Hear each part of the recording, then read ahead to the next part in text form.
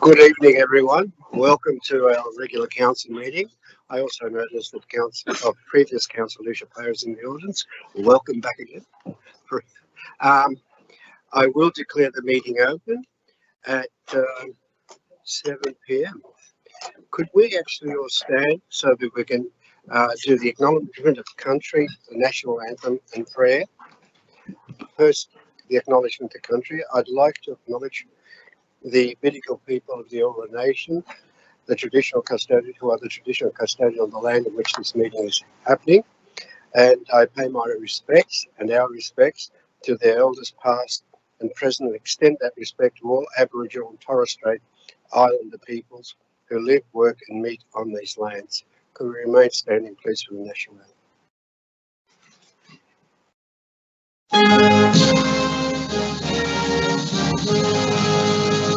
Australians, all let us rejoice, for we are one and free. We've golden soil and wealth for toil, our home is girt by sea. Our land abounds in nature's gifts, all beauty rich and rare. In history's page, let every stage advance Australia fair. In joyful strains that let us sing, advance Australia fair. Beneath the radiance of the cross, we'll toil with hearts and hands to make this commonwealth of ours renowned of all the lands. For those who've come across the seas, we've boundless plains to share. With courage let us all combine to advance Australia fair. In joyful strains that let us sing, advance Australia fair. The opening prayer, which will be led by Pastor Peter Wallace from the Revival Life Centre, Penshurst. Thank you. Let's pray. Father God, you are God and we are not. And so, Father, tonight we need your wisdom. I pray a real blessing on every family that's represented here tonight. Father, I just pray that what happens in this meeting would glorify you. Father, that peace and unity would abound. Lord, we just want to thank you for our area. We acknowledge that there are people doing better than we are, and that we acknowledge that others aren't doing so well. And Father, we just pray that we would be mindful of everybody's state tonight. Lord, we just pray that the spirit of wisdom and revelation might fall upon this council. And Lord, that there'd be great fruit from tonight. And I pray it in the name of Jesus. Amen. Thank you. Please be seated. Councillors, tonight I'd implore you to actually speak up because I forgot my hearing aids. So please yell at me if you have to. But please speak up. Thank you. There are no apologies. Everyone seems to be here. There are no requests to attend meeting via audio visual link. We have a notice of live streaming of council meeting. Staff and public are reminded that this meeting is being recorded for minute-taking purposes and is also being webcast live on council's website. This recording will be made available on council's website. The order of business is as shown in the agenda. Council's Code of Meeting Practice prohibits the electronic recording of meetings without the express permission of council. Mobile phones will be turned to silent during the meeting. We do have disclosures of interest. The first one is from me. That's a pecuniary interest in item CCL 037-23. It's a report to the Community and Culture meeting held on the 8th of May 2023. It's got to do with the Georges River Council Community Grants Program 2022-2023, round 2. Declaring an interest for the reason that one of the applicants for a grant is the Greek Orthodox Community of New South Wales Limited. My office is employed by them to provide architectural consultancy service. I will leave the meeting and not participate in the consideration and voting of this item. Again, another disclosure from me. It's a pecuniary interest.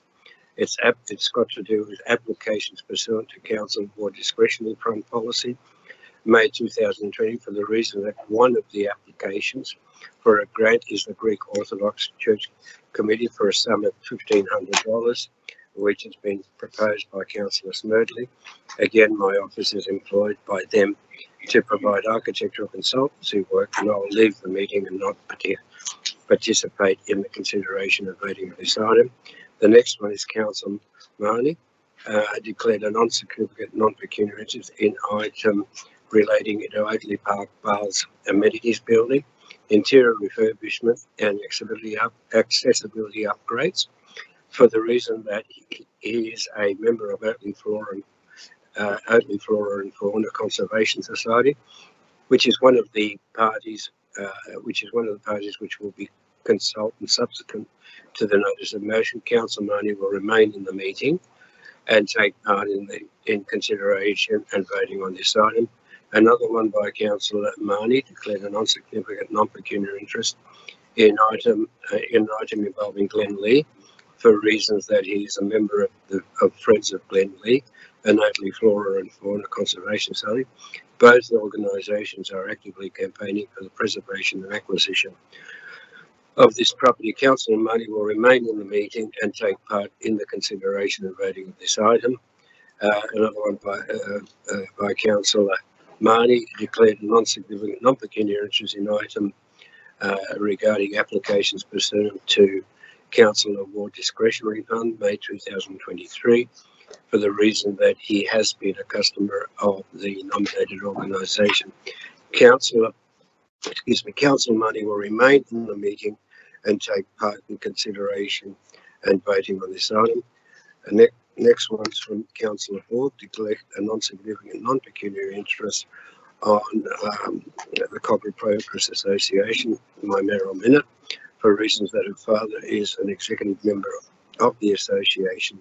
That is the subject of the motion, that I have previously been an executive of the association, that I attend monthly meetings and participate in discussions at times.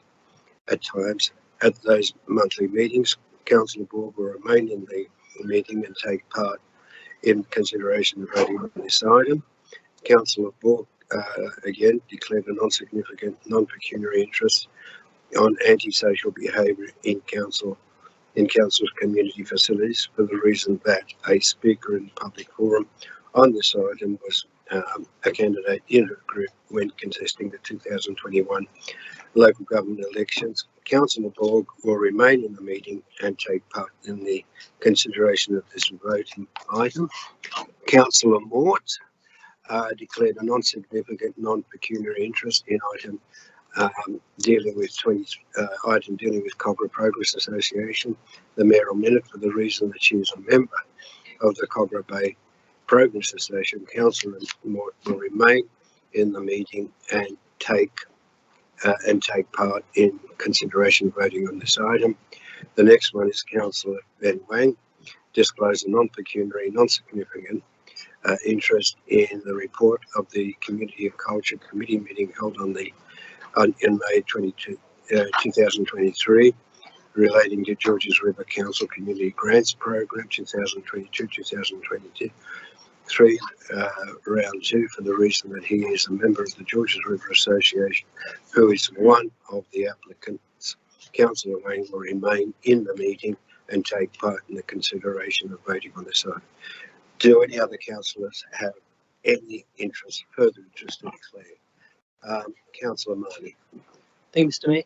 I did submit another one on CCL 02633 Traffic Committee, for the reason that I'm acquainted with one of the non-voting members who was a former work colleague. That was that one, non-civic, not non-pecuniary. And also another non-pecuniary just come to mind. I'm also a member of the Cogra Bay Probes Association, which is the subject of your mirror minute. Okay, Thank you. thank you, Councillor Mate. Do we have a record of that? Councillor Luke and Jofsy. Thank you, Mr. Mayor. Mine's up on screen there, but you didn't read it out.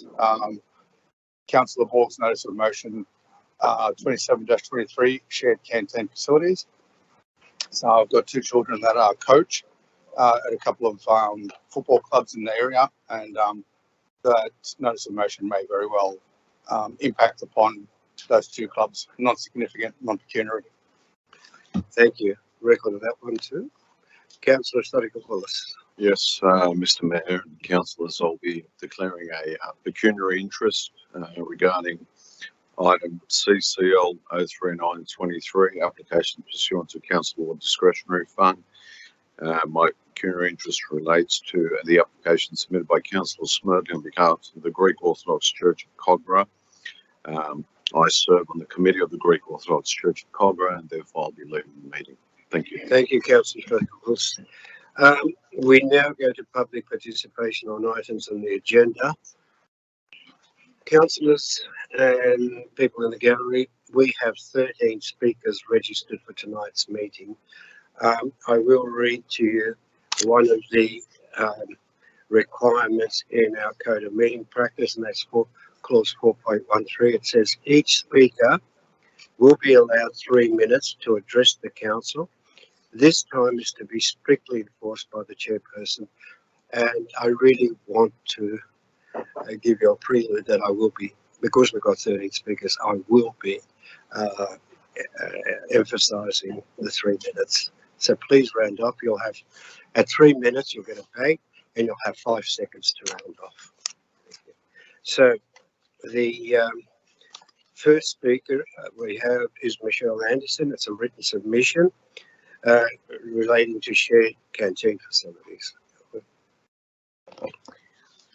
I would like to address some issues we have experienced as a community sport run in the area of Georges River Council and would like consideration given on this matter.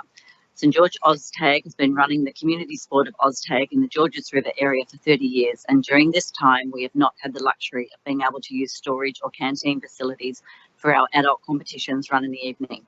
Although we pay field hire and have a permit booking each season, we are advised that we do not have access to the facilities as other sports have lease agreements. St George Junior Oztag originally shared facilities with Lugano Soccer Club for at least 5 years. However, when the new facilities were built at Gannons Park, Oztag were not consulted and with agreements signed by another sport to use the facilities. Although St George Junior Oztag asked for continued use of the old facilities, we were advised these facilities would be knocked down and not available for use. The facilities are still standing, being used for Lugano Soccer for storage purposes instead. As a very popular sport in the community, serving our community, and have players ranging from ages 4 to 64 years of age, we find this very unfair as it has placed restrictions on the way we can better serve our community at competitions being run. A rundown of our sport and youth. Spring summer season, September to February, adult competition, approximately 1,000 plus players. Junior competition, approximately 1,000 plus players. Gannons Park, no facilities for our youth. Juniors commence prior to the adult competitions, with basically the whole of Gannons Park taken up with the community playing sport from 4:15 p.m. to 9:30 p.m. Caravan is again used for juniors and adults at this venue and must be brought down to the venue by 2:30 p.m. to start setup. This letter is to mainly due to facilities being built in the area to assist community sport. However, our sport, which has been part of the community for 30 years, has no access to these facilities, which I feel needs to be addressed ASAP. We've been sharing facilities built with other sports in other areas. For example, St George Junior Oztag shares facilities with Brighton Seagulls Rugby Leagues Club at Scarborough Park without any issues, as council consulted with us on the design and layout we believed would suit multiple uses at the time. We have been working well together, sharing facilities for many years now. Autumn-winter season, April to August, adult competition, approximately 300 plus players. Riverwood Park, no facilities for our use. We line mark fields, which is also used by other sports. We have hosed fields when they were dry. We have field pivots and maintained fields ourselves at times so that players are less inclined to be injured during play. We have been at this venue for 30 years and still taking a caravan, which we have now been informed cannot be used on the field, which has created another issue. Spring summer season, September to February, now only adult competition, approximately 300 plus players, cars parked, no facilities for our use. Juniors used to play at this venue, however, without use of facilities, it became difficult for the association to constantly take canteen products with buckets or bags of ice and equipment, each as they did not have the caravan. Round off, please. Thank you. I forgot to mention that within that 3-minute time limit, the first sound that you hear indicates you have 1 minute remaining, and the second sound, please conclude your comments. Thank you. The next speaker, and it's I've got Sue Munro. I've got Leanne Cunningham. Sorry, Leanne Cunningham. I am the NDIS support coordinator for David Munro and have been since January 2021. David has received services from my organisation for many years prior to my commencement. My role is to provide support to assist David and his family to build the skills needed to understand and use his NDIS plan as efficiently as possible and to meet his NDIS goals. Since 2018, David's main NDIS goal has been to live independently in his community. Unfortunately, although David has significant disabilities, he is not eligible for any of the housing options currently offered by the NDIS. The only area in David's life that we have not been able to meet is to meet his goal is housing. David is a 41-year-old man who has primary diagnosis of a moderate intellectual disability and significant vision impairment that includes strabismus, convergence insufficiency, a low degree of myopia and astigmatism, and significantly reduced peripheral vision. His aided sight level is estimated to be 638. These conditions are seen as permanent and lifelong. David currently works at Woolworths Denali. He commenced working there part-time, 22 hours a week, in January 2001. David is supported in the workplace by a job support provider. He is on a productivity-based wage, and his annual wage is determined by an independent supported wage assessor. David's income is a combination of wages and the disability support pension. David has a very strong community ties as he has lived in the same community with his parents for many years. In 2018, David expressed a desire to live independently from his parents, and his parents agreed with him. His parents, Sue and Neil, are both retired and are the only carers for David residing in Sydney. David's parents have supported him throughout his lifetime to reach his current capacity, as he has grown into an accomplished adult who participates in his community in many ways through work, sport, and social activities. Remaining in the family home is no longer the best option for both David and his family. The other options available to David are as follows. Public housing, house or unit, which is not a viable option as there is a long waiting list and few options in his community. Private rental home, this is not an option due to David's limited income and high support needs. Supported independent living, previously known as a group home. This is an option that we explored extensively over the 4 years because David expressed an interest in living with his peers and a high level of living support would be available. Unfortunately, we did not find any suitable homes in the area with like-minded peers, and it was determined that David would not receive funding for this type of accommodation. Individual living options. The newest housing support offered by the NDIA is living arrangements that focus on the individual. They include living alone, co-residency, host arrangements, and living together options. They are an alternative to group home services. Unfortunately, David does not meet the criteria for this option either. Unfortunately, so far, none of the options we have explored have proved to be suitable for David's needs. Round off, please. The next speaker is Sue Munro in person. Request to waive 7-Eleven development contributions. Thank you, Sue.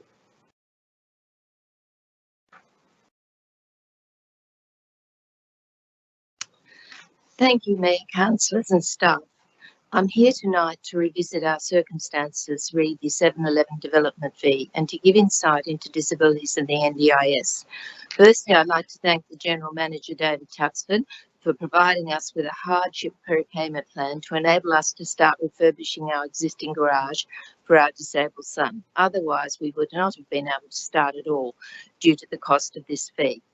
I hope Council have started a conversation since October 22 meeting in favour of disabled people in specific circumstances, read the 711 fee.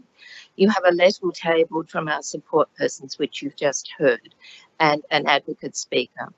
To make it clear, we are 76-year-old pensioners funding this build out of our own limited savings. The cost of the refurbishment has blown out due to the delay in negotiations of the fee 711, and it has left us in an unsustainable financial situation as we draw to the end. As council, you should understand that this housing option is our only choice for David, our son, to progress with his goals for independence, so he'll eventually be able to cope living in his community and not a burden after we depart this world.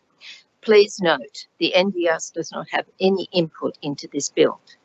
You cannot understand how humiliating it is to come back here to council tonight and ask for considerations to confirm our legitimacy, our genuine endeavours. We are rate-paying citizens of the Georges River area for the past 35 years plus, and the lack of trust, sensitivity and empathy left me speechless from our last meeting. We desperately need disability inclusion. This is the role of governments to be inclusive for disability situations such as ours. Each situation is unique and should be considered on its merit. We have tried to do the right thing, but at this moment, I wish we hadn't gone to the DA to convert our existing garage, because instead of helping, you've made it more difficult for us and our son. You need to understand David is 41 years of age. All our life, we've been responsible parents, advocating for every step of his life's journey. It is constant, never stops, even into adulthood. I am aware of the council's public lack of understanding about disabilities, but that does not excuse the comments I heard here on replay of the October council meeting in this chamber. In discussion time, I quote, "Anyone can scream blue murder and the NDS will pay for a granny flat at the back." End of quote. They know who they are. It saddened me, made me feel isolated, demoralised to think the words we used. I defend myself here as I would never address any audience in that manner. I have dignity. To refresh this fee, it was never brought to our attention, even in the planning Round stages. off when you can. Yes, I'd just like to say, to conclude, I may have shown an emotive tear here tonight, but I needed all my courage to convey our situation. It does not mean that our pain and stress is any less emotionally and financially. Thank you. Thank you. Thank you. The next speaker is Jeff Innes in person, and he will be talking about the significant tree register. Thank you. Thank you, Mr. Mayor. Oatley Forward Fauna Conservation Society, or OFF, has been for over 60 years a prominent supporter of environmental issues in the local area. We wish to congratulate Georges River Council on the initiative for starting the development of a significant tree register. OFF believes that most residents consider trees to be a major asset that contribute to the health and well-being of the community. Council likewise is well aware of the importance and value of trees, as can be seen in their tree management policy. However, GRC seems to lack the formal management strategy that treats trees as significant assets. As a result, an ad hoc and uncoordinated response to tree issues is currently adopted. Parks and reserves are managed assets. However, the detail of trees that are included in these parks is largely unknown. A similar knowledge gap would extend also to street trees, and if less is understood about those on private land. A significant tree register may end up being an example of an uncoordinated approach, where only the best of the best are cherry-picked for inclusion. In 2017, an initiative was undertaken by OFF to develop a significant tree register as part of its advocacy. A small sample of data was gathered in several neighbourhoods to test the concepts. When trees were given a geographic component, it quickly became apparent that the information could have a wider application beyond that of just significant trees. A working prototype was developed, but progress stopped on the misunderstanding that GRC either already had such a register or was in the progress of developing one.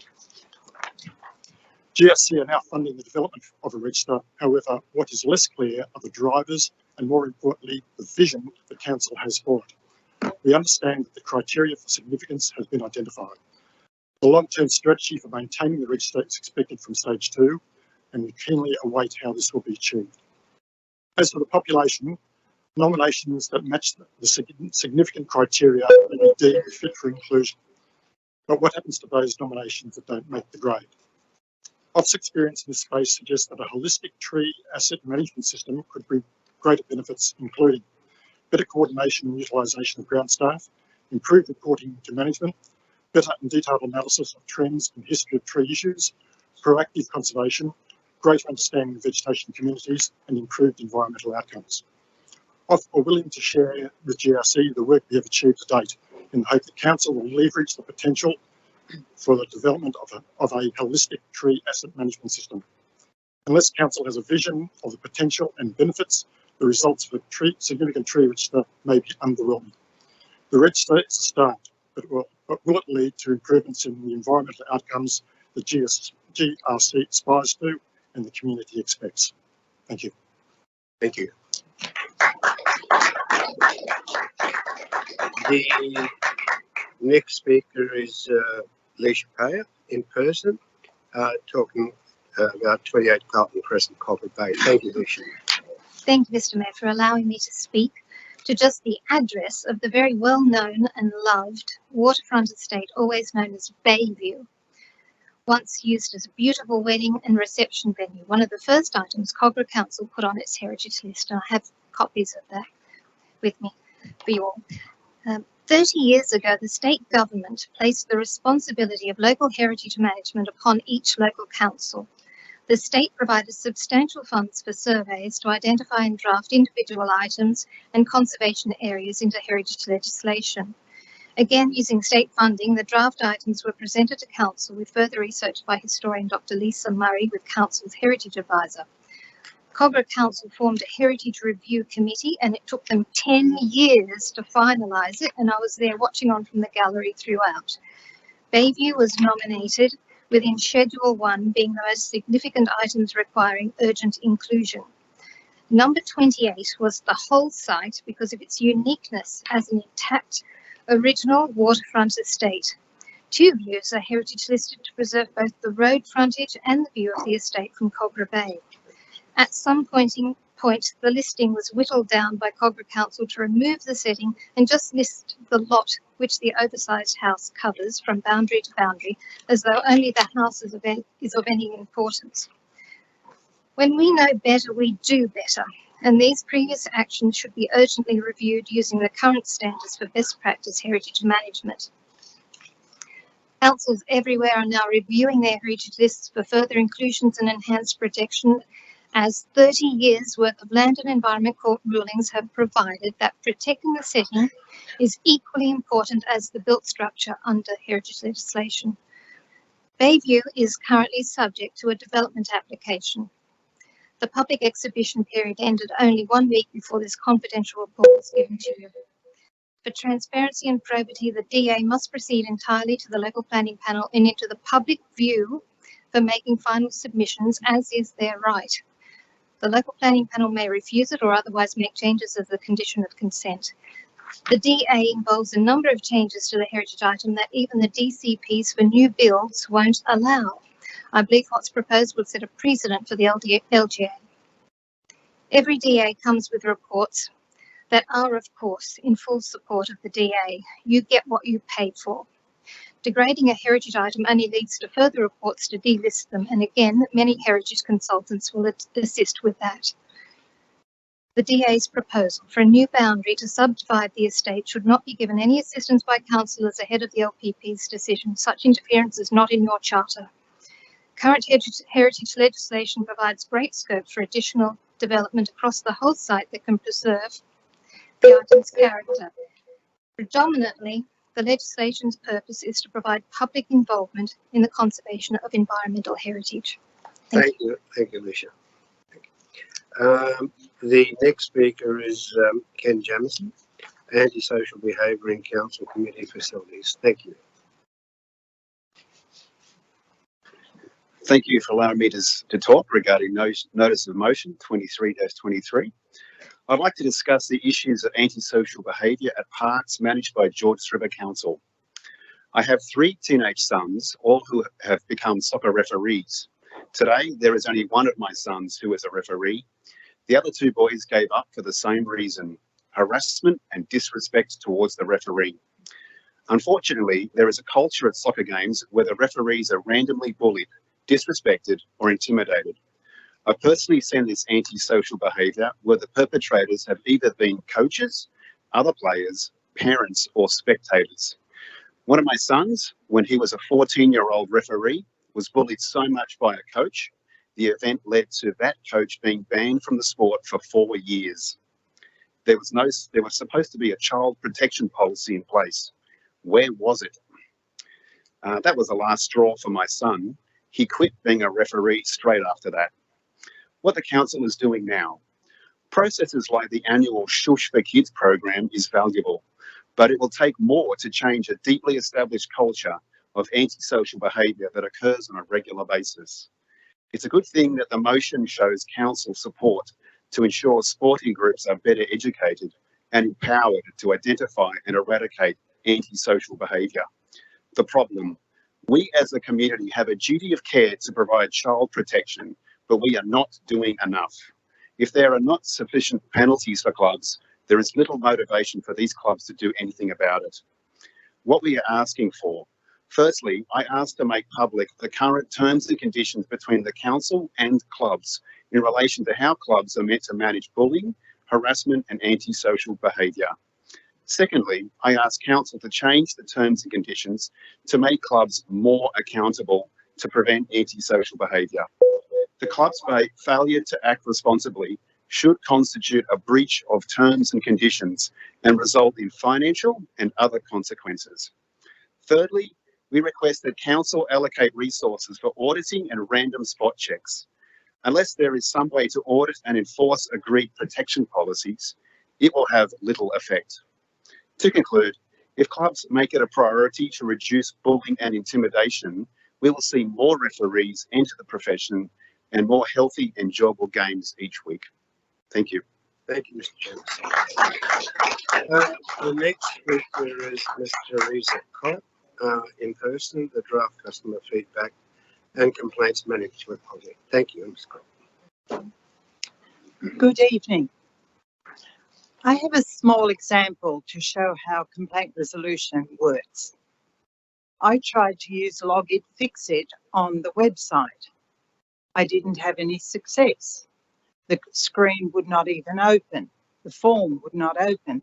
So I went to customer service. The employee looked at their screen, said, "Not a problem, not a matter to be complained about." So the next time I complained, I asked him to come with me to the monitor in the library and try and open the Logit Fixit icon. He then realised that there was a problem. It took another 2 further complaints before that Logit Fixit icon would work. So in the current policy document, there is a phrase in there that council undertakes continuous improvement with regard to customer interactions. Well, I would like to ask why it took 3 complaints just to fix one problem. It's unrealistic for council employees to consider that they can review or assess complaints, whether their own work or a fellow worker. It's not an objective approach. What is missing from the customer feedback and complaints management policy is quality control. And no, quality control is not a request sent for an internal review by the general manager or their delegate. That's not an objective approach. So what is quality control? Well, in the first instance, we do have it here at Georges River. It's called Audit, Risk and Improvement Committee, which works for the finances. It's not unlike also the Senior Advisory Committee, which is going to be set up. The candidates, volunteers have been called. There'll be about 10 or 15 people, and they are going to provide their experience. Now, I could say we have enough elderly employees and elderly councillors, but at any rate, we are looking for outside people. What does concern me also is that Georges River Council has an elevated position at New South Wales Ombudsman in relation to the complaints lodged from the Georges River LGA. We do have a default quality control. It's very simple. It's called persistent ratepayers residents will be sent a warning letter, and if the warning letter doesn't work, they will be given the unreasonable customer conduct declaration signed by the General Manager. What do we see here? We see that the easiest way for resolving complaints is not to work on the complaints, but get rid of the person who is complaining. The council has either done enough or the complainant is considered a nuisance. Thank you. Thank you, Ms. Scott. The next one is Heidi Breeze regarding antisocial behaviour in council community facilities. Thank you. Thank you, Mr. Mayor. I'm actually a soccer referee. I'm an active referee and I use a lot of the Georges River Council facilities on a regular basis. I had a gap in refereeing for about 15 years and I can tell you there's a big difference in respect and behaviour from then until now. And I just want to endorse Councillor Jamison's motion that I believe that there should be a term and condition within the lease agreements that antisocial behaviour will not be accepted.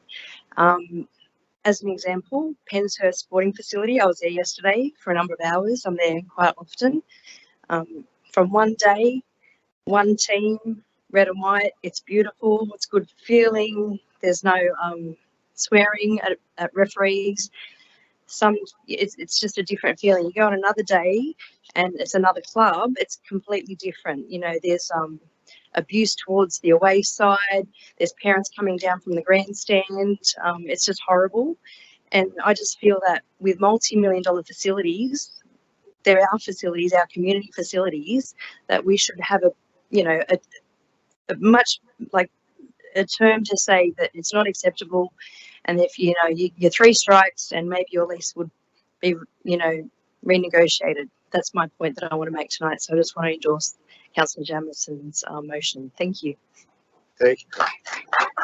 The next person to speak to is James Farrow regarding stormwater pipe without easement. Thank you.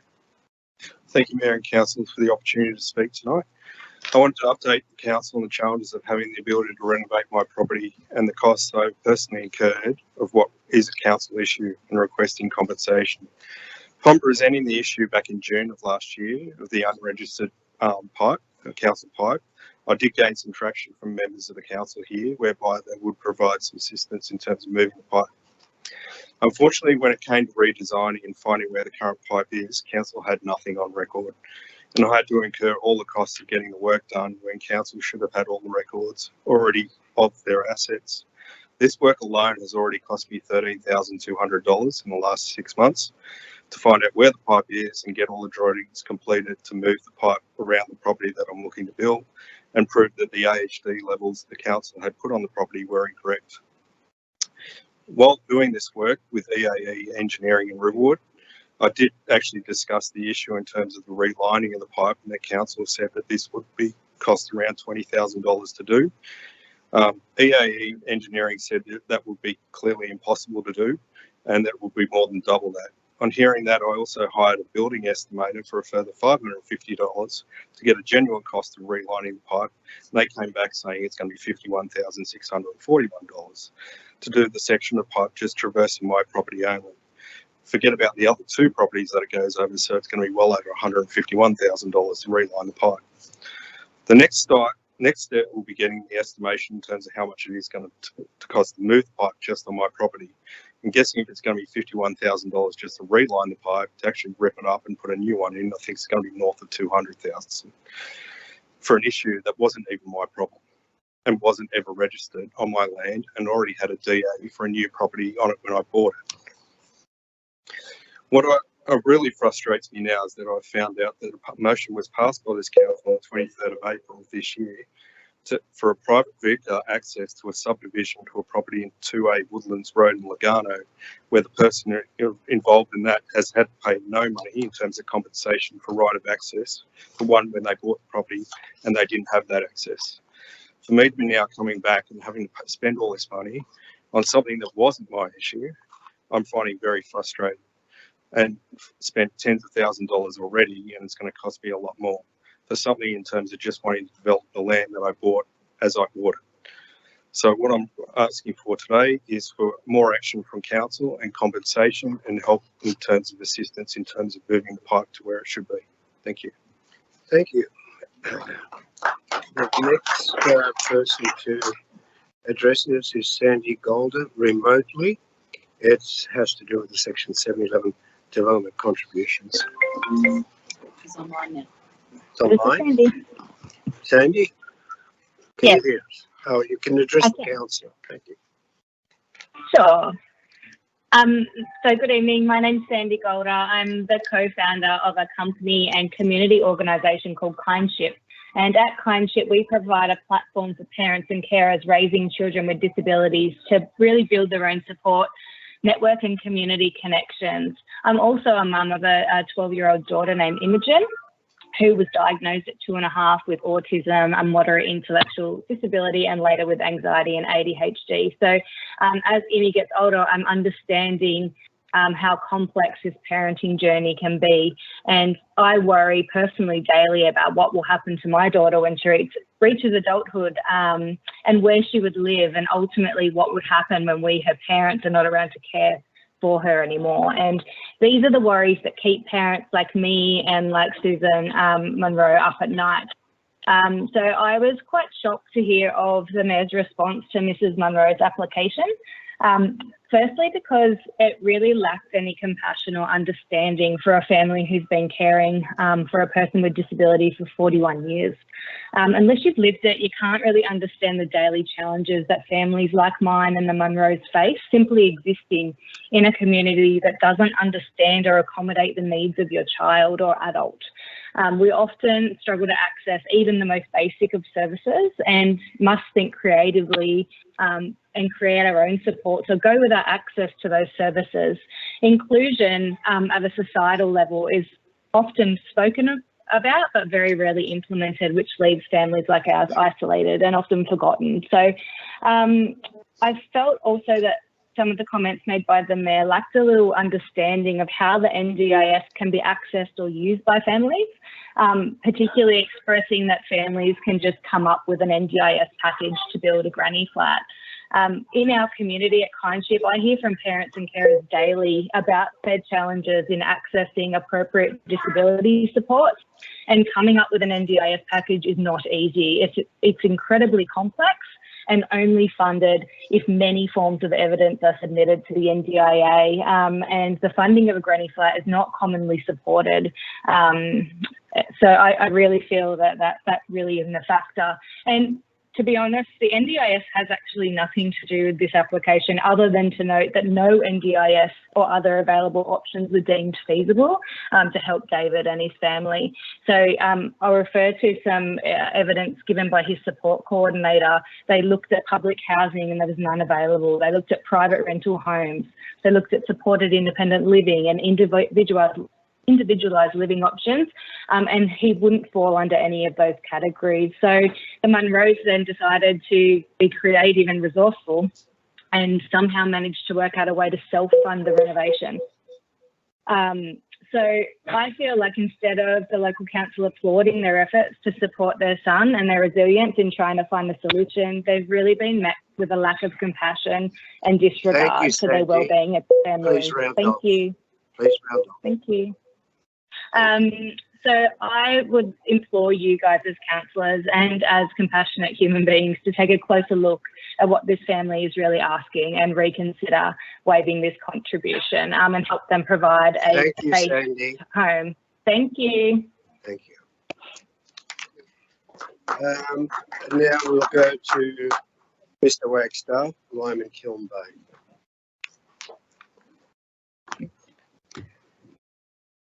This notice of motion asks that the General Manager writes to the Hon Penny Sharp, Minister for the Environment, Rose Jackson, Minister for Water, and the Hon Tara Moriarty, Minister for Agriculture, requesting that an investigation be undertaken into the sudden deterioration in the health of mangroves in Limekiln Bay. Advise as to whether the sewerage overflow event earlier this year may have contributed to the decline. Details of what action can be taken to improve the health of the affected mangroves, and particulars of preventive measures which will be taken in order to avert similar occurrences. It may be affected by the sewer overflows, it may not. We need to find out. It could be a big problem. I addressed Council 2 months ago after a similar but not the same notice of motion was before the Council. In that address, I talked about the importance of knowing the impacts of sewer overflows on water quality, river ecosystems, aquatic life, and ultimately public amenity, health and safety. To put this issue in context, I would like to update councillors on the extent of the sewerage system and the problem in our local area. In the 3-kilometre stretch of Sydney Water's North Georges River submain, which is a huge sewer main that starts around Liverpool and flows all the way up to Malabar Ocean Outfall, passing through or under Mortdale, Oatley and Hurstville Grove, there are 4 emergency relief structures that spill sewage into our local creeks, wetlands, bays and into the Georges River. These 4 ERSs are at Roberts Avenue, Mortdale near the Woolies and runs into Limekiln Bay, Dairy Creek at Waterfall Road, Oatley, also running into Limekiln Bay via the wetlands, Miles Dumpy Creek, River Road, Oatley running into Gunga Bay, and Poulton Creek near Seymour Street and East Crescent running into Oatley Bay. These 4 local emergency relief structures make large sewage spills an unacceptably frequent occurrence imposed on our local community and our environment. It occurs mostly during periods of high and extended rainfall due largely to infiltration of stormwater into the ageing sewers, overloading the mains and needing to relieve the pressure to avoid backups into houses. Sydney Water has shown that these wet weather flows can be up to 7 times the normal dry weather flow. The recent overflow into Limekiln Bay took at least 6 weeks for Sydney Water to clean up. That is why it is so important for Council to ask these questions, to call and hold Sydney Water to account on behalf of the community, make them realise the impact that their system has on our local environment and to keep the community informed. Sydney Water needs to step up proactive inspection and maintenance of the network to reduce this infiltration and prevent potential blockages. As climate change causes more frequent and extreme storms, the problem is only going to get worse if the infrastructure is not upgraded and maintained regularly. I urge you, Council, to ask these questions and seek answers. Thank you. Thank you, Mr. Exner. The next address is from Ms. Sandra Green, and it's a written submission. It's discussing legal right of access Taylor's Reserve. Thank you. I was interested to read about a number of questions that have been asked in relation to my property. I am not sure why my property has and still is being singled out in relation to the issue of access to Taylor's Reserve. However, as a result, I believe it is important to provide and highlight the following information in reply. This is my family home, which I have owned for over 14 years. When I purchased the property in 2008, it already consisted of 2 separate lots and had a council-approved garage with access off Taylor's Reserve.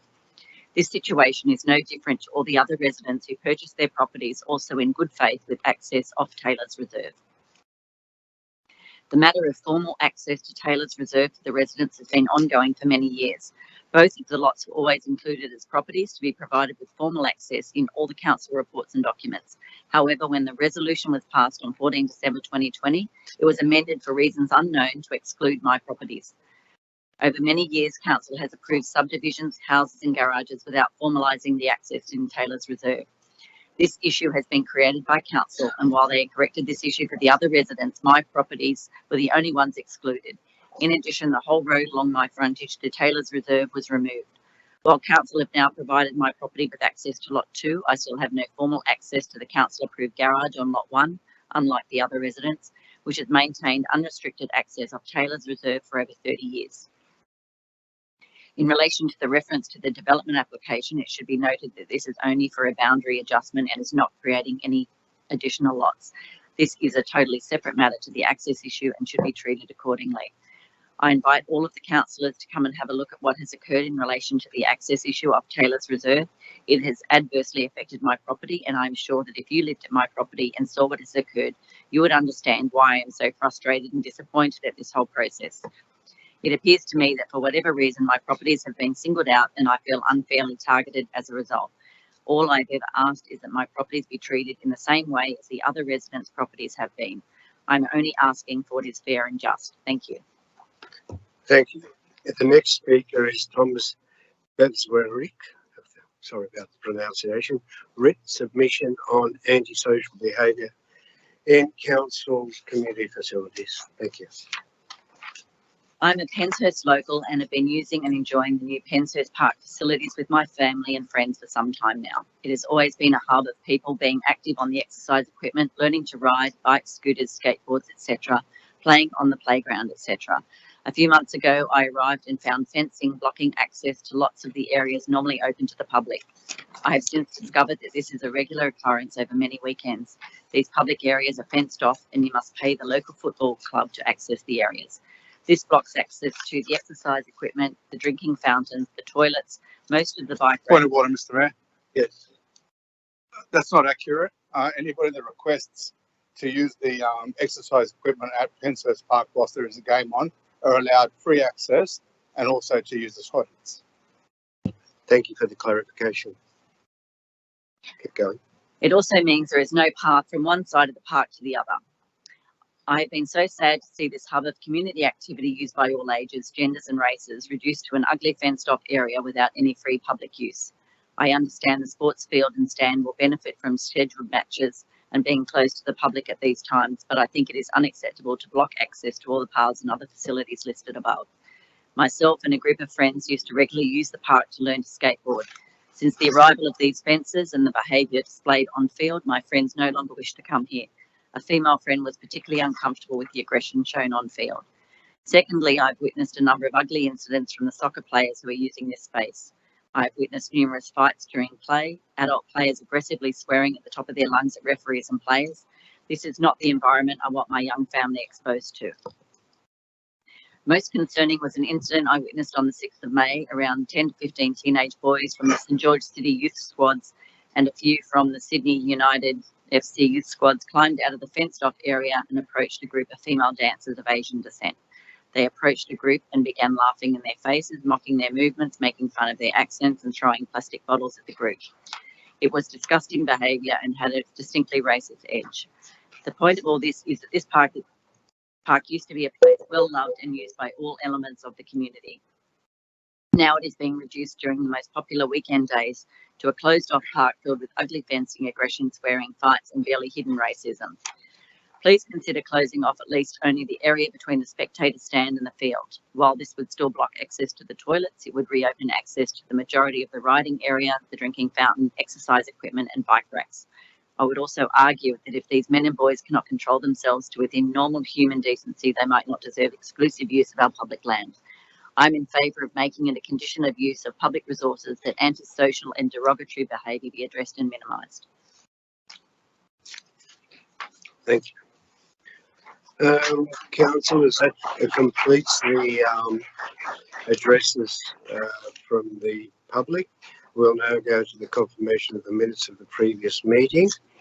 And that's the confirmation of the minutes of the ordinary council meeting held on the 24th of April 2023. Councillor Symington, seconder. Councillor Almeida, thank you. I'll put that. All those in favour say aye. Aye. All those against say no. Okay. Any discussion on these previous minutes? As there are none, I'm going to the mayoral minutes. Thank you. The first mayoral minute has to do with the damaging increase in emergency services levy costs, which I'm going to refer to as ESL. I won't be reading through the whole mayoral minute, but I will pick out some paragraphs which I think are pertinent. The first of the background, I'm calling on the councillors to support representations to the New South Wales Government in response to the highly damaging increase in the Emergency Service Levy ESL imposed on all councils for the 2023-2024 financial year. The ESL is a cost imposed on councils and insurance policy holders to fund the emergency service budget in New South Wales. The majority is paid as part of insurance premiums, with a further 11.7% funded by councils and 14.6% by the New South Wales Government. The ESL represents cost shifting at its worst, as it is imposed on councils without any mechanism for councils to recover costs. The levy increase for the state's 128 councils in 2023 and 2024 amounts to almost 77 million, with the total cost imposed on the local government sector increasing from 143 million in the current financial year to 219 million next year. This represents a 53.1% increase, completely dwarfing the independent pricing and regulatory tribunal IPART baseline rate peg of 3.7% and 3.7% for the 2023-2024 year, and council's rate increase of 5.8%. There are further three paragraphs in my mayoral minute, but I'll just go to the next, the paragraph after those three paragraphs, because I think is important for us.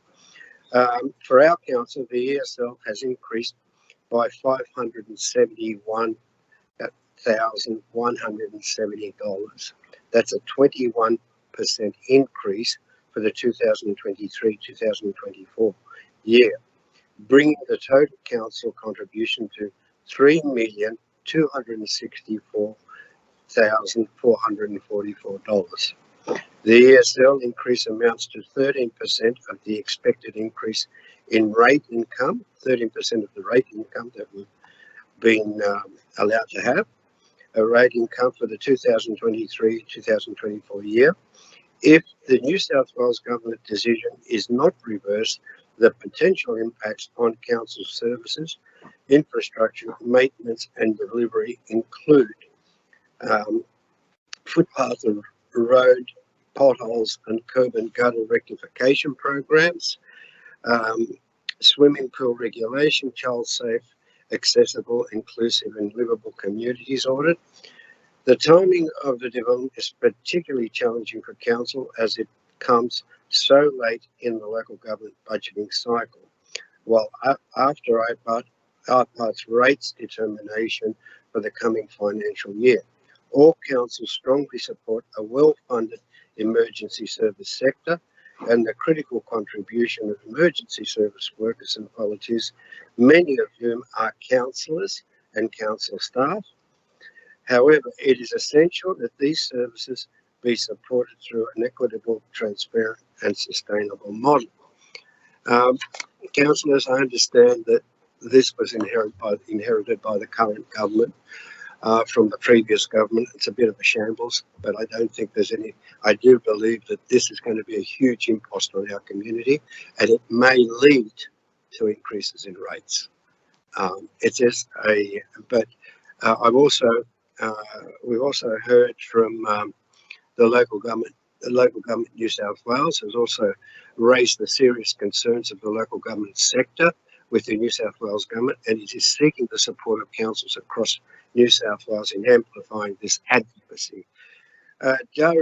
Councillor Daria Turley, who is the president of the Local Government Association, has said that the local government sector's fight was not with emergency service workers, but with a duplicitous and financially unsustainable funding system.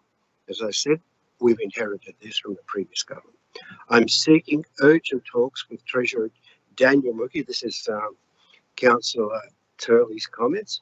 I'm seeking urgent talks with Treasurer Daniel Mookie, where I will ask him to work with council to develop a fairer funding system, she said. This shock increase comes at a time when council budgets are still struggling with flood and bushfire disaster recovery. When you factor in the inflation and soaring costs we are all facing across the full gambit of our operations, the immediate future looks particularly bleak.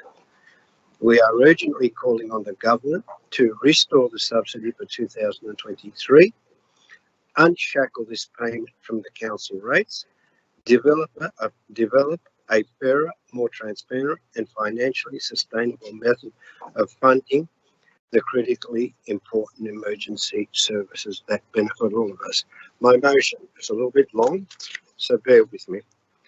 Council writes to the Treasurer, the Minister for Emergency Service, the Minister for Local Government and local state members. A, expressing Council's strong opposition to the New South Wales Government's decision to impose an enormous emergency service levy ESL cost increase on councils for the 2023-2024 year by scrapping the ESL subsidy for councils, and at a time after council has publicly advertised its operational plan and annual budget to the community.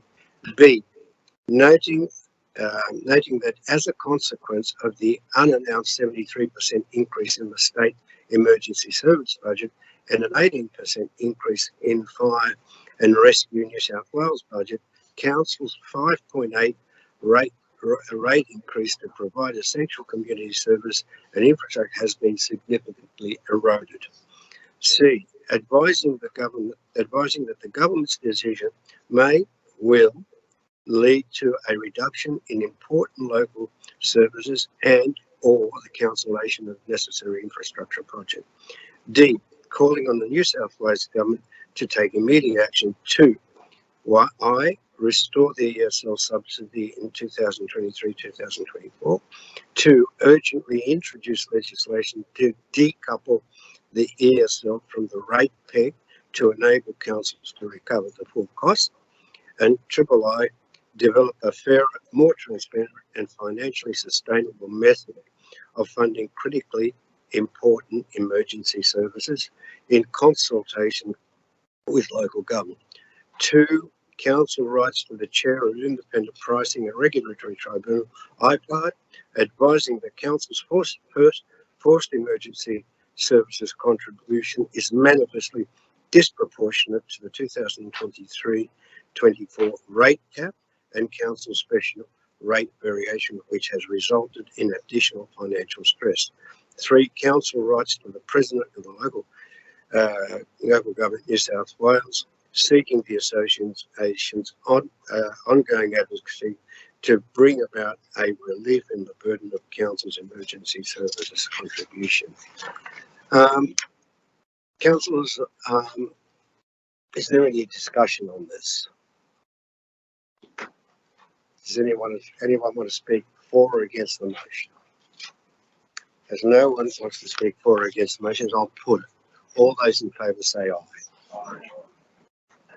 Declared unanimously. Thank you. The passing of Mr. Rashad Nash. The background. Council acknowledges the passing of Mr. Rashad Nash.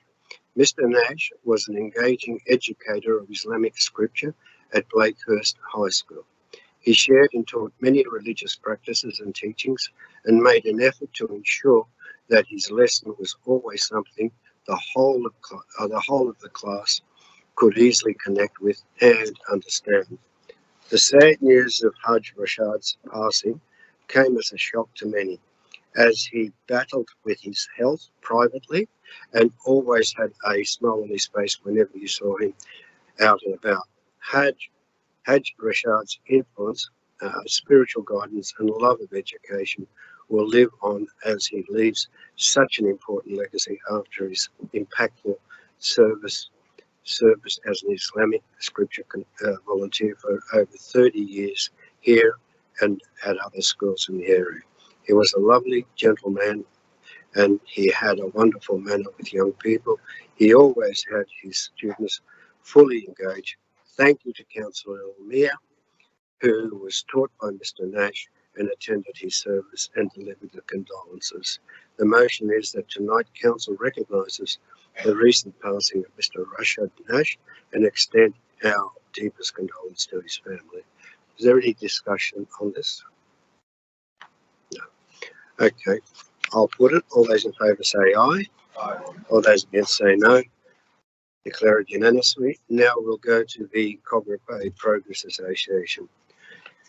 Last weekend, I was delighted to join the Cogra Bay Progress Association together with Deputy Mayor Catherine Lansbury and Georges River councillors Colleen Simon, Ashwini Ambi-Apaha, Ben Wang, Elise Borg, Natalie Maud, Christina Jamison and Peter Money as the association celebrated its centenary with an event at the Chairman's Lounge at Cogra's Jubilee Oak. Also in attendance was the Premier, Chris Minns, and Sports Minister Steve Camper, as well as representatives from numerous local community groups. Formed in 1921, the association has a long and proud history of community involvement, serving locals. In the earlier years, members advocated for basic services like sealed roads, drainage, parks, community facilities, but as time passed and local facilities improved, members became more involved in supporting things like saving the facade of the beautiful complex at St. Susie, limiting commercial development in residential areas, opposing inappropriate development of public areas such as bowling clubs, provision of parking at shopping centres, and so on. Recently, the association has strongly supported public access to open spaces and the rebuilding of the public swimming pool at Cars Park. It also obtained grants as part of the Queen Elizabeth Platinum Jubilee for tree planting in Beverly Hills, Blakehurst and Cars Bush Park. What stood out at the celebration was the importance to our community of local groups such as the association, where residents can volunteer their time to make our society a better place to live and at the same time build lasting friendships and relationships. We are blessed in the Georges River Council area to have a number of such groups, and I hope that they all continue to enrich our community in the future. Some of the community groups at the association proudly works with include Cogra Historical Society, Lugano Progress Association, Connells Point Progress Association, Cogra Community Services, Cogra RSL, Sub-Branch, Cogra Primary School P&C, Carlton South Primary School P&C, Oatley Flora and Fauna, Cogra RSL, Sub-Branch Youth Club, Cogra Chamber of Commerce, Friends of Glenlee, North Ramsgate Amateur Swim Club. My motion is that Council congratulate the Cogra Bay Progress Association for their continued service to the community for the last 100 years, and may they continue with more community service well into the future. Any further discussion? Councillor Ball, thank you. May I say, thanks, Mr. Mayor. I'd also like to congratulate the Cogra Bay Progress Association for 100 years of service to the community and for hosting a magnificent centenary celebration in the Chairman's Lounge at Cogra Jubilee Stadium, which was attended by many councillors here tonight. Congratulations to the Centenary Organising Committee, who spent many hours bringing the successful night together, Suzanne O'Connor, Carmela Savoca and Gail Jones. It was really inspiring to see so many volunteer community groups in attendance, and it showed what a wonderful network of volunteers and community advocates we have in Georges River. I'd just like to repeat a couple of comments from the Premier, Chris Minns, and Minister Steve Camper when they addressed the centenary celebrations on the night, as I think they summed up perfectly the value of the association to our local area. Premier Chris Minns spoke of the historic importance of the association and said 100 years is not an easy achievement to rack up, and when you consider it has been done off the back of volunteers, it's even more special. He also spoke on the importance of volunteerism and said it's extraordinary that monthly meetings have been attended by members of the Cogra Bay Progress Association for over 100 years. Good people coming together. not with the motivation to make money or profit from the experience, but rather to make their community and their area great. And finally, he spoke about the independence of the association and the importance of their role in keeping governments honest, and said what you need is a countervailing force that's prepared to stand up and fight for open space, to fight for good urban design, to fight for appropriate progress, and to have nothing in it other than the community good as their mission. And that is by definition the mission of the Cogra Bay Progress Association, and the current executive and all previous executives deserve enormous credit for that. Minister Sid Camber echoed the Premier's words on the importance of the association's independence and praised them, saying that what he has seen as a state member and working with the community is that the Cogra Bay Progress Association has been on the right side of the argument when it comes to community issues every single time. So congratulations again to the Cogra Bay Progress Association for reaching the milestone of 100 years representing the community, and I hope you continue on for the next 100 years. Thank you, Councillor Borg. Is there any further discussion on this mayoral minute? Being none, I'll put it. All those in favour say aye. Aye. All those against say no. Declare it carried unanimously. We'll now go to another mayoral minute, which is has to do with National Volunteer Week. National Volunteer Week was held last week from the 15th to the 21st of May, and is a celebration of our power to drive change and ensure volunteering is inclusive of all members of our Australian community. The week-long event recognises the vital support that the millions of volunteers in our country provide to their community and encourage people to consider volunteering. Last Thursday, myself, along with Councillor Ben Wang, attended a morning tea to celebrate volunteers from a local group in Hurstville called Share. Share is a not-for-profit organisation supported by New South Wales Health for residents living in the areas covered by the Sydney South West Area Health Service and South Eastern Sydney Illawarra Health Service. It is an award-winning and well-known brand with a proven record of providing exercise classes to people over 50 in the community since 1985. Share delivers care, targeted and affordable, flexible and relevant classes programs in non-threatening settings. They make a real difference in people's lives, particularly older people. Some of the participants are over 90 years old. I particularly want to commend Share CEO Adrian Prakash and Deputy Mayor from Ku-ring-gai Council, Barbara Ward, President of the Share Board, for their efforts in improving the quality of life of seniors through volunteering. I bore witness to certain women's confidence who had lost their partners at 40 to 50 years standing, and until Share was recommended to them, they had isolated themselves in their rooms and kept grieving for over 2 to 3 years. I've got to say, they were pretty heart-rendering comments that these women made, because they actually indicated to me that after their partners died, they felt that their world had come to an end. But husbands, they felt that their world had come to an end, so they locked themselves up and they were grieved. One particular comment that was made to me, which actually had an impact on me, was that grief is having a lot of love, but nowhere to put it. And I thought that was quite a serious comment and something that really rang true to me. I note that I would like to also acknowledge and thank the many groups and individuals who provide their time, energy, focus and expertise to benefit others and participate in projects to improve our livability. I note for those that are interested, they can start their volunteering journey by visiting Go Volunteer website, contacting the state and territory volunteering peak bodies, also our local council website, where they can look at that, because we have some wonderful opportunities, or by approaching organisations in our local community. I suppose what I wanted to say is that they spend so much time helping others, especially those that are desperately in need of their assistance. But I think what's more important is the fact that they get something out of it.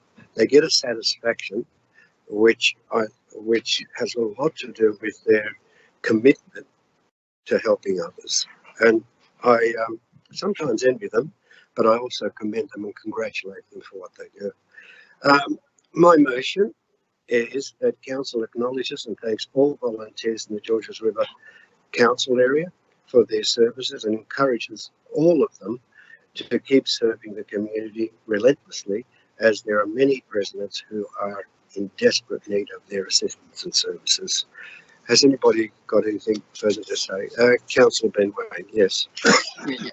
I just want to thank Mayor for attending the shares event. I spent quite some time with them and equally touched by their dedication and the contribution to the community. There's one special thing I want to raise is they work very closely with the council and in terms of value high and other programs for helping the seniors. So council did lots of work. I would commend the councils for their work. They also raised some concerns about their difficulties, mainly like the financial sustainability. They need more help, not only just from the council, but from the community. So let's all, help them when needed, because they are helping others. Thank you, Councillor Wayne. Is anybody else wanting to say anything? By all means, I'll put the motion. All those in favour say aye. All those against say no.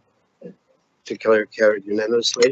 Another organisation that's very close to all of us and very close to all our hearts is the Salvation Army. And I have to report on the Salvation Army breakfast, which occurred on Friday, the 12th of May 2023, which I attended. It was the Salvation Army fundraising breakfast that happens every year at Club Central. I do commend all our councillors who attended this very important event. I believe that there was a full contingent. I do believe that there was a full contingent of councillors, with the exception of one or two, which I don't recall who they were. We are all aware of the great work that the Salvation Army does in our community in helping many that desperately need support, in many cases, just so they can survive. At the event, we heard from a number of speakers that indicated what we already know, and that is people are doing it tough out there. Rents have skyrocketed, leading to significant increase in homelessness, and in some cases, some of the people that approach the Salvation Army have to choose between eating and heating their places. So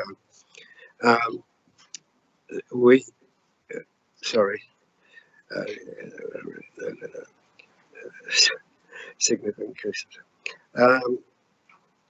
Sorry, I just lost my place because of their incomes, and they have to choose between food and heating. The Salvos always come to the rescue, but the problem has now become insurmountable. They desperately need all the help they can get. It was, however, a pleasure to see that there were over 130 persons in attendance who represented many local peace organisations. It was also a pleasure to be entertained by a question and answer session between our Premier, the Honourable Chris Minns, and the Honourable Kevin Green. The sessions was very humorous because both speakers, the one that was proposing the question was Kevin, and the one that was answering the questions was Chris. Both of them highly articulate, and they did provide a bit of humour. I do want to commend Kevin Green for being instrumental in organising this event, and also commend Club Central for catering for this event at no cost. Recently, the Salvation Army launched their Red Shield appeal, and this year the Hurstville Salvos have targeted a figure of $52,000 to raise. And I commend our very own Councillor Ben Wang, who is coordinating the efforts of the local Georges River community groups in his role as the Salvation Army multicultural ambassador, and for also organising volunteer collectors around Hurstville Railway Station and the Westville Shopping Centre just recently, and I think he's continuing to do that. My motion is Georges River Council is to do as much as they can to advocate for support from our local community for the Salvation Army's Red Shield appeal, and to do whatever to do, and to also do whatever is possible to encourage the Salvation Army to apply for our community grants by directing their attention to them whenever they become available. Does anyone want to speak to this? Councillor Ben Wang. Yeah, thank you Mayor, again. So for this Salvation Army, so it's really close to my heart because I have personal friends affected by the current cost of living. They couldn't keep up with their rent and had to move. So yeah, so this service helped them big way. And for the past week, so I organized around 20 volunteers to help with the Red Shield appeal. And I would like to take opportunity to thank the council and general manager for organizing the breakfast, and also thank the general Georges River community for their generous donation, for the money and effort. Yeah, thank you. Thank you. Before I go on, we're going to committee reports, but I did forget to declare a pecuniary interest in one of the items in the environmental planning report, and that is the results of the public exhibition of Merriman Reserve Master Plan options. One of our clients actually lives across the road from Mr. Mayor, Merriman Reserve. Point of order, if you want to probably table the motion, your mayor will minute first and then make that, and then we can accept it. Okay, I'll move out because it's a pecuniary. No, the motion, the Salvation Army breakfast motion. If we table that, I'll put the sorry about that. I'll put the motion. All those in favour of the Salvation Army motion? Aye. All those against, say no. Declare it carried unanimously, and we will go to the committee reports. And I do need to declare an interest because I've just looked at the list of items that are there.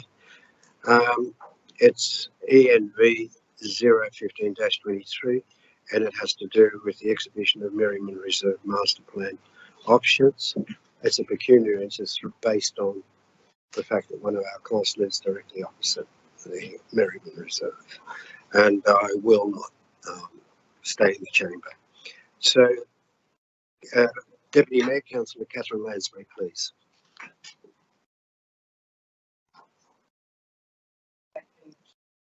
No, if you move all those, and then if you move all those with the exception of that, then I'll move out. Okay, thanks, Mr. Mayor. We'll move items. I think the recommendation has got ENB 013 through to 23. We'll move ENB 013 and 014, and I'll pull out items 015 and 016 because I believe we're having an amendment to that. And if I'll move those two, and if we can get a second, we'll move them, and you can vacate the chair. Okay. Do we have a second? I'll second. Councillor Ball. All those in favour say aye. Aye. Is there any further? I don't know. I'll put it. All those against say no. Declare it carried unanimously. And Deputy Mayor, thank you.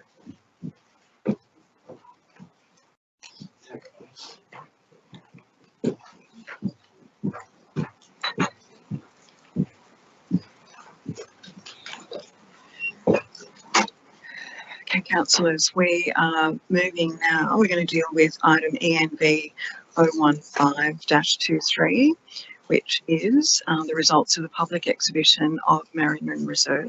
This seems to have its own mind of its own. It's scrolling. Oh, this is from the screen. Okay, so I'll look at it on here then. All right. Yep. Yeah, I'll just find Rand. Sorry, everyone. Yep. So if I could, we'll move ENV 015-23, call for a mover for that one.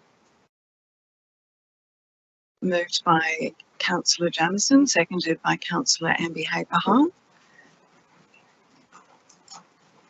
Okay, are there any further discussion on this item? Okay, well then we'll move it. All those in favour? Anyone against? Okay, we'll declare that carried. When the mayor left, he said that we could proceed with this item or we can bring him back in now. Yeah, happy with that. What did I bring with me? With that?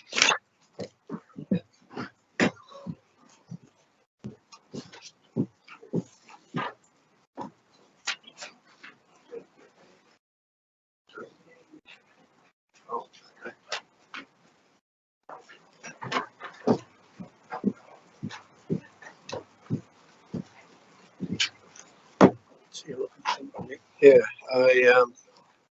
I note that we've still got Ian V 016 significant tree register consultation. Sorry, Councillor Marnie, you have an amendment. Thank you.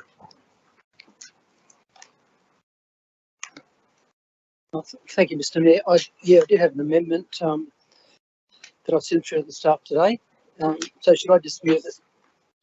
Well, I presume you're okay. Yeah, okay. I've just put the amendment. Yeah, okay. So the amendment is to insert a new clause B, that council meets with local environmental groups, including Oatley Flora and Fauna Conservation Society, to share and discuss best practice before establishing the significant tree database and associated guidelines. CD, the remaining paragraphs become C, D and E, so they're renumbered. Just by way of explanation. Yeah, that's an amendment. Yeah, thanks. I believe this amendment will facilitate the work of council staff and provide benefits to both the environment and the community. Thank you. Okay, there's two B's there now. But in my thing, oh, okay, and now it's and the last one. Thank you. So that was moved by Councillor Marnie, seconded by Councillor Ball. Is there any further discussion on this? Councillor Elmere, yes. Just want to ask a question. If Councillor Marnie can just explain what that actually means. So what does that part B actually mean in terms of the operations of actually getting this significant tree register up and running? And how does that actually assist us to get best practice if we're consulting an outside organisation? That might, Councillor Matt, did you want to answer that, or do you want to direct us? Yeah, thanks. Well, I'll give it a go first, if you like. Oatley Flora and Fauna Approachable staff knew about this as resident Jeff Innes mentioned in his speech today. Oatley Flora and Fauna did some pioneering work on getting a database together, and all off wants is to have some discussions with council staff as this is being rolled out, so that the data in it, the data that Oatley Flora and Fauna has collected can be used in council's work. So it's going to facilitate the whole process. Thanks. So Councillor Amir, is it a follow-up? So simply put, it's almost like just data sharing to expedite the process, make it a bit easier for council officers, which I'm for. I don't have a problem with that. Mr. Mayor, I sat in on the Environment and Planning Committee when this was being discussed, and it's quite an interesting concept. And we heard from Council Officer Andrew Spooner on this whole project. A couple of points which sort of got me thinking, and I think it's important for the community to know as well, is that whilst our best attempts are to try and create this significant tree register, which I understand that quite a number of people within the community are very passionate about, what does that actually mean moving forward, apart from just identifying the trees within our local government area? But what does that mean in terms of a practical sense on the ground when we go to protect these species or these specific trees in our community? And one thing that really alerted me to this whole thing is that there's no actual, there isn't a significant penalty that's above and beyond what is already available.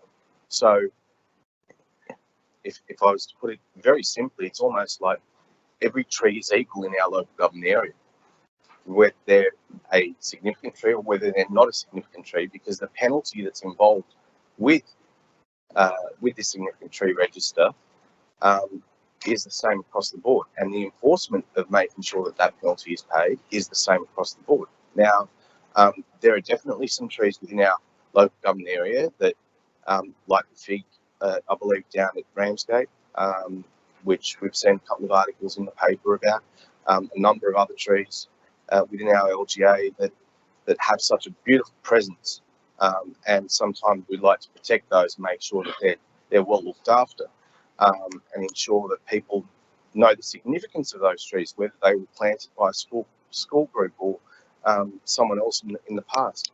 Now, when the penalty for destroying or damaging those trees becomes so significant, or above and beyond the normal penalties, then I would say that we've actually achieved something powerful that's a deterrent against damaging any of these trees. The thing that also was interesting is that any nomination for a significant tree, there are trees on public land that can be nominated by groups or whoever it may be, and council officers will assess that and it will go forward. But then when it came to trees on private land, obviously only the property owner of that land can nominate a tree to be on the significant tree register, which then got me thinking, what happens if that property then gets on-sold, right? Does the significant tree remain with the land title, right? And then if it does, that then opens another question. Does this significant tree register actually need to be on the Section 149 certificate? Because you are now buying property that has had an amendment to its, to whatever it may be. It's just like flooding, for instance.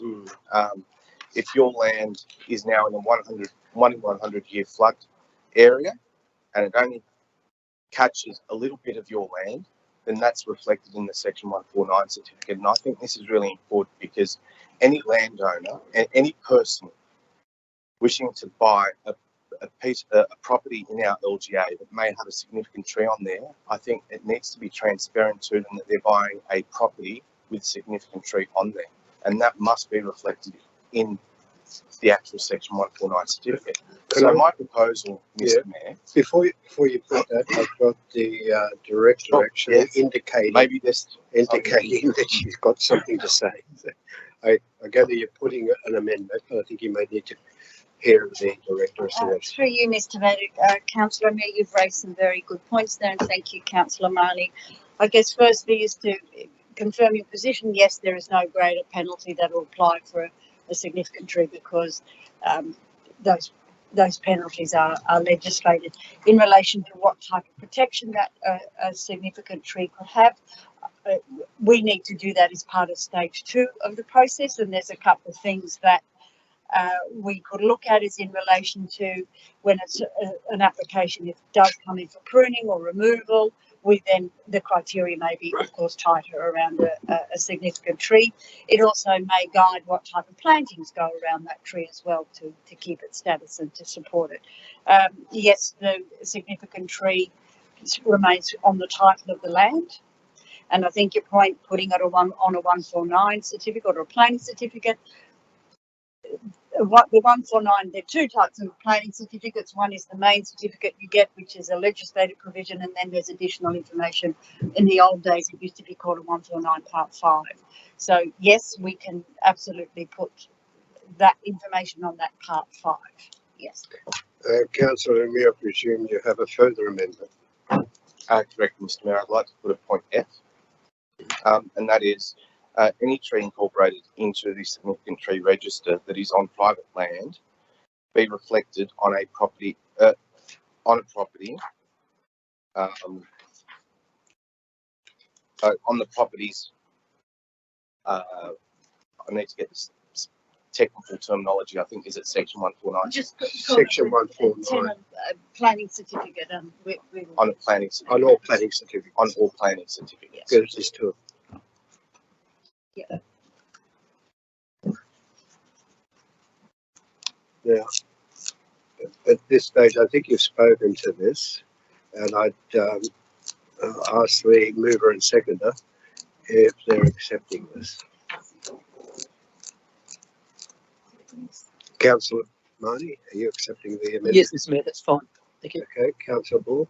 Yeah, I just think it needs to say, yeah, I think that any significant tree that's on the register, that was just missing off it. So that any tree that's on the significant register or any tree that's identified on the significant tree register. Yeah, and then the rest of it is fine. Yeah, more specifically, Mr. Mayor, I think this is important for only private land, because trees can go on the tree register that are on public land. Yeah. This is only specific. Yeah. Yeah, any significant tree that is not on council-owned land. is on private land. Yeah. Is to be included in the planning, in all planning certificates.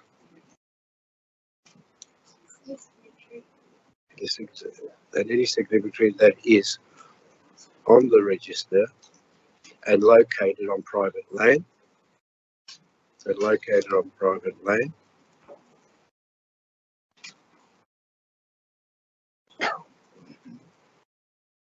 Oh, I'm happy with that. Anyway. Certificates. Yeah. All right, that'll do.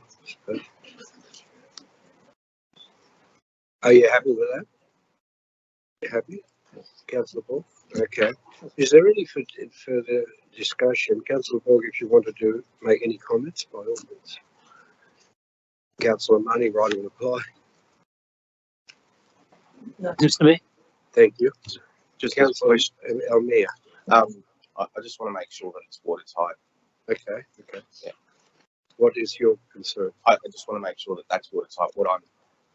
Because of things that have happened most recently where motions did not reflect what you actually meant. I just want to make sure that basically it actually it says reflects that exactly any what I meant. significant tree that is, it should be saying that is located, no, that is on the register, and is located on private land, is to be included on all planning certificates. That's pretty much. All right. I got a question. Great. I just want to clarify one thing with this, the tree register. Yeah. So I can't nominate a tree on someone else's private land. Okay, thank you. No, it's got to be the person that owns the property. All right, well, I'll put it. All those in favour, I think we will have to go around it's a planning. Sorry, now I've got a question. Yes. Once that's put on that planning certificate, what then is the obligation of the property owner at that time, and also any future property owners? Maybe we get the director to answer that question. Through you, Mr. Mayor, Councillor Kanjowski, it would mean in relation to if the tree was to be pruned or they wish to remove it, they would require to come to council and either do it through a development application if it was part of a development process, or they do it through a tree permit. And as I indicated, I think it's part of stage 2. At the moment, we go through a fairly reasonably rigorous process of looking at trees, if they're to be pruned or removed. We may, as part of the second stage of this project, expand that criteria that we would ask the landowner to go through as part of that process. Okay. As there's no further discussion on this matter, I think because it's a planning matter, we actually have to go around is that correct? Yeah. Go around the table. Your vote, please, Mr Mayor. For. Councillor Amby Haperhard. For. Councillor Borg. For. Councillor Elmere. For. Councillor Pakara. For. Councillor Jamison. For. Councillor Kanjowski. For. Councillor Lansbury. For. Councillor Liu. For. Councillor Marnie. 4. Councillor Mort. 4. Councillor Smerdley. 4. Councillor Stratokopoulos. 4. Councillor Symington. 4. Councillor Wang. 4. 15 votes for, unanimous. Thank you. Declare it carried. The next committee is the Finance and Governance Committee report. Councillor Bourne. Thank you, Mr. Mayor. I move the recommendation that the Finance and Governance Committee recommendations for items FIN 018-23 to FIN 021-23 as detailed in the report be adopted by Council. Okay, seconder. Councillor Jamieson. Did you want to speak to? Okay. Does anybody else want to address the council on any of those matters? No? Well, I'll then put it. All those in favour say aye. Aye. All those against say no. Declare it carried unanimously. Report of the Assets and Infrastructure Committee, Councillor Symington. Thank you, Mr. Mayor. I move the recommendations of the Assets and Infrastructure Committee, item ASS 011-23, as detailed below. Thank you. Seconder. I'll second that, Mr. Mayor. Okay, seconded by Councillor Konjarski. Is there any discussion? Is there any discussion on any of those items? There being no further discussion, I'll put it. All those in favour say aye. All those against say no. Declare carried unanimously. We now go to the report of the Community and Culture Committee held on the 8th of May 2023. Councillor Lou. Thank you, Mr. Mayor. I move the recommendation as printed on the paper. Thank you, Mr. Mayor. With the exception of Georges River Council Community Grants Program, in which I declared an interest in. Thank you. That's So, right. yes.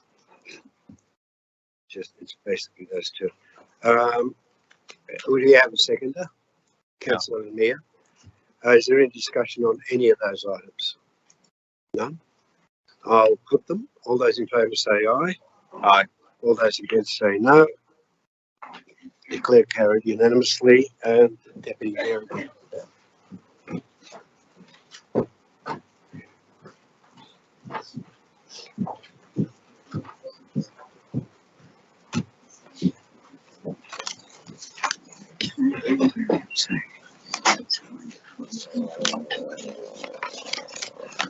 You go. Okay, councillors, we're now dealing with the item COM 015-23, Georges River Council Community Grants Program 2022-23, round 2. Can I have a mover, please?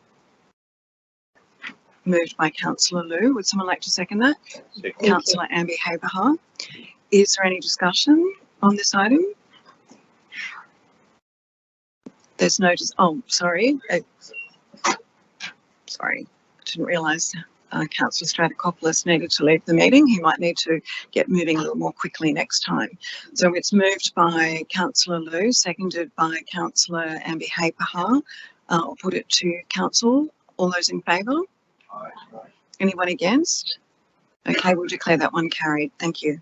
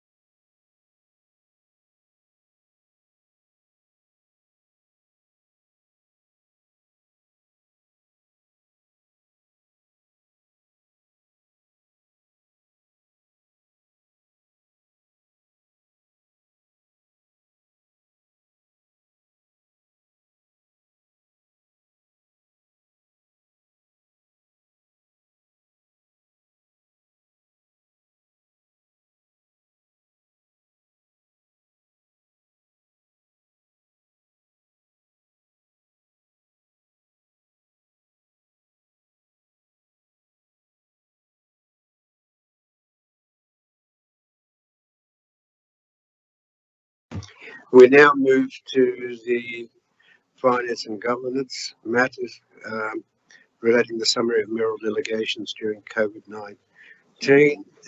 Councillor Paul. Thank you, Mr. Mayor. I'll move the recommendation and just note that the two reports are a sombre reminder of what life is like under COVID, and let's hope we never see the situation again in our lifetime. Thank you, Councillor Paul. Councillor Mayor seconds it. Is there any discussion? There being no discussion, I'll put it, and I think I'll have to vacate the chair again. Oh, yeah, I put it. All those in favour? Aye. Aye. All those against say no. Declare it carried unanimously. Application to Council of Wards Funds.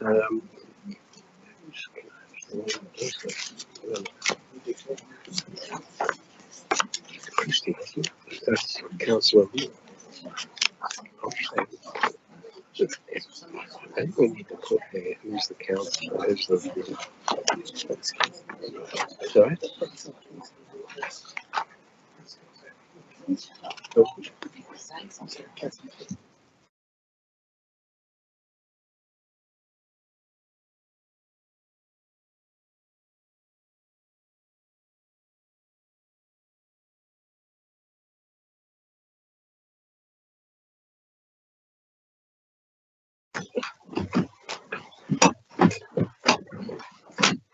Sorry, no, that's okay. Okay, councillors, let me find where we are with this one, sorry.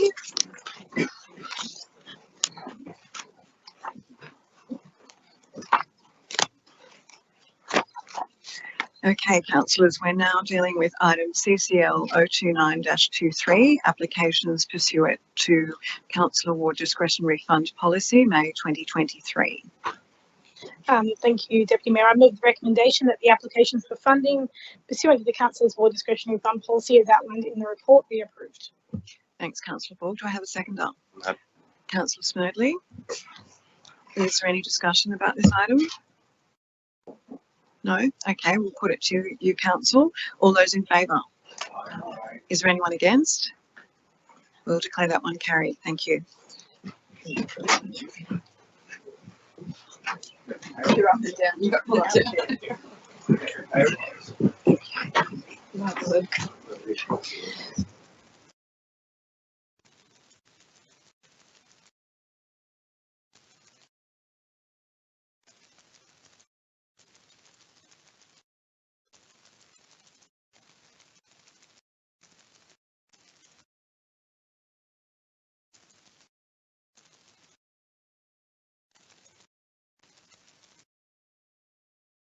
We're now at the item dealing with local government remuneration tribunal determination. Mayor and councillors. Councillor Ball. Thank you, Mr. Mayor. I'll move that the remuneration for the Mayor and councillors for the 23-24 financial year, effective 1 July 2023, remain unchanged. Seconder. Councillor Jamieson. Yeah. Discussion. Would you like to lead the discussion? Sure. Yeah. Pretty much taking the same position as I did last year when we were helped to consider this motion. I do support the recommendations of the tribunal to do a complete review of the councillor and their remuneration, and I support their reasons for doing that, to try to encourage greater diversity of councillors to be represented on council, but purely based on the fact that we're still in a cost of living crisis. We haven't been able to reintroduce the voluntary pensioner rebate as yet. I can't support us paying ourselves more in that circumstances. Thank you, Councillor Ball. Councillor Jamieson, did you want to talk to this? Yeah. Councillor Symington. Thank you, Mr. Mayor. I'm going to talk against what Councillor Borg is proposing. There hasn't been an increase in 4 years for councillors' remuneration, essentially pegging it Local Government New South Wales view is that there is an historical undervaluation of work performed by councillors and mayors, bearing in mind that there's been a substantial expansion of responsibilities and accountability in recent years. Low remuneration restricts representation to the wealthy, retirees, and those in well-paid employment. It creates a barrier for low to moderate income earners, which effectively limits diversity. So that on that basis, I strongly disagree with this, and I foreshadow a motion if this this one goes down. Thank you. Could we have your foreshadowed motion, councillor? Council resolves to adopt the maximum allowance determined by the Local Government Remuneration Tribunal for both the council and mayoral allowance for the year 2023-2024. Thank you, councillor Symington. For the existing motion of councillor Borges, we're not talking about the foreshadowed motion. We're talking about the motion not to take any increase in the remuneration. Do we have a speaker for councillor councillor Mahoney?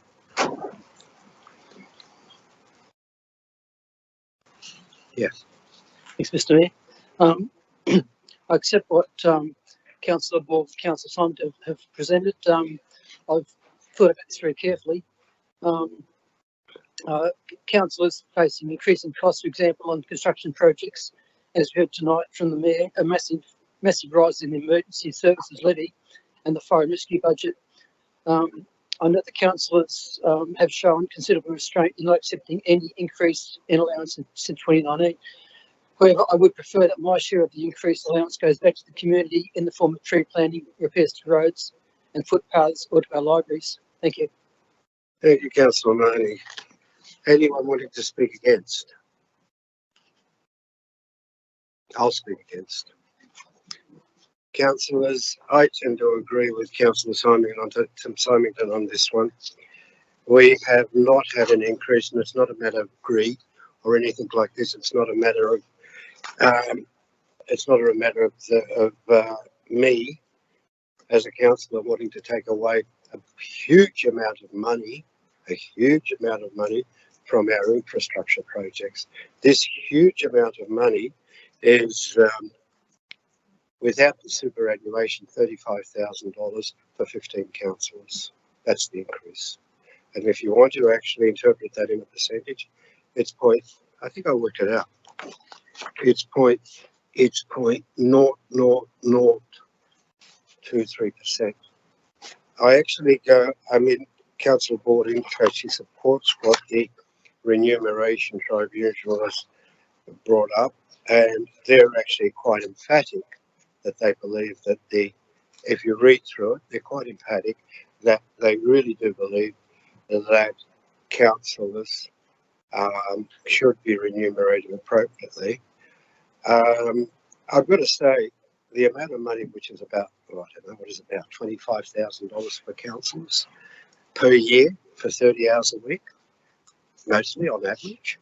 I'm not saying that you need to be paid in accordance with the industrial regulations. I'm actually saying you should be paid something that actually respects your position as a councillor. Something that says, yeah, I'm going to put a lot of effort into this. I know I do it because I believe in serving the community, but I also think that there should be a remuneration which is commensurate with the position of councillors. If you don't want to believe this or not, we're actually at the bottom of the rung of the political ladder. We are. If you're up there in state politics, your remuneration is over 100 and something thousand. If in federal politics, your remuneration is phenomenal, probably over 200,000. Yes, they do it because they want to service the community too. But we're actually not getting a little bit, even a smidgen of what we should be respected for and entitled to. I'll read you something from the Local Government Remuneration Tribunal determination. And this comes from, who was it? This comes from an associate professor Jackie Moe of the Australian National University provided a detailed submission outlining the negative impacts of inadequate remuneration. The substance of the submission is the current remuneration levels do not adequately reflect the hours and complexity of work. Furthermore, low remuneration is a barrier to participation and diversity. Associate Professor Giacomo argues inadequate pay has significant negative consequences: low quality, local democracy, an unacceptable burden on councillors and their families, and poor councillor diversity. A number of submissions provide comparison, blah, blah, blah. But I go back to the comment that was made by Councillor Symington. How do you expect people in our community who do not have the financial capacity to spend all the time that they spend on council and they do need a little bit more to help them to run for council? At this point in time, yeah, probably a majority of people here can afford to throw away the increase. But how many people who don't have that ability can't run for council because they don't get a reasonable remuneration? So that knocks out the people that are part of the low financial income group. But can I say this? It also means we should be recognised by the Constitution as local government politicians representing the community. Once you get recognised, then you're appreciated and respected. At this point in time, I tell you, keep it low and keep us at the lowest rung of the ladder. Thank you. Councillor, did you want to say something? Yes. I reiterate the comments of Councillor Symington and yourself, Mr. Mayor. I believe in the opportunity of becoming a councillor being an accessible thing. There are, how do I say this? I want people from lower socioeconomic backgrounds to be encouraged to become councillors. I've done some research. The majority of the people who are part of this councillor cohort own more than one property. Many people who are councillors own more than 2 properties. There are many councillors who own more than 3 properties. There are some councillors who own more than 4 properties. And this is not comparable to many other councils. This is not like many other councils. You can look at the returns from the City of Parramatta online. You can look at the Sutherland Shire Council online. You can look at many of the returns and compare Georges River Council to other councils. And I think that it is easy to stand up and say that you can forfeit some of the money. It is easy to say that, okay, I don't need this money. I'm sure there are councillors out there that the money does supplement their income, and there could be councillors in the future where this is part of their income because they choose to do part-time or casual work to supplement being a councillor. And we can't just think of what the current council cohort suits them at the time. We need to think of what will happen in the future. And for that reason, I can't support the motion. Thank you. Councillor Wong, did you want to reply? Yes, please. Thanks. Thank you. I feel like Councillor Symington and yourself, Mr. Mayor, and Councillor Curran have spoken very passionately about why there does need to be a complete overhaul of the remuneration for councillors and the mayor. The increase that is proposed to bring this council to the maximum amount equates to $155 a month. So I don't think that's really going to change anybody's lives here too dramatically. And the points that you're all making are all really valid points about encouraging diversity and inclusion in councils. But I believe that is not going to be achieved with $155 a month. And I believe that will only be achieved with a complete overhaul of the system so that it does encourage and provide more respect to the role of the councillor that the Mayor is discussing. Thank you, Councillor Book. I am going to put this on unless there's any further discussion. Is it? Yes, Councillor. Was that the right of reply for Councillor Ball? Or? Yeah, that was the right of reply. Yes. I think I've got to make it clear what you're voting for, just in case.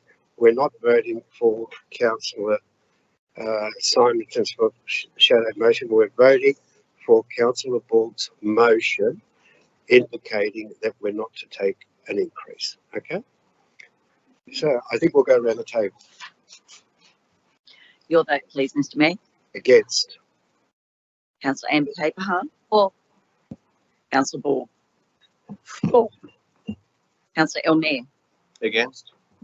Councillor Flacara. Against. Councillor Jamieson. For. Councillor Kanjarski. Against. Councillor Lansbury. For. Councillor Liu. Councillor Marnie. And you? For. Councillor Mort. For. Councillor Smerdley. Against. Councillor Stratokopoulos. Against. Councillor Symington. Against. Councillor Wang. For. So can you check my one, please? I can't see it. Against. 8 against, 7 for. I declare it lost. Councillors, I believe that we're now going to deal with Councillor Simonton's foreshadowed motion. Councillor Simonton. Yeah, we need a seconder. Yeah, I'm moving it. Oh, I need a seconder.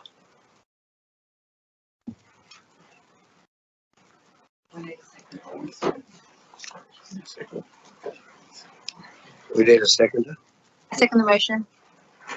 Moved by Councillor Simon, seconded by Councillor Ficara.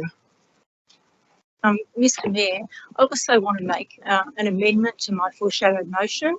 I actually want to add a part B where councillors equally from this increase donate equally to the amount of $7,297.01 from this increase they're going to give to the 39 Mimosa Street, Oatley 7-Eleven contributions. Can we have that as part B? Can I just clarify that what you're saying is that there is a motion by Councillor Jamieson indicating that we want to do away with the 7-Eleven contributions for the 60, what is it, Mimosa Street? And you're saying that the councillors are to contribute equally. Yeah. Donate, sorry, Yeah. we're not contribute, donate equally to the to that contribution. so they can wipe out their. That's right. Yeah. Sorry. Well, just divide it by the 15 days. They will be gone. No, this is a donation. $7,296. Yeah. No, this is our money. Did they get it? Where? No, not. It's like, It's got nothing to do with the council. The amendment is not related to business under consideration. So this motion. I don't know why. I don't see that I don't see why it can't be related. It's a donation from the councillors. Sorry?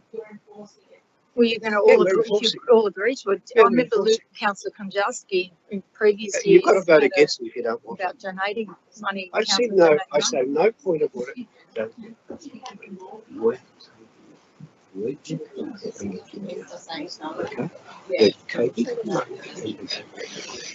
It's got nothing to do with the council. Okay, nothing to do with the council. It's individual councillors. Councillors, I'm ruling that is in order. I'm ruling it's up to you to Can vote we please against it. ask the general manager for advice, legal advice, please? Sorry?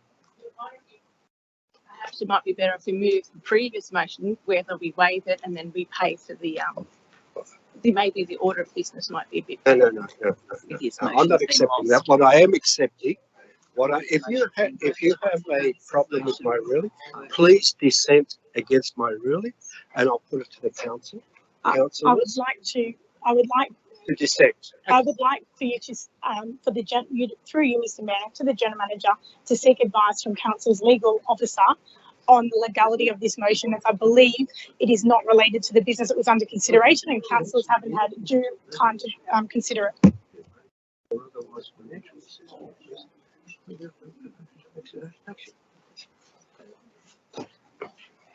Through you, Mr. Mayor, I think that we're looking at two different items here. I think the first one is to do with the mayoral allowance, and I think that mayoral allowance and councillors' allowance, and I think that's got to be dealt with. And when we get to the next item that is about the 7-Eleven, sorry. Staying out of it then, you can do it then if they wish. Well, if they wish, yes. So that's my ruling on this matter. Okay, well, maybe the councillors will become benefactors. It'd be good to see. Okay, councillor. So I've moved this motion for the reasons that I stated before. And actually, I also agree with the local government New South Wales position that remuneration should be set independently.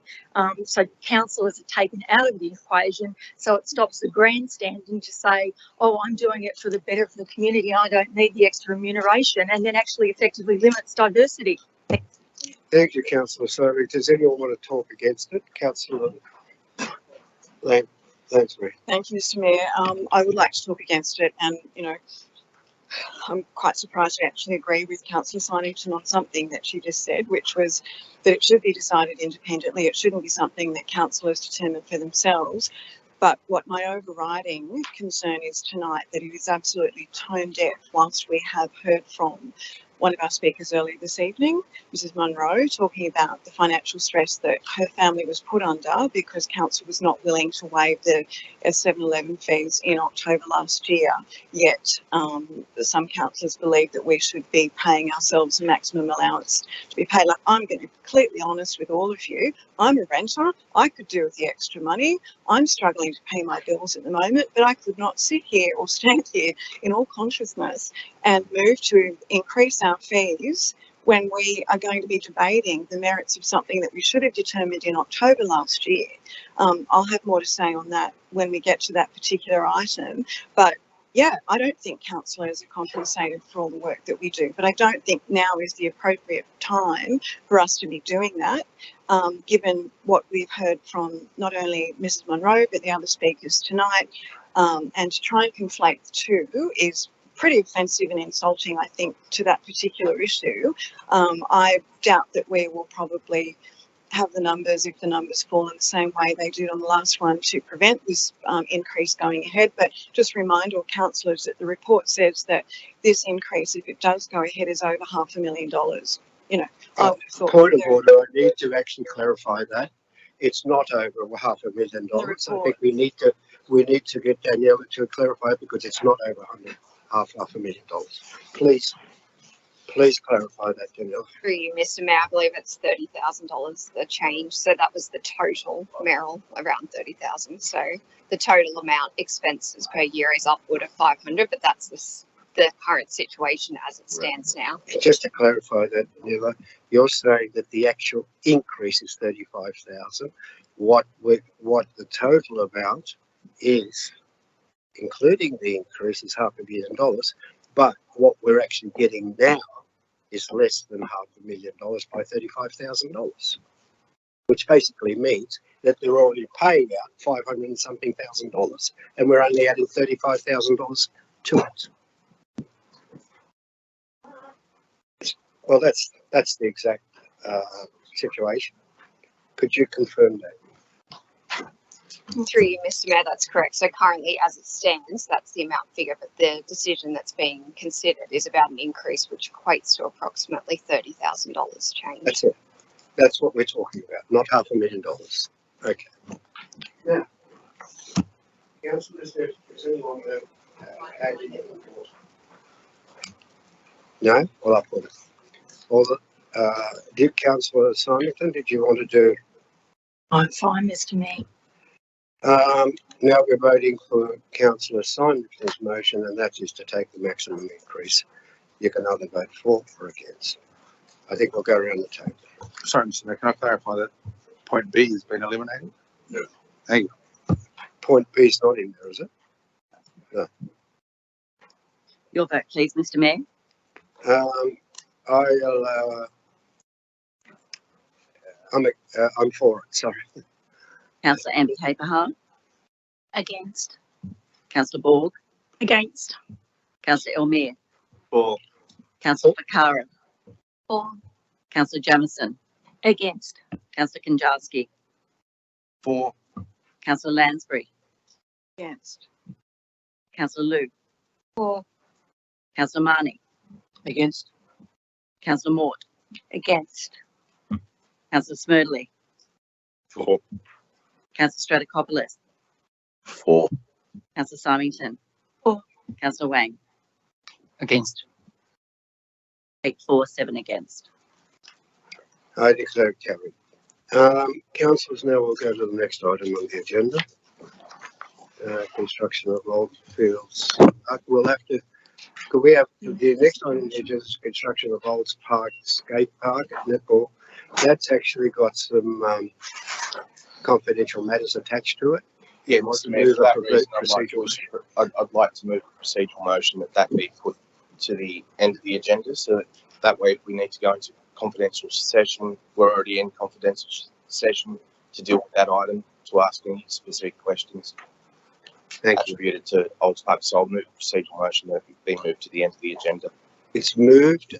All those in favour say aye. Seconded by Councillor Konjarski. All those in favour say aye. Aye. All those against say no. Declare it carried. Now we're going to the approval of the public exhibition of draft customer feedback and complaints management policy. Who's the councillor?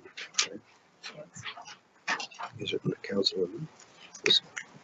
Yeah, Councillor Lou, that's yours.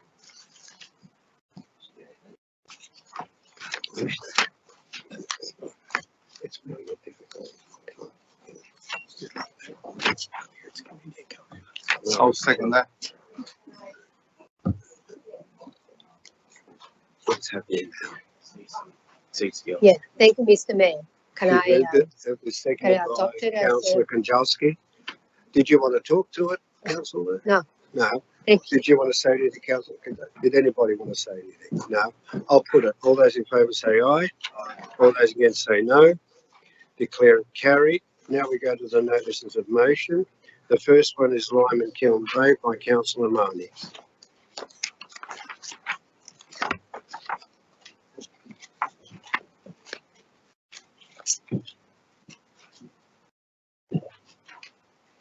Yeah. Thanks, Mr. Mayor. Do we have a seconder? Seconder. Councillor Jamieson. Thank you. Mr. Mayor and councillors, residents have contacted me about several mangroves close to the bridge which links Oatley Park, Legenda Reserve, Peakhurst, which have deteriorated badly over the past couple of months. Mangroves provide necessary habitat for marine species, including mullet, bream, prawns, and crabs, as well as a refuge for birds. They reduce erosion and enhance water quality. Mangroves are so valued that they are protected under the Fisheries Act 1994, which provides for fines of up to $220,000 if they are harmed. I therefore seek your support for the council to ask the government to investigate this matter. Thank you.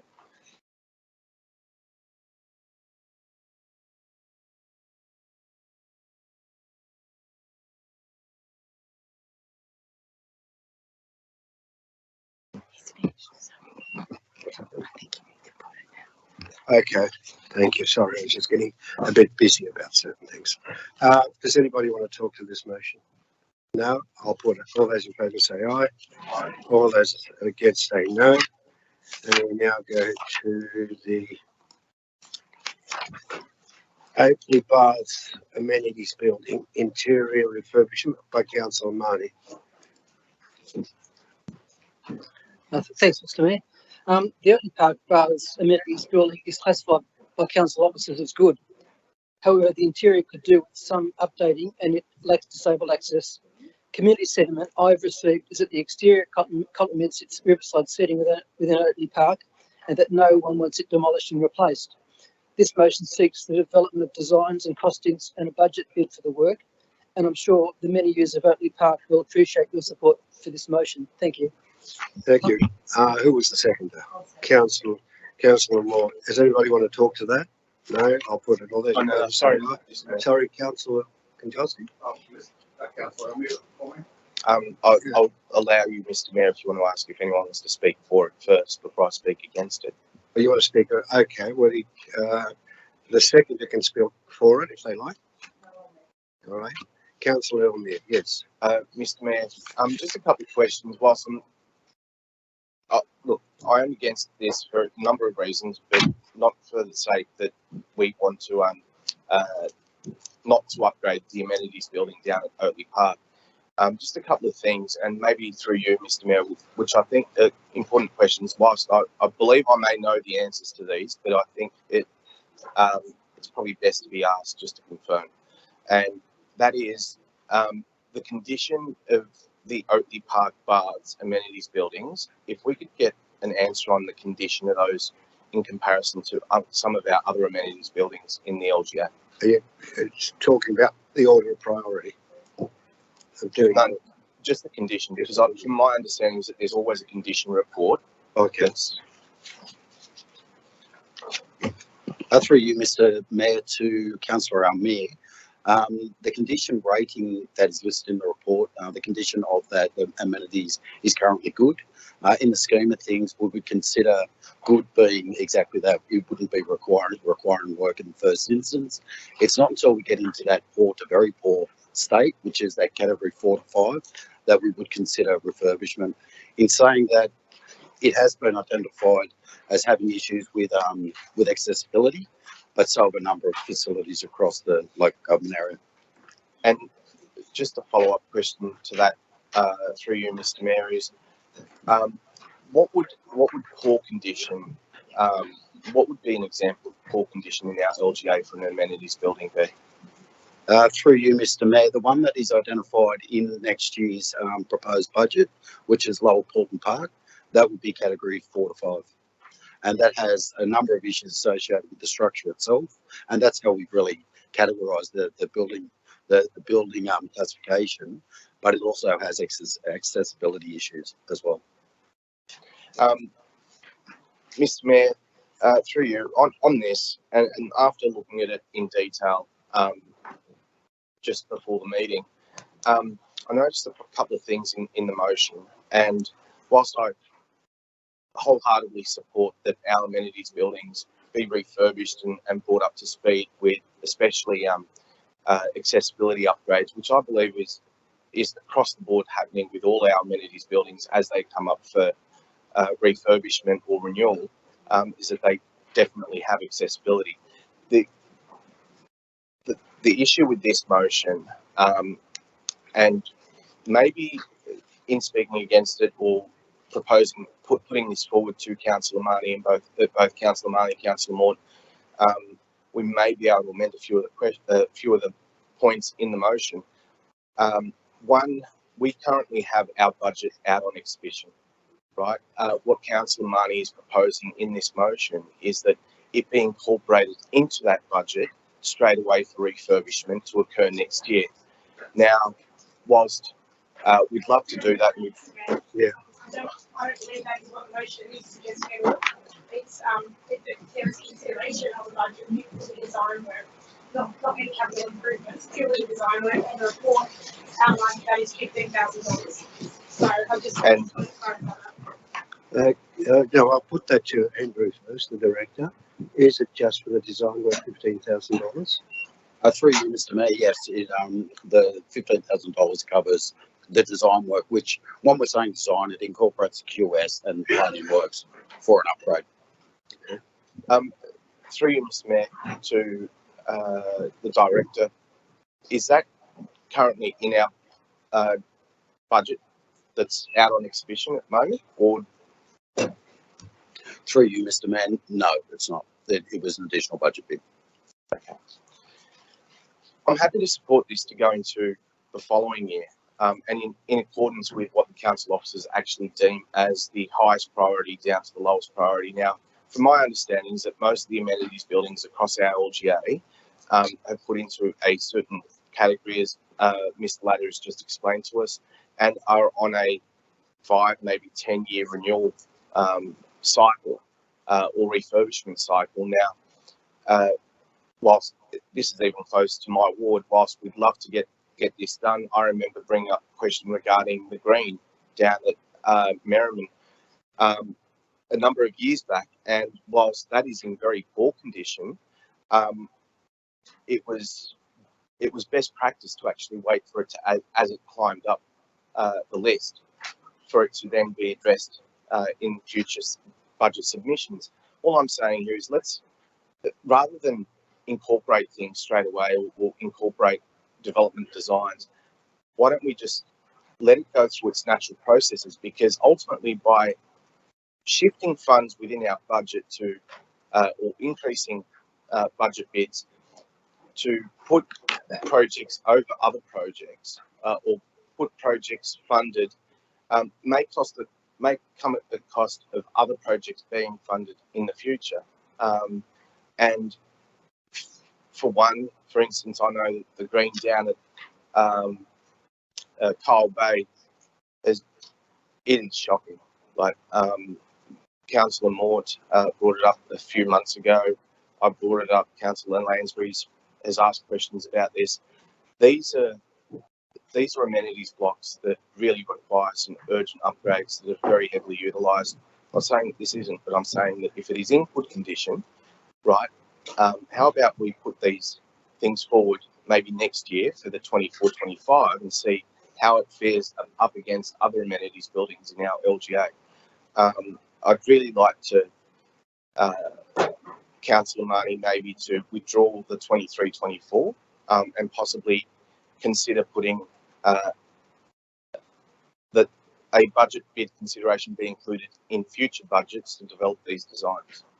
And if he's happy to accept that, Councillor Marnie. Councillor Marnie first. Councillor Marnie. Thanks, Mr. Mayor. Yeah, look, I take on board what Councillor Amir said. I wasn't aware that there were buildings worse than the Otley Park Baths, but I'd just like to ask the question: would it possibly be possible to amend the motion to include the same thing for other blocks such as the Green and Fulton Park South? Is it? Through you, Mr. Mayor, we do allocate an allowance for the design of existing facilities. I'm not sure whether Merriman's did not take that on notice, but we certainly do have an allowance in the budget for future forward capital works planning. At this stage, we're at whether you're accepting, Councillor Marnie, for it to be included in the 24. I have a question, Mr. Mayor, if I could. Sorry? Could I ask a question before Councillor Marnie answers that? So my question is, does this motion commit council to putting $15,000 in the budget at the June meeting? Maybe we need to get the director, acting director. Through you, Mr. Mayor, I would say that a budget bid is considered in the 23-24 budget. It does, the word included does provide a bit of ambiguity, but the budget bid consideration be included. So it's still saying consideration, though. I would take out the word included personally. If you wanted to make it clear, it was just considered by council in the briefings as a budget bid submission, like all other submissions. So just to clarify that, what you're saying is it's a bit ambiguous, Correct. But if you want to clarify that, it's got to be subject to a successful budget bid. Correct. Yes. It has to be subject to a successful budget bid as resolved by the councillors. So if council resolved in June to allocate $15,000, then this design project would be added to council's schedule of works. Is that would that be correct? Correct. Correct. Thank you, General Manager. So by passing this motion tonight, if council chose to pass this motion tonight, we actually aren't committing council to anything unless we commit Unless to you, if you change it, to you're not. remove the word be included. Sorry? To remove the word be included. Well, I can't see anything right now and I can't read that. So once that's fixed, I'll let you know. That a budget bid is considered in the 20. So, Councillor Miney, would you be happy to make that So amendment? could you read it out because I can't read it from here. What's the amendment? That a budget bid be considered in the 23-24 budget.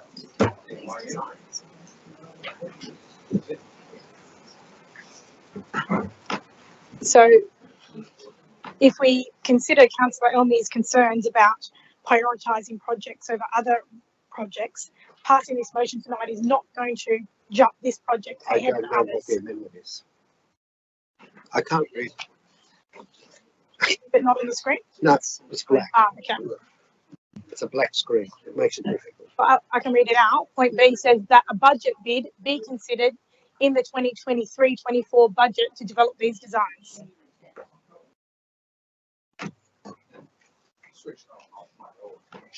Subject to a resolution of councillors. If you put that in, I'll accept it. I'll vote for it. Subject to the resolution of council. I feel that's probably superfluous. No, I don't think so. I don't think it's superfluous. Put it in. If you think it's superfluous, just put So it in. you want that a budget bid be considered in the 2023-24 budget to develop these designs subject to a resolution of councillors. Yeah. Did you want to say subject to a resolution of councillors allocating the budget? Yeah, that's fine. Put that in. Yeah. Allocating the budget, subject to a resolution of council. Oh, that is. Yeah. What was it? Allocating the budget doesn't make sense and subject to the resolution of council.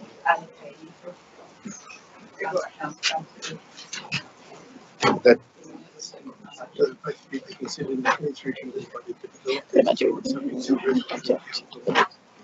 allocating the item in the budget. Allocating a budget. Yeah. Allocating the item in the budget. Allocating the item in the budget. And I guess Councillor Mann, if you have Now that tells me that it's subject to the councillors. Okay. Are you happy with that, Councillor Mann? Are you happy with that, Councillor? All right. Is there any further discussion on this? Councillor Nick, yes. We put out our budget on public exhibition for community to give us feedback. Right, if we're going to wait till the end of May to then start making budget bids for everything, right, whilst our budget is out on exhibition, then we'll get the feedback from the community on what they believe is right for the budget, what should be done, what shouldn't be done. They give their feedback to us, but ultimately we're making the decision on what should be included and what shouldn't be included. Where's the community consultation on this, whether it should be in the budget or not? Right?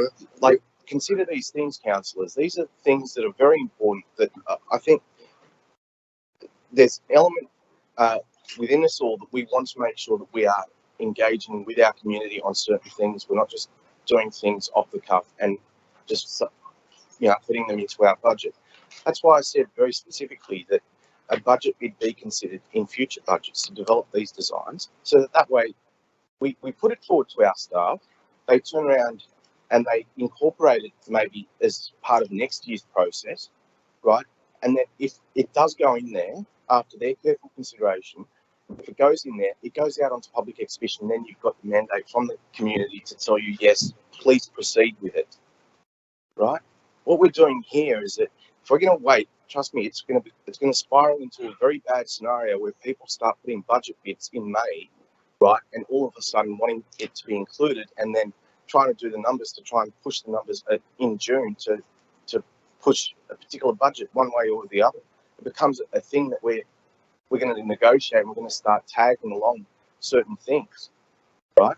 So I just want to make sure that, again, I'll put it forward to Councillor Marnie and Councillor Maud. And I noticed that with the amendment that was just adopted, with the amendment that was just accepted, you asked Councillor Marnie and Councillor Borg if they accepted that rather than Councillor Marnie and Councillor Maud. I'll put it forward again. Just take out the 23-24 and put it in future. That a budget bid be considered in future. Make it 24-25. I'm happy with that. At least it then goes part of a scenario that will be considered as it goes out on public exhibition during that May process next year. I'll put that to Councillor Mann. Yeah, thanks, Mr. Mayor. No, look, I'd prefer it stays in the coming financial year.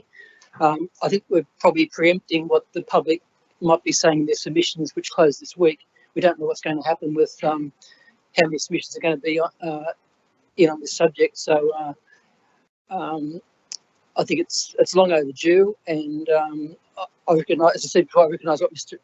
Councillor Mears said about the other amenities blocks around the area, but I've had a lot of feedback. I use Oakley Park regularly. People approach me down on the water and around the park and say, "What are you doing about the baths amenities?" So that's why I'm bringing it to council. Thank you. Councillor Mayor, you'd have to move that as an amendment. I will move that as an amendment, Mr. Mayor. I'd like to make it that a budget be considered in future budgets to develop these design subjects. Are you talking 24-25? No, I'm not even going to put a date on it anymore. All right, in future budgets, okay. I need a second. I'll second that, Mr. Mayor. Seconded by Councillor Konjowski.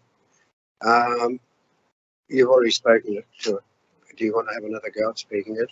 Did you want to have a go? Yes, Mr. Mayor. Yeah, I just want to reiterate that it's dangerous behaviour suggesting that you can put in a notice of motion and then expect that to go through in the next budget, even though that budget is already out for public exhibition.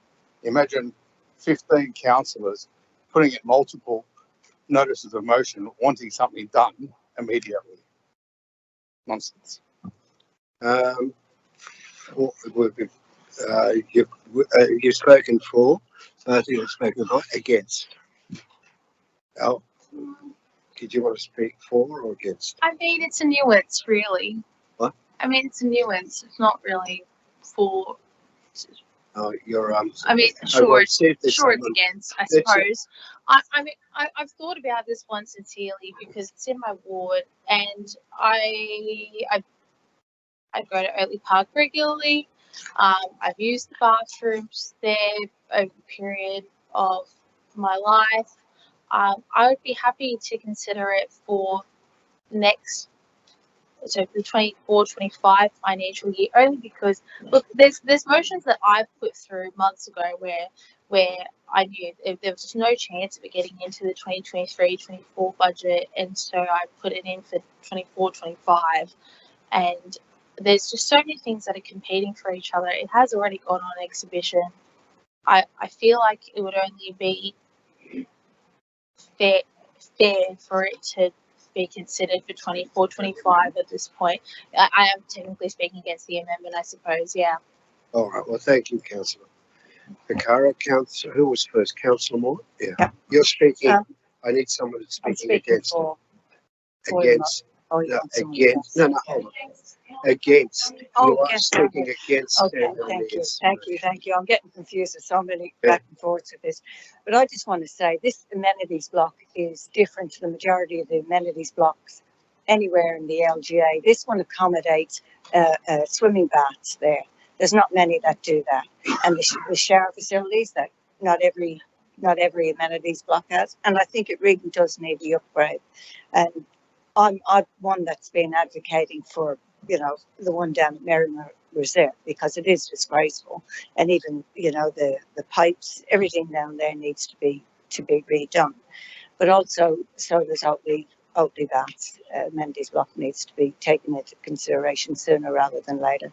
Thank you. Thank you, Councillor Moore. I'll take Councillor Symington. Thank you, Mr Mayor. I'm speaking for the amendment. I've got several bids that I want to be successful, like the Osprey nesting platform that's been for 4 years.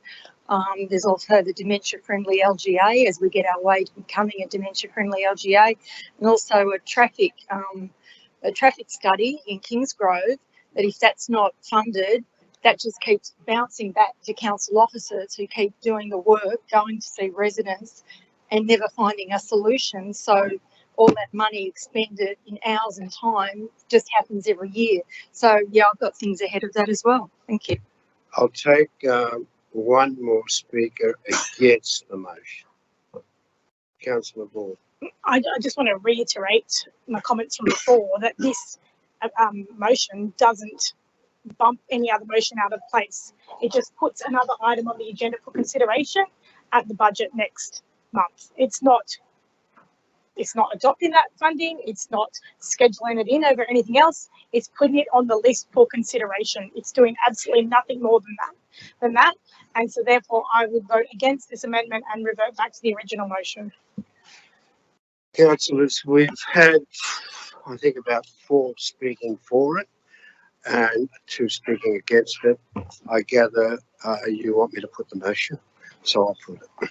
All those in favour, say aye. Sorry, the amendment, yeah. We're actually, sorry, just to make it clear, we're actually voting on the amendment, and the amendment is by Councillor Meir that, can you take that off, please?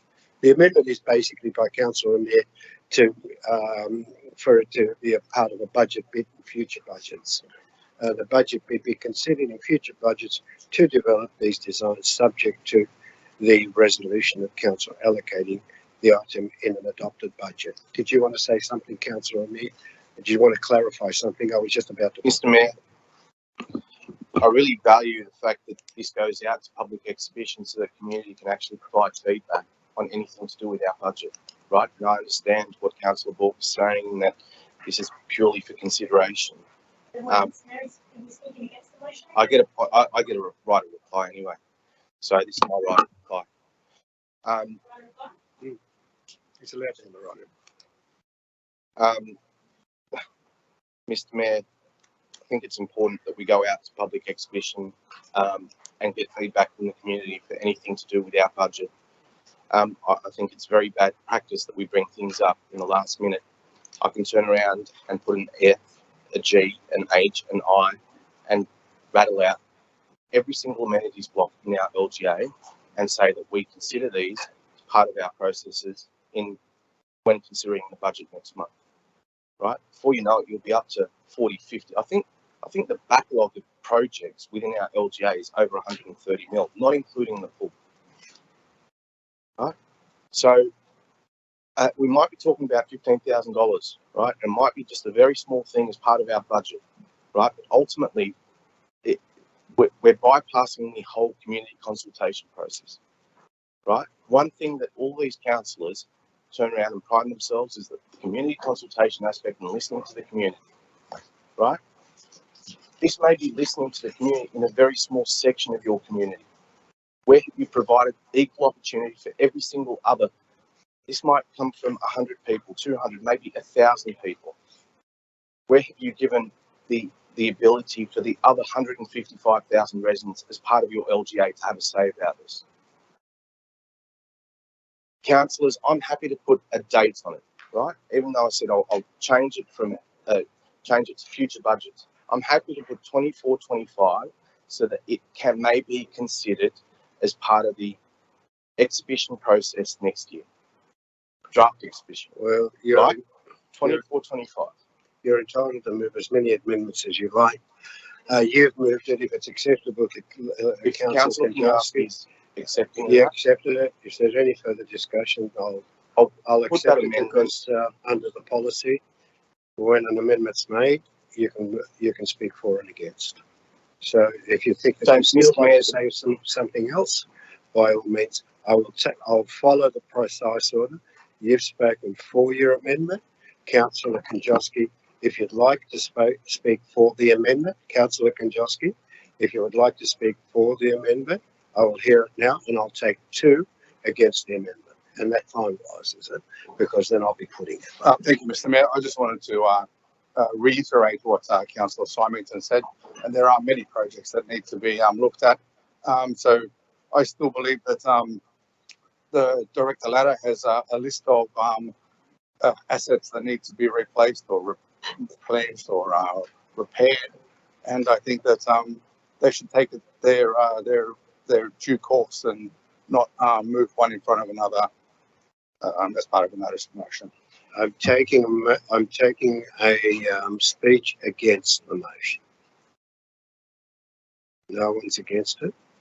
Okay, I will put it. I think we have to go around the table again. Now, just to clarify, to make sure that you understand what we're in. If you're going to vote for, you're voting for Councillor Almere's amendment, that is B, that a budget bid be considered in the 24-25 budget to develop these designs, subject to the resolution of council allocating the item in the adopted budget. So you're voting, if you say you vote for Councillor Almere's amendment. If you vote against it, then that fails, and we go back to what was there. So let's go. Mr. Mayor, I'm for. Councillor Amby Haberham, For. Councillor Borg, Against. Councillor Elmere, For. Councillor Fakara, For. Councillor Jamieson, Abstain. Councillor Kanjarski, For. Councillor Lansbury, For. Councillor Liu, For. Councillor Marnie, Against. Councillor Mort, Against. Councillor Smerdley, For. Councillor Stratokopoulos, For. Councillor Symington, For. Councillor Wang, Against. So, 4. sorry, what do we have? 10-4. Okay, I declare it carried. The amendment becomes the motion, and I don't think we have to vote on it anymore. Now we're talking. Now we're going to. We'll vote on the motion then. Well, it becomes the motion. Yeah. Is anyone against the motion that's now been ratified as an amendment? Excuse me, Mr. Mayor, shouldn't we go back to the original motion and vote on that? Sorry? Shouldn't we go back to the original motion and vote on that? No, the amendment becomes the motion. Okay. The amendment becomes the motion, and I'll put it just to make sure we're technically correct. All those for, please say aye. Aye. All those against say no. What's declared unanimously? Okay. All right. We'll now go to. I think it's still. Councillor Money, this is your motion with the legality of the VIP lounge signage. I presume you know that the state comes. So if you'd like to move something or talk to it. Thanks, Mr. Mayor. I do have an amendment to this motion. Given to the staff already. I'll just talk to you if you like while it's being put up. Last August, Council agreed to address problem gambling, including through poker machines and online gaming, by raising awareness by collaboration with state government and Wesley Mission. Then in December, we voted to seek bipartisan agreement on the cashless gambling card, other consumer protection technologies, and expanded trial of the cashless card. I again thank all of you for your unanimous support on both of these motions. I was pleased to see that last week the new state government announced that hotels and clubs must remove external VIP lounge and other predatory, misleading and offensive gambling related signage and images from the exterior of pubs and clubs by September 1. This will be the third time that we as councillors have proven that we take this destructive epidemic seriously, and that we are committed to put public welfare ahead of vested interests. Councillors from other councils have approached me for information on our strategies. I believe that Georgia River Council is setting the standard in this area of immense social concern. I therefore sincerely congratulate the Premier and Gaming and Racing Minister for acting so quickly. Thank you. Councillor Bull, Second motion. Sorry, Mr. Mayor, point of order, I would just consider congratulating the Premier Chris Gibbs just as a conflict of interest on a community area level due to my employment. So I'll just excuse myself from the meeting. Okay, thank you, Councillor Picard. Did you get that? We've got, so that was seconded by Councillor Bull. Yes. Yeah, Councillor Marnie has already spoken to it. Councillor Bull, did you want to speak to it? No? Did anybody want to speak for or against? I'll take against. No? For? No? Well, I'll put it. All those in favour say aye. Aye. All those against say no. Declare it carried unanimously. And we now go on to the release of information considered under confidential section of the council meeting. Councillor Jamieson, you're moving it? Yes. Need someone to second it. I need a seconder. Councillor Lansbury, I think it was. Yeah.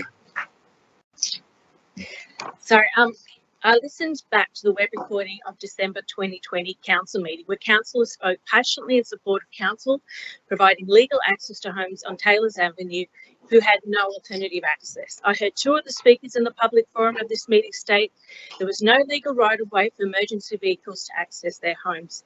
There's no legal access for garbage trucks. It was discussed there was a cost of $344,000 to provide this right of way, which council resolved not to impose on residents, which is against the recommendation provided in the report. I believe council has made the right decision in their resolution. I raise this because this was all discussed publicly in an open meeting of council. However, at the last council meeting, when the matter of providing access over Taylor's Reserve was discussed again, it was decided by majority vote. The councils around the table, there was no public discussion. Now, there is probably a legitimate reason of being a risk of having any confidential information coming out, which could put the council in a place of compromise.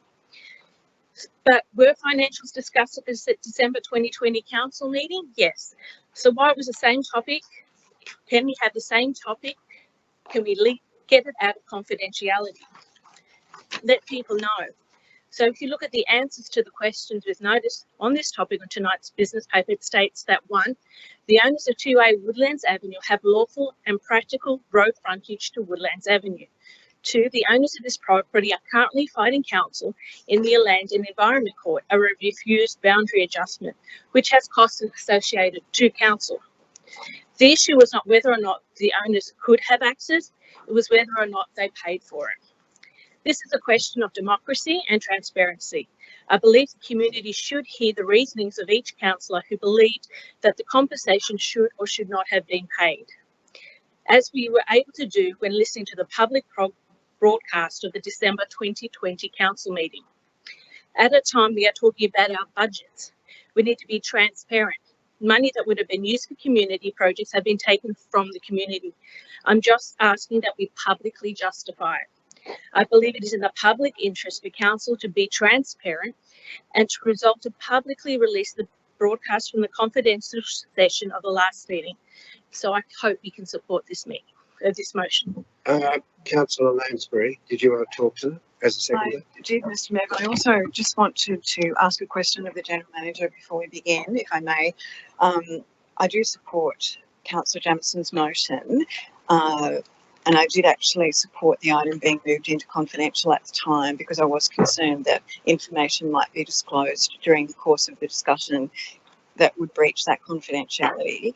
And my recollection of the discussion was that I did say something which would potentially reveal some of that confidential information. So if this motion was to succeed tonight and this particular section of the broadcast was made public, that I'm assuming would either be that small section where if I said a few words would be redacted before it was made public. No, I believe it wouldn't be the case, and I look over at James and Sue over there.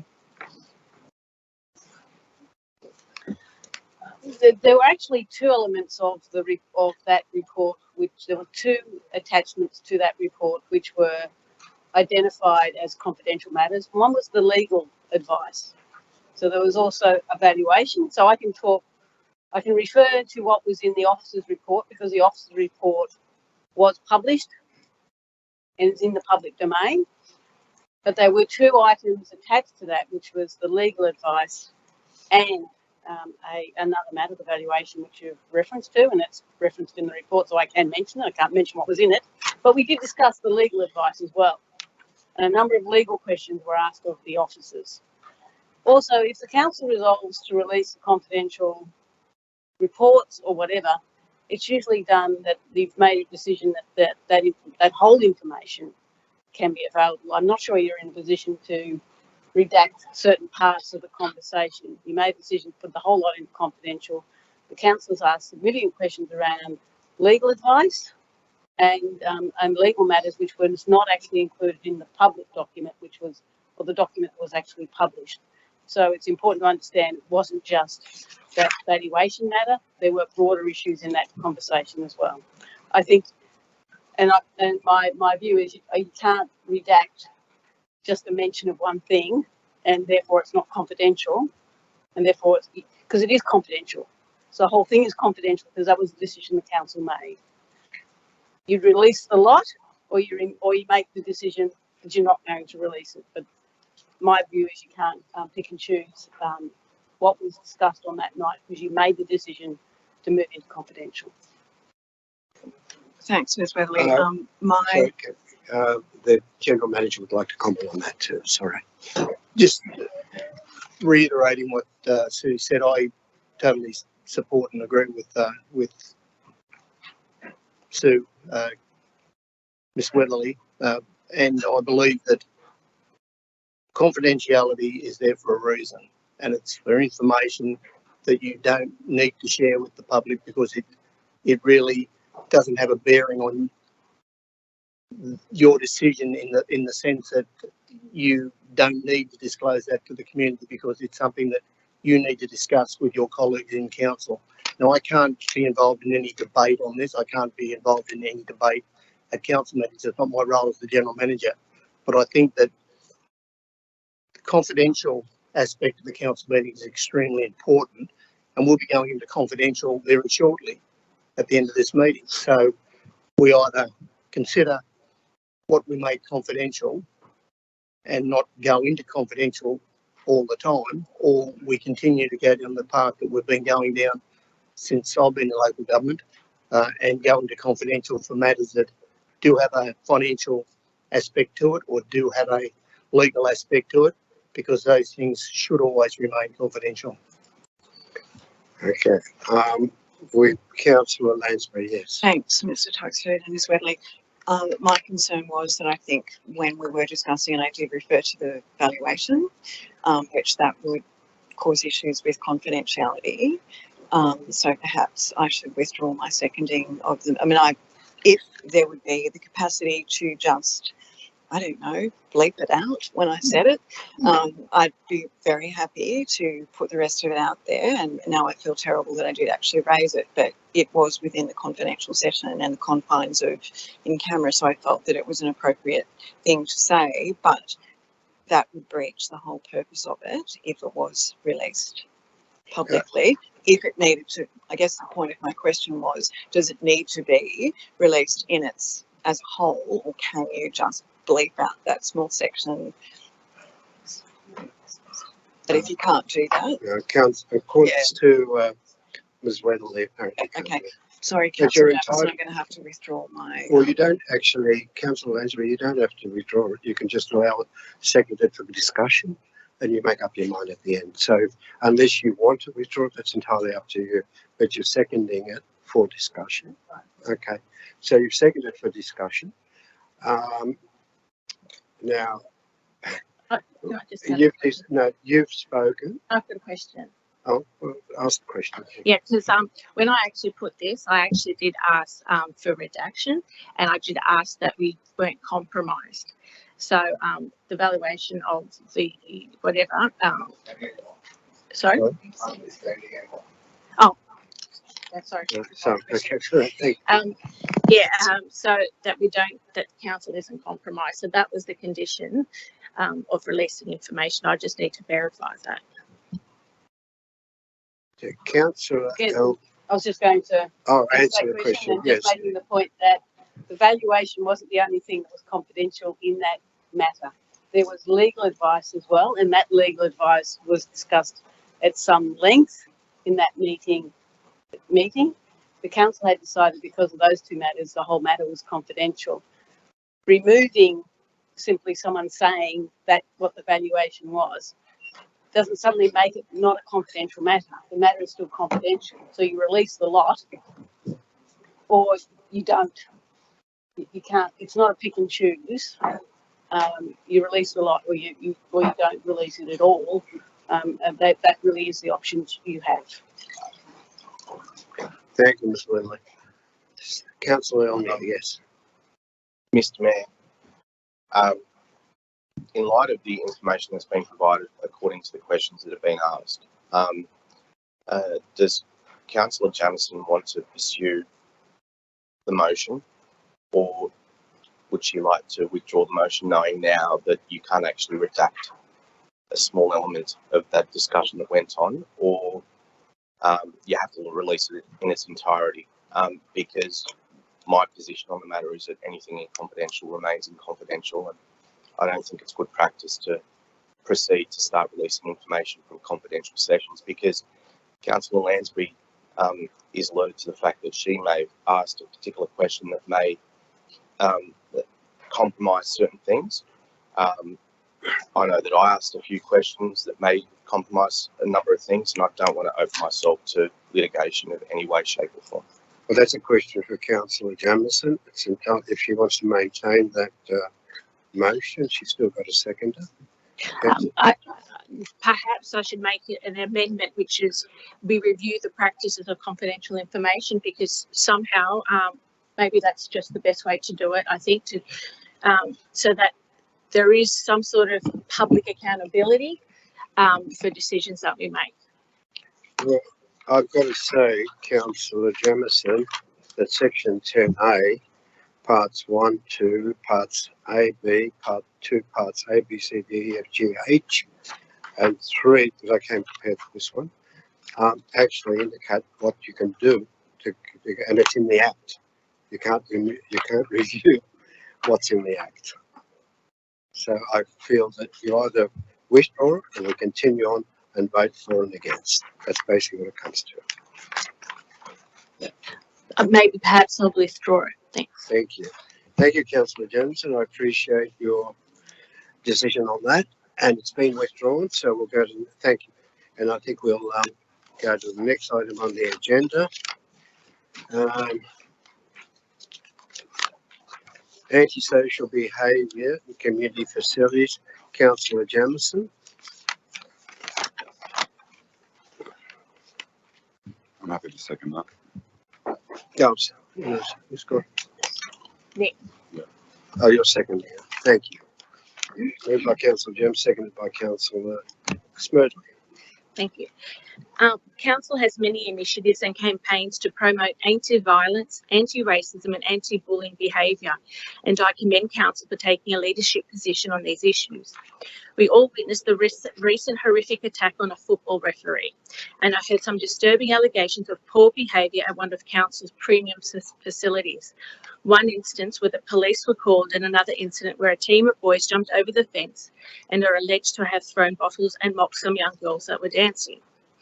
I think everyone here would agree this type of behaviour is not acceptable. Council cannot protect every junior referee. We cannot control every instance of unacceptable behaviour at our facilities. But this motion tonight is for Council to take additional actions, no matter how big or small, to reinforce our messages around antisocial behaviour. Groups who have the privilege of hiring council facilities should be aware that they are expected to behave to a particular standard. That if they don't, then they are at risk of breaching the terms and conditions of their hire agreement. As the saying goes, the behaviour we walk past is the behaviour we accept. I commend the Minister for Sport for recent launch of the Shush Kids program for directors' comments for council to play a role in spreading this important message, along with council's Better Together message via Council Sports Advisory Committee. Likewise, we as councils, as elected officials, have a role to play. We have a responsibility to lead by example in anti-bullying and anti-racism. Politics is not for the faint-hearted, and we all put our hands up to represent the community, knowing it wouldn't be a walk in the park. But I've witnessed and experienced personal attacks and bullying tactics on this council. If we want to set a standard for our community, we should reflect that standard in our own behaviour towards each other. I hope you can support the motion tonight. Thanks. Thank you, Councillor Jamieson. Councillor Smithy, did you want to say? Look, I totally agree with Councillor Jamieson, but I have an amendment which somewhat reflects what Councillor Jamieson is saying in her motion. Point of order, Mr. Mayor. Yes, Just before you proceed Councillor on that, not sure if I heard correctly, but Councillor Jamieson alluded to the fact that she may have been bullied or harassed on this council. Is that correct? And if that's the case, I think that that matter should be dealt with separately, because there's absolutely no place for that sort of behaviour to occur here, and there are mechanisms in place which need to occur if that's happened. But making such a statement, I think, is ill towards the chamber, or anyone in this chamber, if that's what was said. So if it was said, I think it should be withdrawn, and the appropriate steps should be taken. Thank you, Councillor. I must admit my hearing aid has not, I don't have it on, so I didn't hear that. But Councillor Jamieson, did you actually infer that in your, do you have that in your speech? Sorry. Do you have that you've been bullied and what do you call it? In this, That I've seen it, yes. you have. Yeah, I have seen it. You want to maintain that because I'll have to report it to the General Manager and you need to actually identify who bullied you.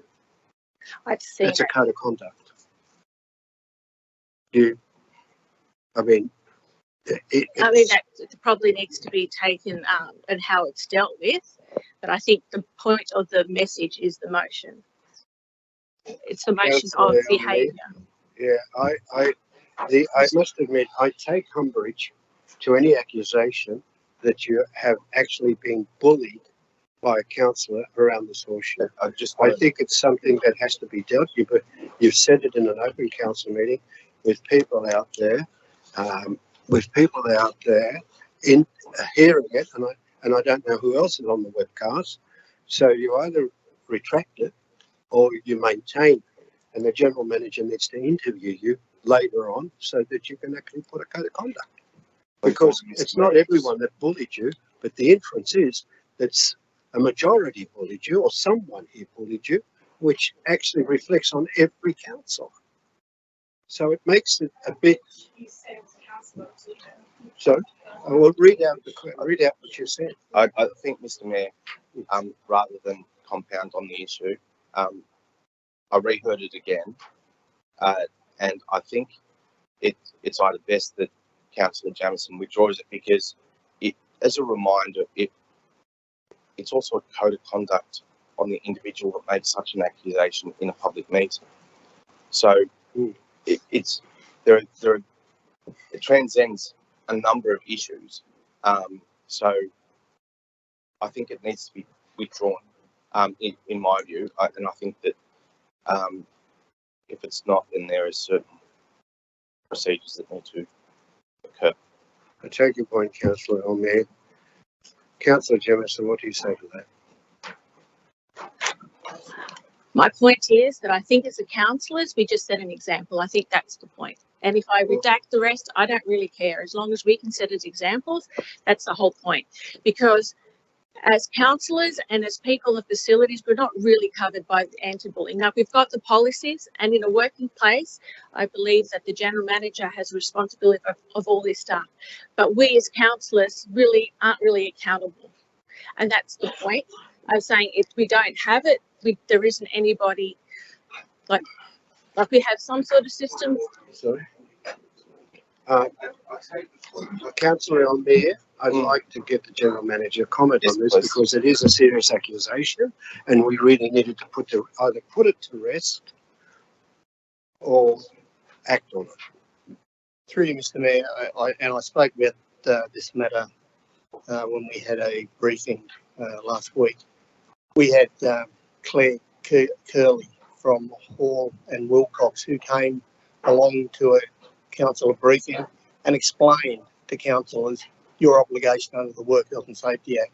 So yes, you do have a responsibility. Yes, I do have a responsibility.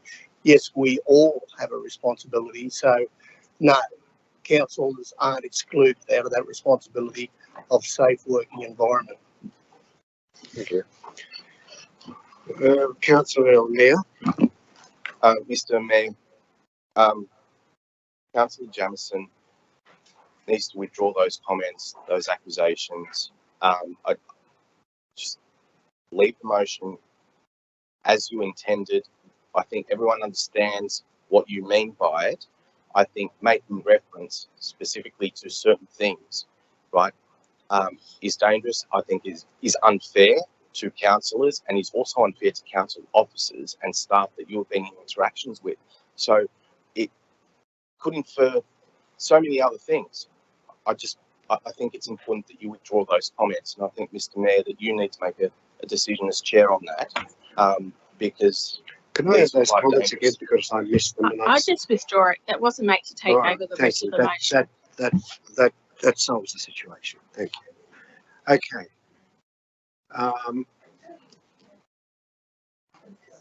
I have actually got an amended motion, which is very similar to what Councillor Jamieson has put up there, but I just think it sort of gives a bit more of a positive viewpoint as to what the minister did, what he released, and what our council officers are doing, and also going along the lines as Councillor Jamieson has indicated with regards to reviewing all our agreements. The only thing I'd like to modify to that is on the last line, social behaviour from our sporting venues and other venues. Sporting venues and other venues. So if I'll give you a couple of, and I need a seconder. I've got a point of order on Councillor Elmere's. What's the point? Well, it's potentially bullying. His comments were potentially bullying Councillor Jamieson. What was the point of order? Councillor Elmere's motion amendment was point of order was basically bullying Councillor No, Jamieson. I won't accept that as being bullying. What he was saying was, to a degree, he was somewhat offended at the reference to the councillors bullying Councillor Jamieson, and I really do feel I'm on the side of Councillor O'Meara on this, because you cannot make those comments in an open situation. If you feel that you can have another go in a minute. If you feel that you've been bullied, the first call is you don't make it public, because it's got to be investigated. It goes to the general manager. The general manager does an investigation, but you don't make it public to bring down the reputation of the councils in this council. So no, it's not a point of order. General manager. Through Mr. Mayor, I just want to explain to council in quite simple terms is that any bullying allegations is a code of conduct in itself. And by mentioning bullying in a public forum, you're in breach of a code of conduct. So it's a two-edged sword, really. So I'm suggesting that if anyone does have any issue with regards to bullying, they come and see me, but they don't repeat those allegations in council, because you're breach of the code of conduct by making those claims, because, as I say, bullying is determined under our code of conduct, and again, you can't disclose code of conduct complaints in public. Thank you, Councillor Marnie. Thanks, Mr. Mayor. I was actually witness to bullying of residents in April. I won't mention names. I'll stop you there, Councillor Marnie. If you're talking about bullying of residents, please take it up with the general manager. I certainly will. I already have. Right, well, fine. Last month, and I will. And I'm Mr. Tuxford. That's fine. Don't put it in the oven. Point of order, Mr. Mayor. Sorry, I feel bad having to constantly bring this up, but these things are against the code of conduct. Like, we can't bring it up in public. It's as simple as that. Like, we can't even speak about it in this chamber. If anyone feels that this is ill coming from me, I'm really sorry, but I'm just really trying to maintain that there is a process. We've had a number of briefings on this, so I'm just following the letter of the law on this. Thank you, Councillor Mayor, I agree with you. Now, Councillor Jamieson. Yes, I think, mate, I'll just change the whole thing because initially, and I wrote it in my motion, that it was inspired by Chris Minns and Dominic Perrottet through politics. And let's be honest, politics does not have a good reputation. Look, Councillor Jamieson, I'll stop you there because this is going too far. So please sit down. I do not want to talk about inspirations, nor do I want to talk about what inspired you to mention that you were bullied in this chamber. I think at this point in time, I stop the discussion. Point of right order. now. I don't believe that Councillor Jamieson said that she was bullied in this chamber. Well, I don't know what she not said. the words that she said, so I don't think we should paraphrase that. With this councillor board. So please stop this discussion totally. Okay. Now let's get back to the business of council. I have moved an amendment to Councillor Jamieson's motion. I'm looking for a seconder. I'll give you 2 minutes to read. I'll second the motion, Mr. Mayor. Thank you, Councillor Ficala. Should you be asking me if I accept the amendment? Oh, well, I'll ask you, but I have I no might, reason but for I you haven't to read accept it. it. I didn't. Could you? I haven't read it. I don't know what it is. Okay, read it. I'll give you 2 minutes and see if you can accept it.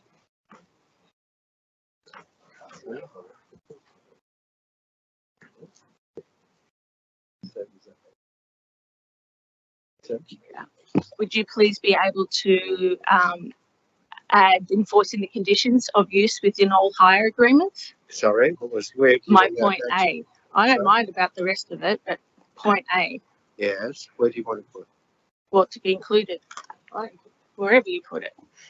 What do you want to put? Well, I didn't hear it. Enforcing the conditions of use within all hire agreements. Is it as C? Is that what you're saying? Yeah. Can you just put that in where you think you could put that in?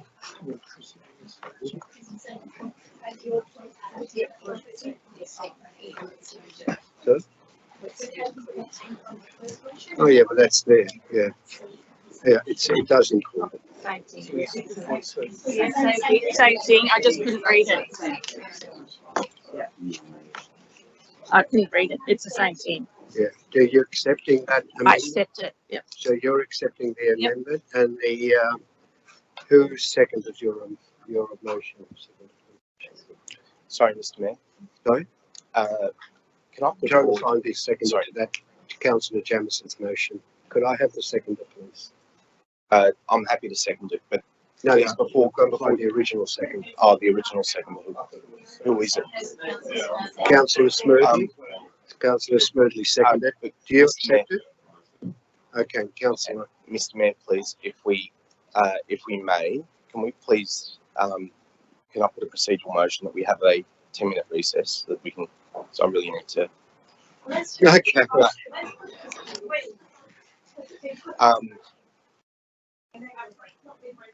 Yeah, look, I agree with Councillor Ball. Let's put this motion. Is there any further discussion on this motion?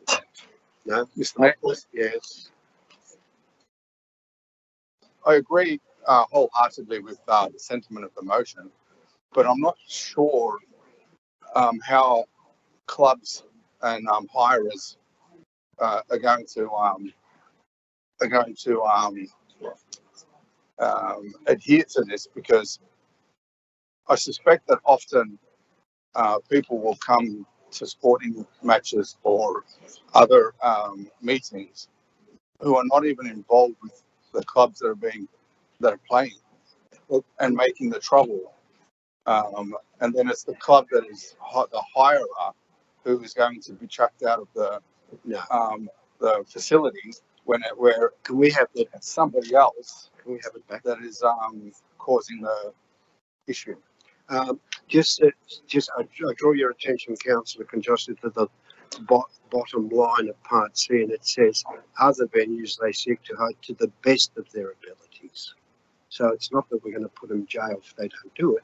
They've got to come up with some reason why they couldn't do it. It's to the best of their abilities. Mr. Mayor? Yeah, sure. Is that going to then suggest that all these places are going to have some sort of security guards posted at the game, so that in the best of their ability they are then stopping any antisocial behaviour? Because if you go to a game, most of the people that go to the sporting games are either supporting their club, their team, their child, their grandchild, their brother, sister, etc. And they are not the ones that are causing the trouble.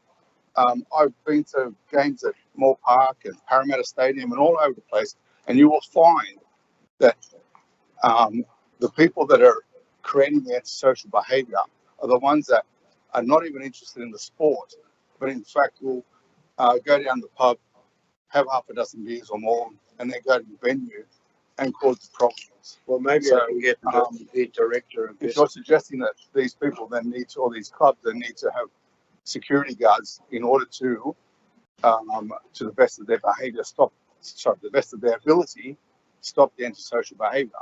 And that's quite no, I'm not insinuating that. What I'm saying is that each club probably has half a dozen parents there. If something blows up, go around and tell them to shut up. Yes, that's correct. I think it was Councillor O'Meara next. Did you? Sorry? Yeah, by all means. Sorry, Mr. Mayor. Yes, and you will find that at all the sporting venues and games, there are parents that wear a fluoro vest. But unfortunately, nobody takes notice of them. Okay, well, fair enough. Look, we'll just, Councillor O'Meara, did somebody else want to talk? I do. Sorry, Councillor Lansbury, yes. Thanks, Mr. Mayor. I just wanted to make a comment, really, sort of following up from what Councillor Konjarski is saying. And, you know, it's something that we can try and enforce at a council level within the venues, but it does go further than that. The clubs themselves have to be very vocal about a zero tolerance policy, and it has to be enforced. And we did see some of that with that following the situation where the referee was beaten up at Green Egg or wherever it was, and unfortunately that club had to withdraw, or made the decision to withdraw that team. And until such time as the clubs and the associations that exercise the authority over them are going to enforce a zero tolerance policy, so that, you know, whether the clubs are actually eliminated or the teams or whatever, that is what's going to happen. People have to actually walk the talk rather than just talk it. They've actually got to walk it and make those tough decisions. Look, I'm sure there are ways of dealing with this through the parents and through the agreement. So I'll leave it at this point in time. I will put it now. Councillor Mayor, did you want to say Mr. something? Mayor, that point C, I'd like to put an amendment, make an amendment that you incorporate the word new. Request the general manager review all hire agreements and facilities of council facilities. Not review all hire agreements. I think with any new hire agreements of council facilities, to ensure that they contain conditions requiring new hires to be responsible for eliminating. Mr. Mayor, the reason I want to incorporate the word new is because it becomes a massive legal exercise. There are existing contracts. I don't know what's in our current contracts that incorporate any of this, and what sort of costs are involved with doing this, because as we all know, lawyers don't come cheap. Well, it's not my call now. It's now Councillor Jamison's call. and Councillor Smerdley, of course, because they're still the mover and seconder. They've accepted the amendment. Councillor Jamieson. So, sorry, I missed that. Request the general manager incorporate into new hire agreements of council facility. I'm sorry, I need to know how to reword C so that the intention is still there, but it's only specific to new hire agreements moving forward. Because I think if you do want to open it up to existing, All future, yeah. all future hire agreements. Yeah, all future hire agreements. Okay. Are you happy with that, Councillor Jamieson? I think it's pretty semantics, but it says additionally, terms and conditions of hire for councils, community centres and halls for hire will be updated to state that all antisocial behaviour. So I don't mind really. All right. Councillor Smith, are you happy with that? Okay, well, we've got that. And the amendment becomes the motion. I'll put it. Is All that those in okay favour with- say aye. Yeah, it's All what those it's fine. It's fine. Yeah. All those against say no. Declare it carried. Okay, I allow for a 10-minute break.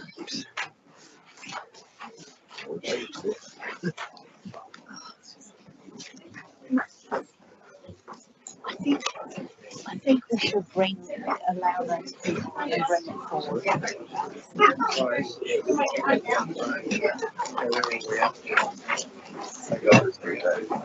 I've been waiting this for ages.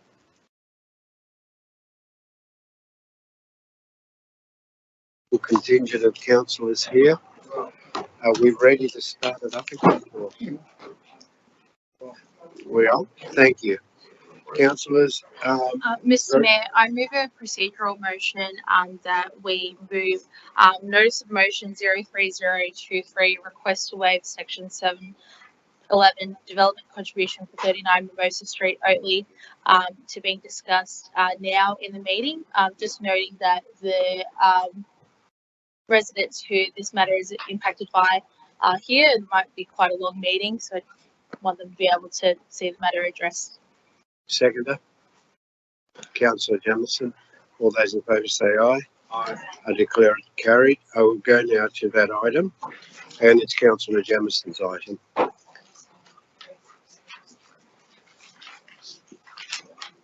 Have a seconder. Yeah.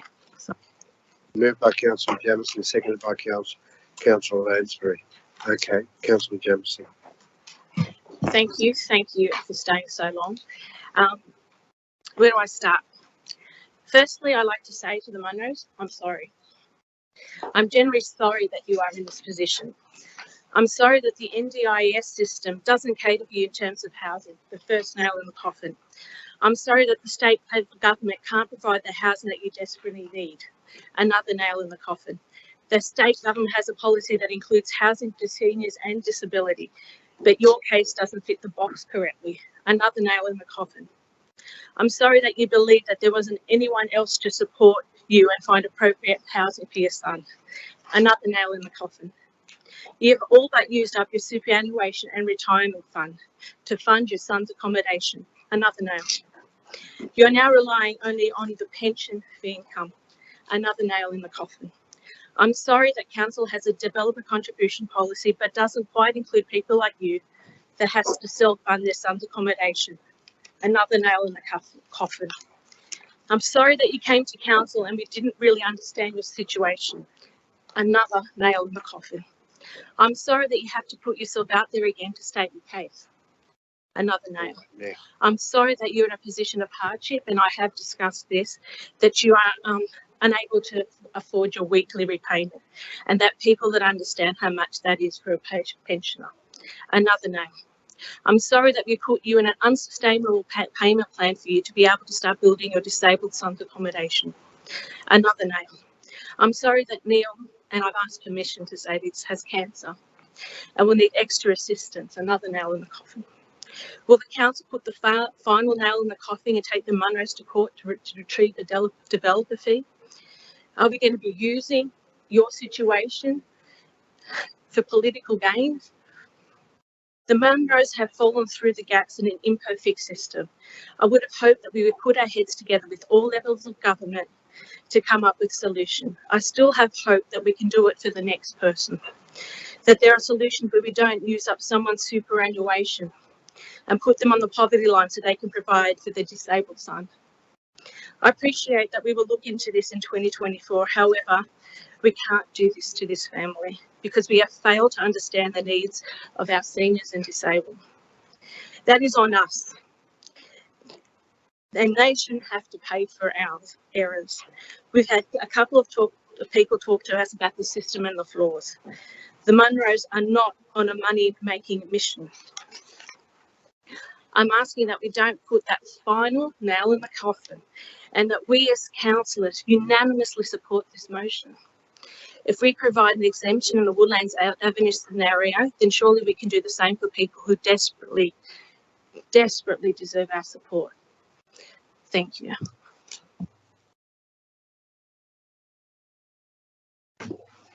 Thanks, Mr. Mayor.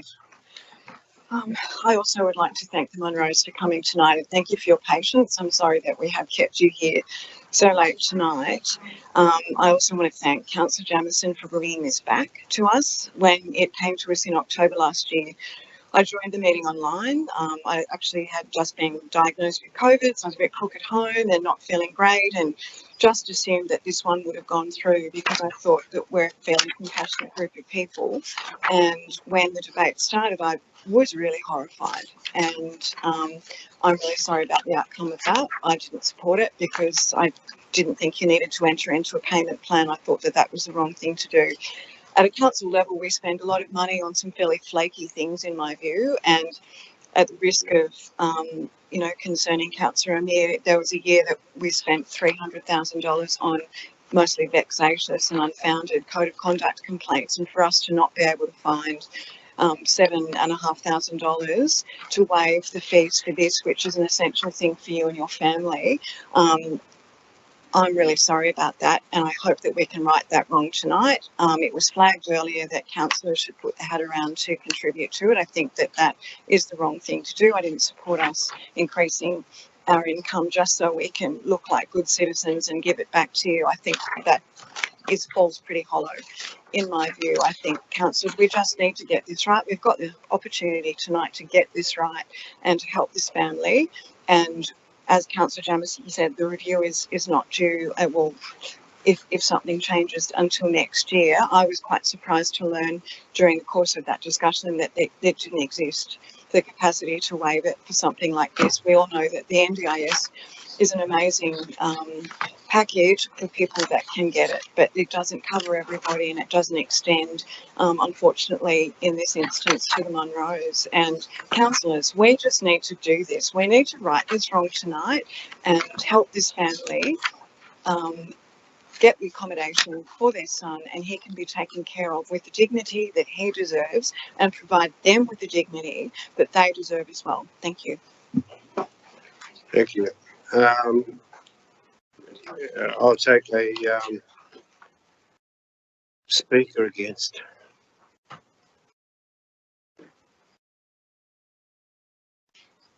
No speaker. Councillor Amir. Oh, well, I'll just. Did you want to speak to? It's not really against. Okay. What's your? Can I? Okay. Mr. Mayor,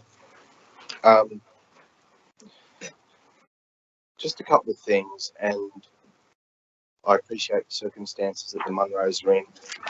It is really unfortunate that they're in this circumstance where they're not able to make those Section 711 contributions, and they have had to be on a payment plan. If I can just explain my concerns in terms of waiving fees, right, for Section 711, which has a whole litany of issues following from it, is that whilst this may be a one-off circumstance, right, where do we draw the line as councillors in future requests by residents that are going through hardships, right? Now, I'm really sorry that you are in this circumstance, and according to your things that were not put forward to you as you made that application. My concern is that if we do waive it, we don't set a precedence of a circumstance that we're waiving Section 711 contributions for developments that are going on across our LGA. I'm certain that there are other people in your circumstances that have, and I know, and I hope I'm not disclosing anything here, Mayor Catras, but I know that Mayor Catras has got a very close relative that is also in a very similar circumstance. I, as a pharmacist, have dealt with many patients that are in very similar circumstances like this, and I truly feel for those situations, every single one of them. I don't want to open a precedent that we're waiving contributions in the future. I'm more than happy, after the proposal that was put forward earlier, that we donate from our council allowance increase to go towards assisting you in paying off this Section 711 so that we don't open the issue. Do you have a point of order, Councillor? Only in the sense, just I think we just got to be mindful that if you have not spoken to the Munros to be treated like that, you might just just be cautious about it. Councillor, please. In essence, by us donating part of our income that is coming as councillors, we can essentially help the Munros in making this contribution to council as an organisation, right? Without setting a precedence that we're waiving Section 711 funds, Mr. Mayor. I would be completely supportive of the scenario that was put forward earlier, that whatever increase, and I think it was a few hundred dollars across 15 of us will more than cover that $7,297. Could you put that in the amendment, please? Yes, I'd like to put that as an amendment. You're putting it up as an amendment. What you're saying is discard what Councillor Jamieson has put there, and what you're saying is, in view of the fact, and see if we can put this down properly, in view of the fact that councillors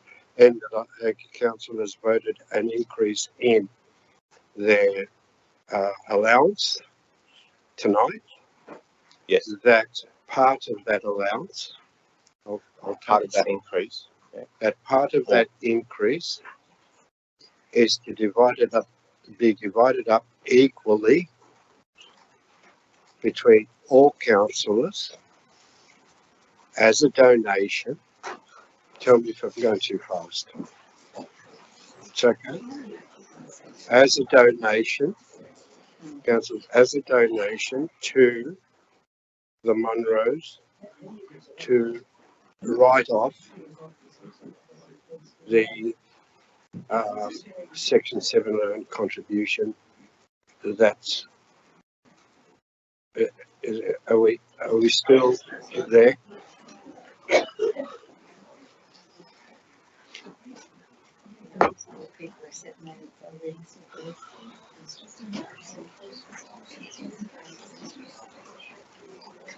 To the full amount of the actual Section 11 contribution. And it's not Part B, it's just, is that correct, Councillor Ramey?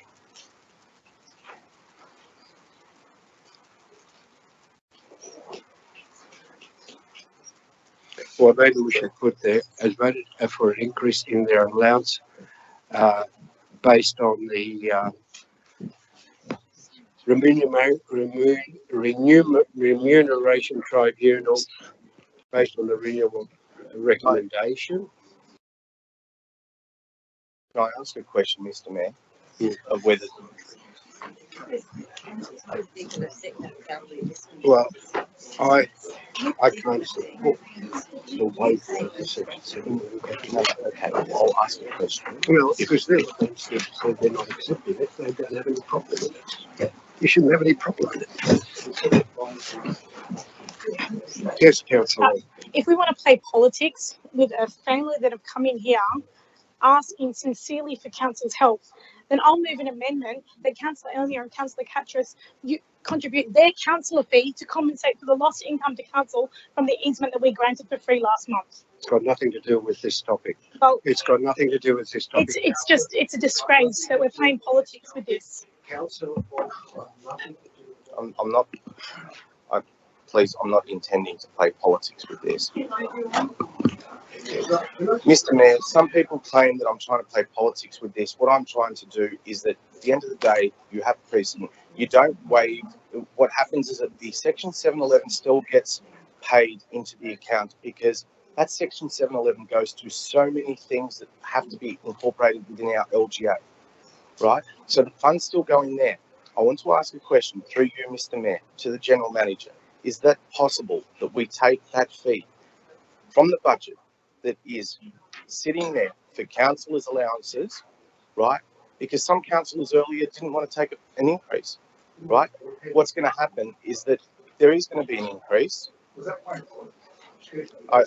don't want to go down that path. I just want to see, is it possible that we reallocate funds from the councillor allowance scenario to waive that fee? It's not even a donation that way. It's simply shifting the funds from the councillor allowance into the Section 711 fund.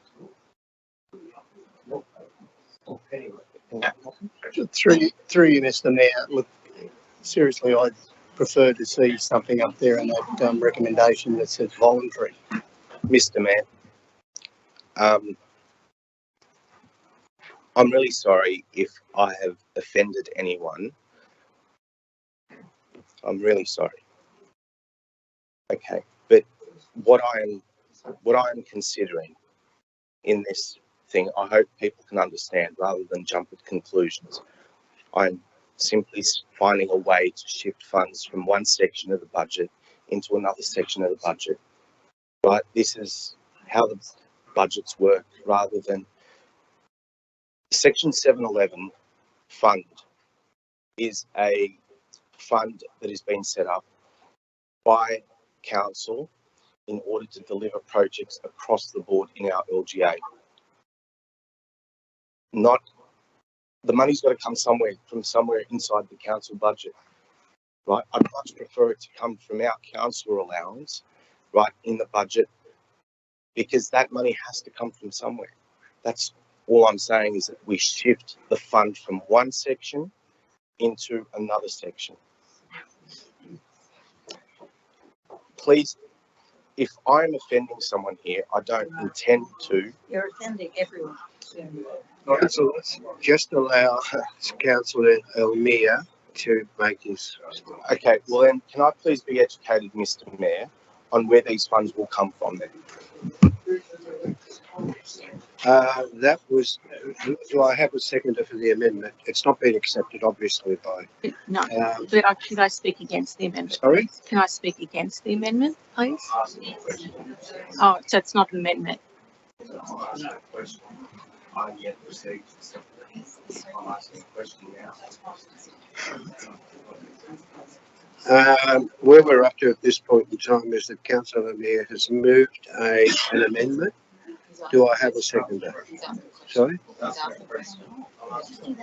Okay. Can we have the question again, Councillor Elmere? Mr. Mayor, if it can be explained where the funds are actually going to come from if we decide to proceed with Councillor Jamison's motion. So forget about my amendment. If we were to proceed with Councillor Jamison's motion, where do those funds come from and how will it actually be paid? Does the Section 711, because I suspect that if you're going to be short on the Section 711 contributions plan, then something needs to be done as to how you're going to recoup those costs later in some way. Through you, Mr. Mayor, Meryl might want to, or the Director, Environment and Planning, add, but the contribution plan has a degree of works that are included in the estimated income that's going to be collected over time. So in the event that we don't project we're going to collect it, then the schedule of works would have to be reviewed, which I believe it's being planned anyway under the review that's there.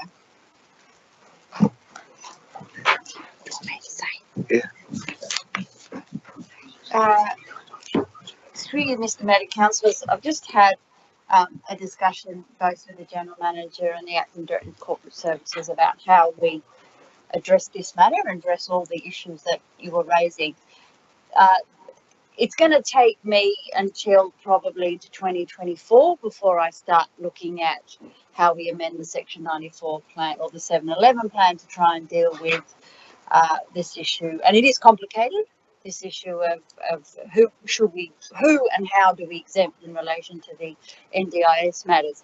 A matter you might want to consider is that their payment is deferred, so there's no more payment, it's still there until we then review the Section 94 plan based on the NDIS, and then at that time it may be appropriate that the condition is waived. I then will allow through the process, because their notice of commencement, they need to pay the money on them when once works commence. That can be, we may ask for a waiver for that as well, a waiver so they can commence their works and continue their development, but the deferral is done. So no payment is made until we finish doing the contributions plan. So you're not waiving the fee, it's deferred, and then we can address it when we do the amendment to the plan. But it hasn't got much, this is a bit of on the run type of thinking, but I think it may then, it doesn't place the council in the situation, which Councillor Mayor is correct. It does create an issue not only for us, but also for you in relation to a precedent, but it means the Munro family are not hit with the contributions, and they can continue to develop their site.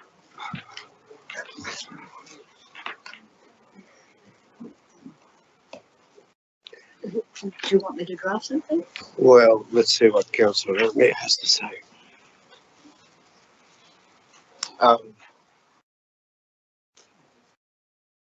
Mr. Mayor, in the director's notes, and I think a member of the public that drew my attention to, should council resolve to support this motion, the result will be a reduction in budgeted income.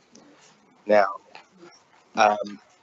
my understanding of that is that we now budget that we're going to receive a smaller income than what we anticipated for, and therefore, if we receive that, it will go towards paying this Section 711, which essentially doesn't waive the Section 711. It still gets paid from budgeted income. Can the acting director of business please provide us insight on that? Through you, Mr. Mayor, I'm interpreting that you're recommending that the contribution still receives the income planned, though instead of the council's allowance being paid out, it's directed to the contributions plan in lieu.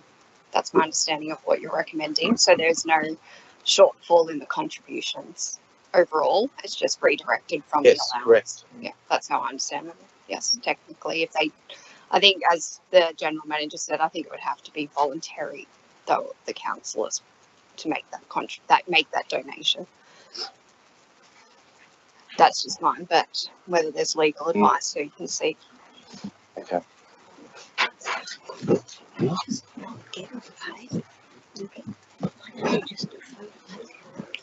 While you're thinking there, councillor, I'll just jump in. And the reason we say voluntary is because it's not council's money. Once it's allocated to the council, if it's councillor's money, it's what they're due to have. So it's got to be voluntary. Otherwise, I don't think that's a legal recommendation. I appreciate that. I'm sorry, may myself deep. I'm not speaking about my suggestion with the council's allowance, because councillor Deputy Mayor Councillor Lansbury very kindly told me that this may appear insulting.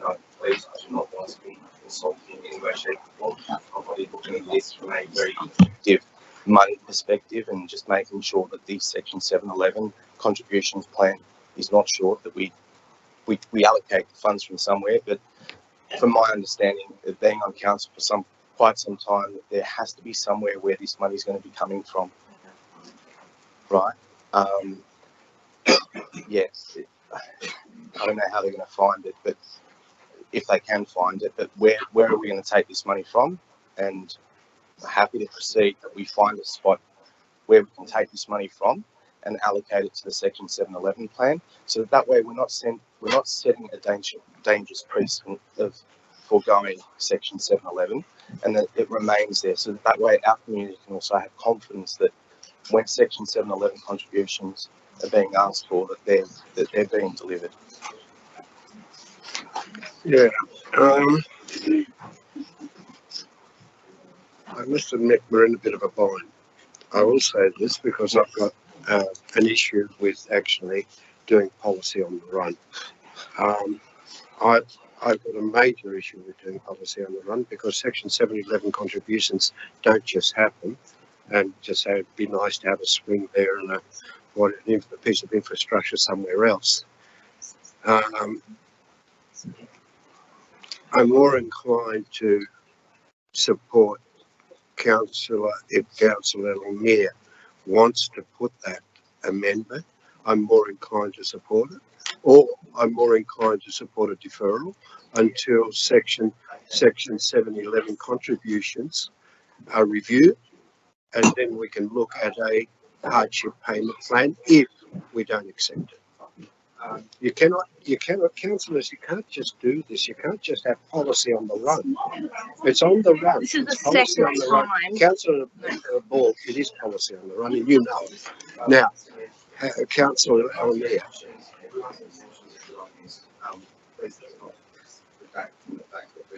We're trying to do our best here.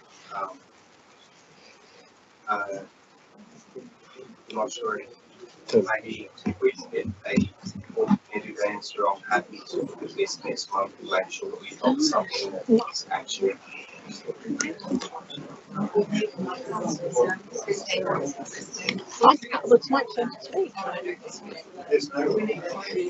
I'm going to withdraw my motion, but where do you find it?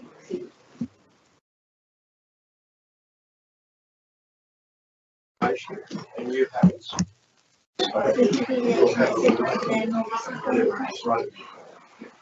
Unless there is a amendment.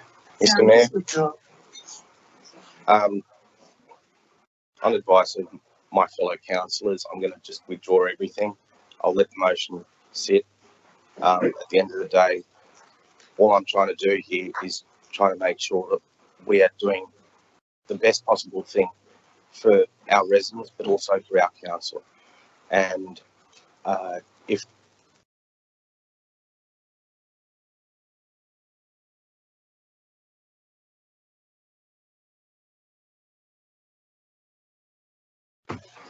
I hope that you can accept that from me. My intention is purely just to make sure that we can dot our I's and cross our T's to make sure that everything is done perfectly. So, Mr. Mayor, I'll withdraw the motion. At the end of the day, I'll leave it up to the council officers to decide what they decide to do with this. I've put on record what I believe is important, and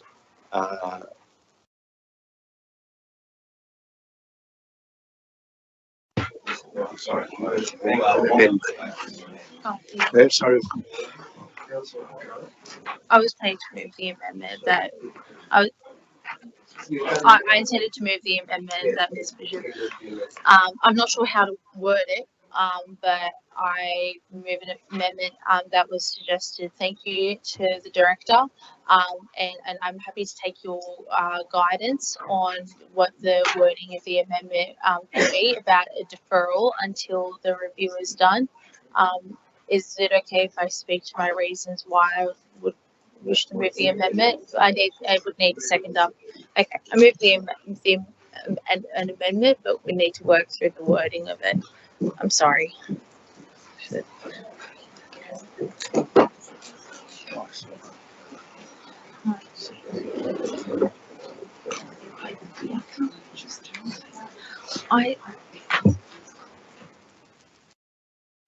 Okay, can I make an amendment actually on mine? Sorry. Actually, Elise.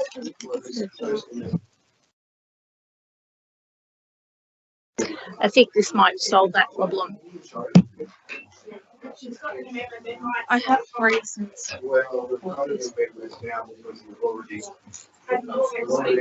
asked for the so you need to. Maybe you can have a foreshadow.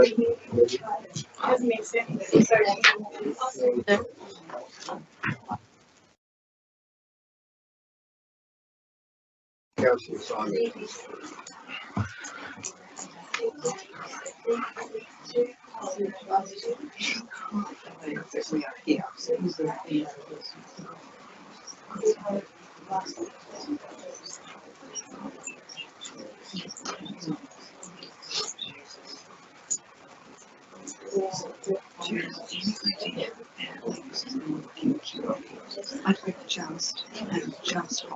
I've thought very sincerely about it over the weekend.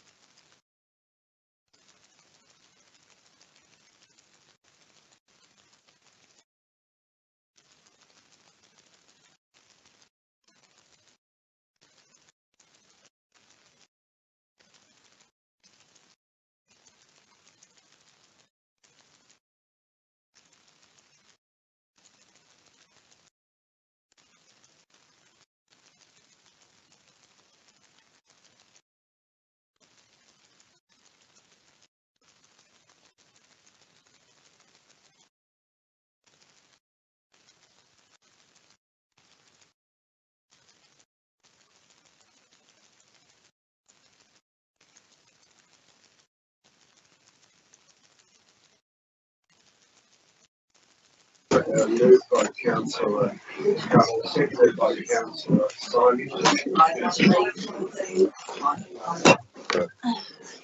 Council defers the contribution payment of it's actually, I don't think it's 7,297. What I've got here is 7,018.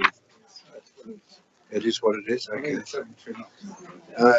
7,200 in relation to complying developments against the 439 for 39 Mimosa Street only until the review of the Section 7 amendment has been undertaken to introduce exemptions. Is that it? No. It's got to There's two people. it's lost. Here, it's not. For people and families. No, undertaken to consider the introduction. Mr. May can make the amendment if you wish. Yeah, and it has been undertaken to consider the introduction of exemptions for people, to consider the introduction of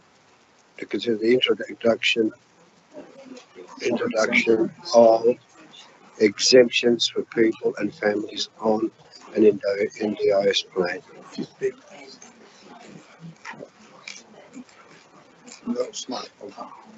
And I think we need to put that in. And any payments made to the date are to be refunded.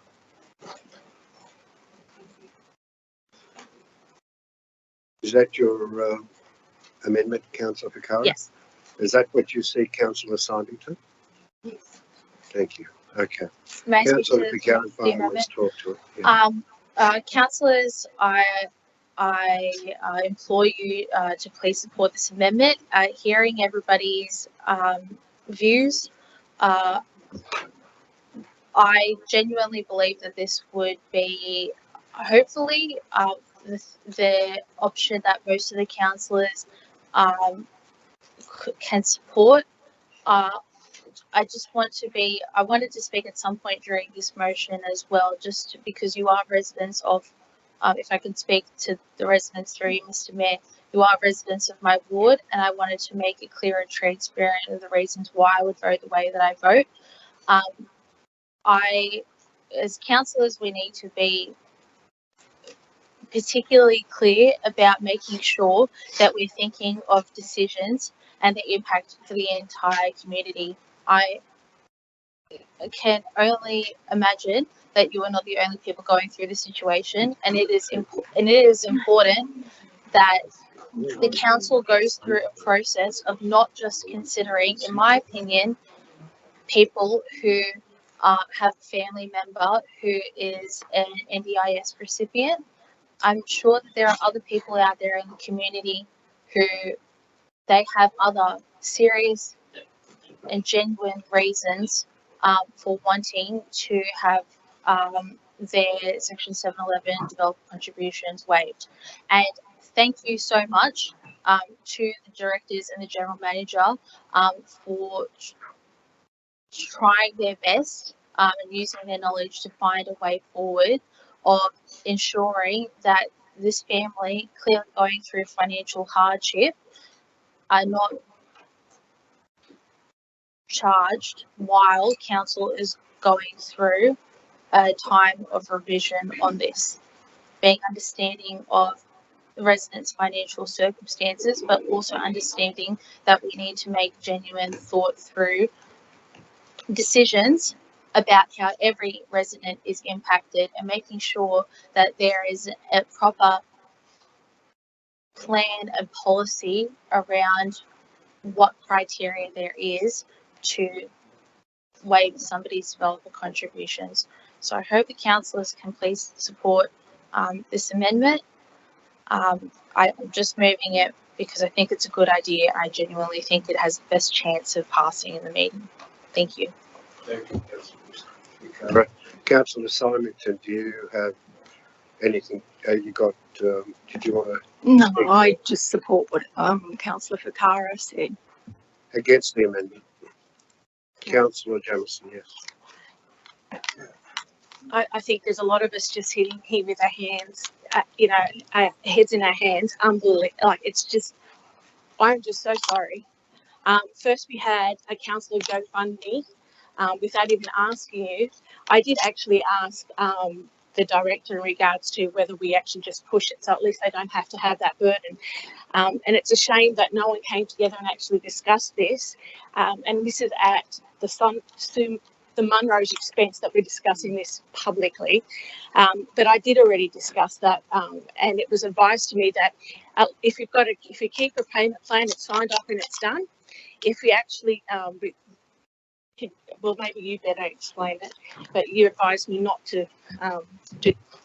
Through you, Mr. Mayor, I believe I did not advise that at the time. As part of our hardship policy, we always have the option for payment plans deferral, and we always encourage people. We have hundreds of requests every day that don't come to council, so we continually apply fair approaches such as deferral of rates or charges in the event that people pass, and at the time of the sale of the property, the charges are collected at that point. We also can waive interest, so that's also another option, but a lot of people do prefer to pay as they don't want the debt looming onto future generations, so that's a consideration that people make and elect to do payment plans. I believe that was my advice.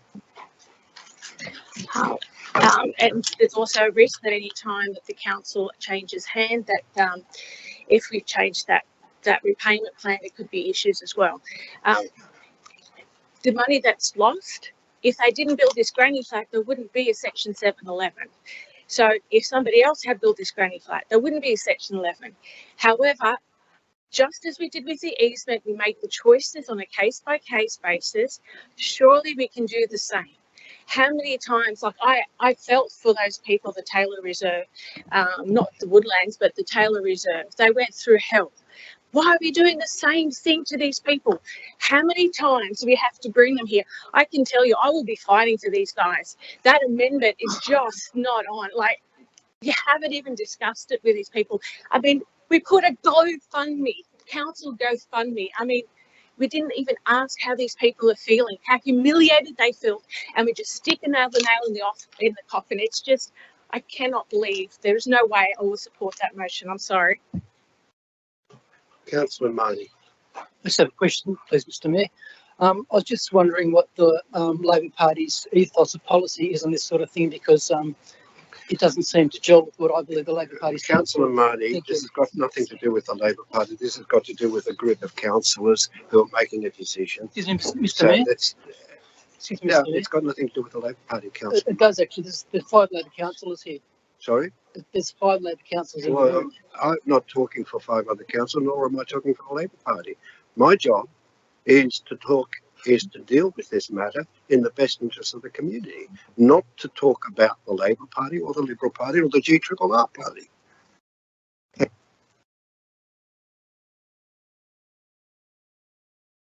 Any more discussion against it? I'm taking 242 against it, I'm putting it. And then you're going to write a reply. Thank you. Against, Councillor Lansbury. Thanks, Mr Mayor. As the original seconder to the motion, I don't recall being asked if we'd accept the the amendment, but absolutely not. Do I accept that? I don't accept kicking it down the road and having it hanging over the heads of the Munros for another 12 months. Councillors, I cannot believe that we are having this discussion and it's deteriorated to this level now. Please, everybody, show some compassion. Think of the things that we have done in the last few weeks. And I'm going to say it, the easement that we granted at zero cost to somebody who is possibly in more of a position, and someone will point of order me, but I don't really care. I'm sure they're in more of a position to pay for something than this family is, who is sitting here being humiliated by the discussion that is going on around them tonight. Now, if I had any idea that I would have had to have been back where we were in October last year, I would have encouraged Christina Jamieson to not put it forward and to have a discussion with you one-on-one to actually teach you also the meaning of the word compassion. It is outrageous. I would hate to think how this is being viewed in the community. I know it's not being viewed well in the chamber, and it's certainly not being viewed well around the table with a number of us who actually have a moral compass and a heart. And I don't care if anybody points of order me now. Yep, point of order, of course. Have a moral compass. Everybody here has a moral compass. So please Prove it, Mr. Mayor. Please do not denigrate. Please do not denigrate the rest of the councillors by saying that you're the only ones that have a moral compass. So you can continue on. Thank you, Mr. Mayor. But actually, if you do have a moral compass and a heart, how about you all support the original motion and just waive it so this family can get home to their son and we can stop sitting here, debating the merit or lack thereof this issue, deferring it, kicking it down the road, asking councillors to chip in. What an insult. What an insult. I'm actually disgusted.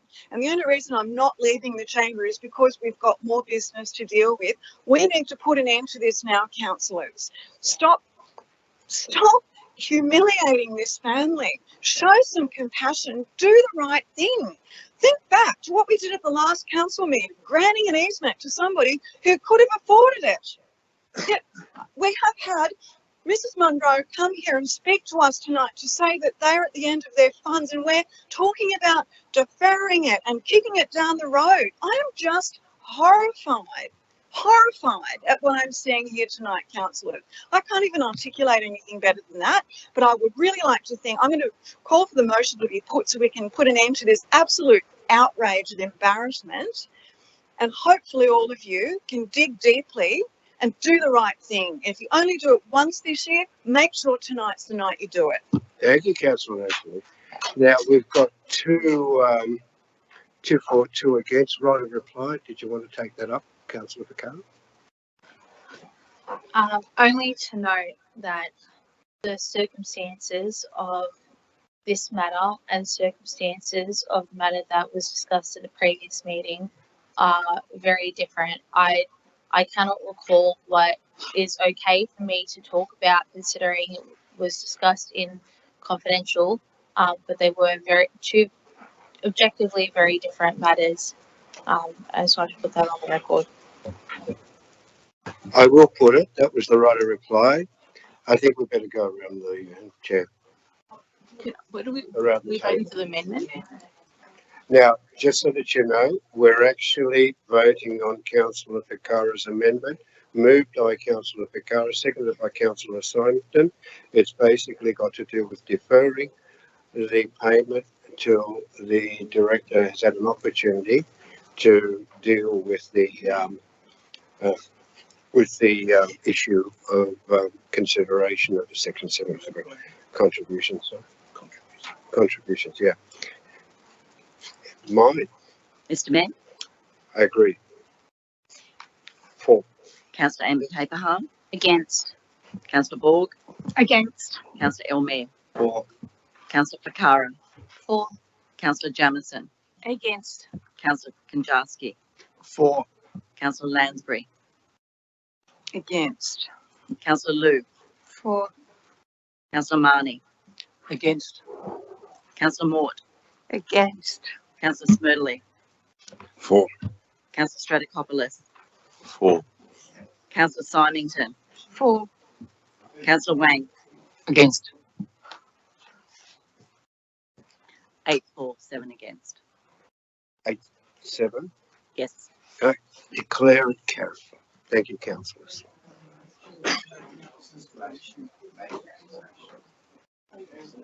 The amendment becomes the motion. I'll put We need that. to vote.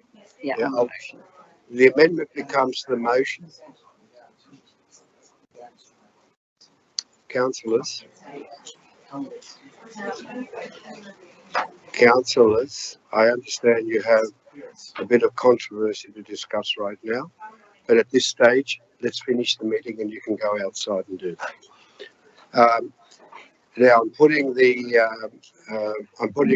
amendment that becomes the motion. I'm putting the motion. Shall we go around again, Vicky? You have to go. No, it's moved by Councillor Ficarra and seconded by Councillor Symington. Okay. Do I go around again?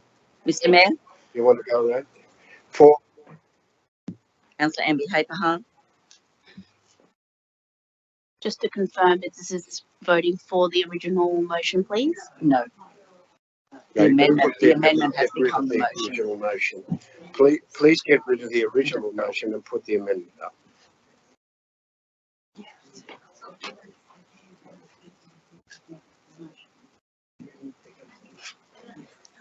The amendment has become the motion, so it's the deferral.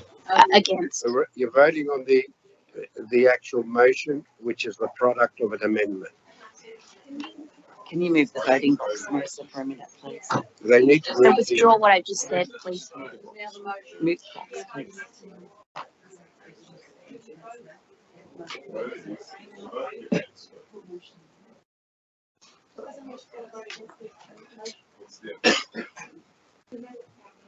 Yeah. The amendment is now the motion.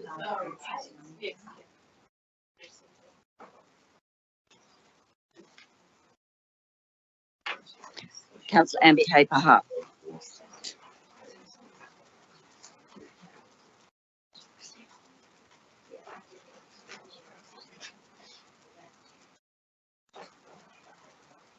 Against. Councillor Borg, I'll vote for. Councillor Elmer, 4. Councillor Ficarra, For. Councillor Jamison, Against. Councillor Konjarski, 4. Councillor Lansbury, Against. Councillor Lou, Councillor Marnie,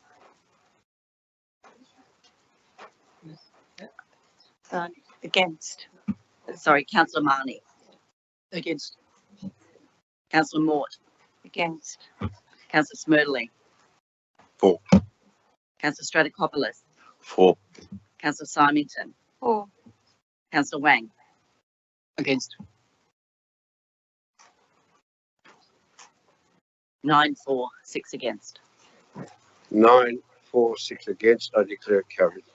Councillors, that finishes that debate. We'll go on to the next item. I believe the next item is Kent 2. So, yeah, councillors, we need a procedural motion I'm happy to for an move this, extension Mayor. of time. Can we have one? Yeah, I'm happy to move Councillor it. Smerdley, seconded, moved by Councillor, seconded by Councillor Konjowski. All those in favour say aye. All those against say no. Declare it carried. We'll go to about, it's probably going to be midnight before we finish. So let's go midnight and see how we go.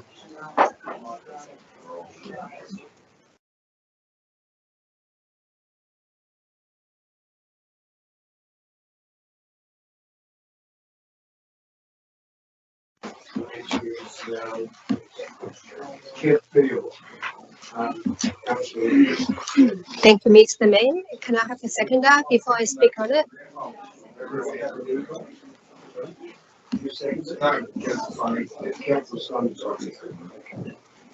Oh, thank you, Mr. Mayor. I just tried to move the motion as 2 points, which have been printed on the paper, that the general manager prepare a report to council with the details of the steps that has been undertaken by council today and anticipated timelines of further work to be undertaken by the Department of Environment and Planning. The second point is that council officers work with the Department of Environment and Planning to develop an communications framework to ensure the community is kept informed on the status and progress of works relating to contamination and the substance at Canfield, including but not limited to council's website, social media platform, and local newspapers. Because I tried to go back to some background of this issue. Because as a councillor in Hurstville Ward, I'm always has been a advocate for open spaces and green spaces in high density area in comparison to the other wards in our local council area. We know that this park has been closed before Christmas last year, and I thank for Director Andrew Ladler's department to work closely with Department of Environment and Planning to keep our open space at the same time to keep our community in safe conditions. So that's why I put forward this motion to keep our community in transparency, to get to know what the current situation is. So if our directors could give us a big background that our council has already been undertaken for this area, and then I urge the councillor to support my motion. Thank you.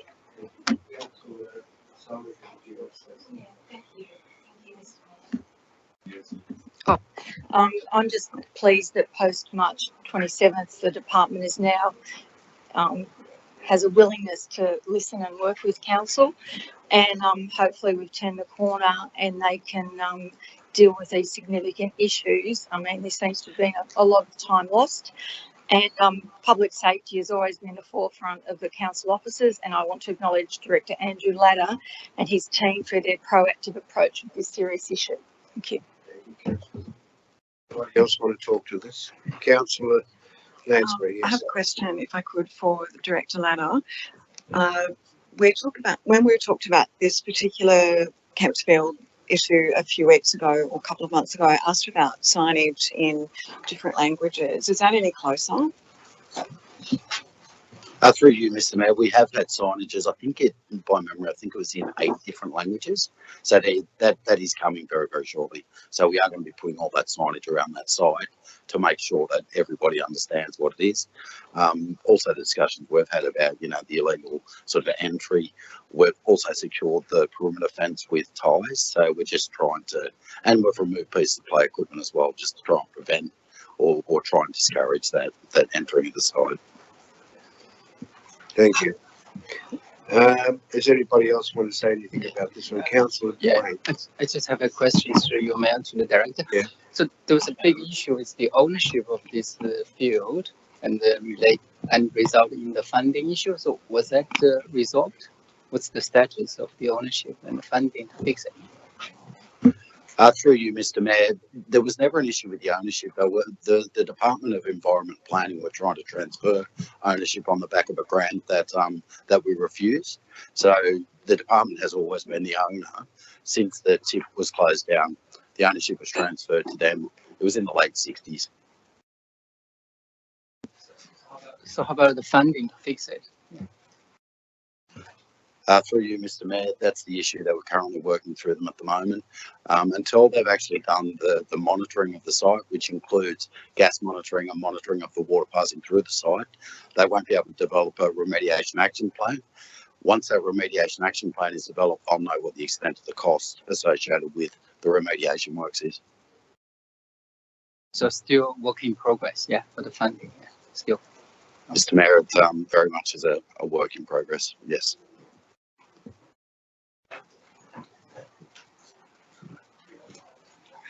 Thank you.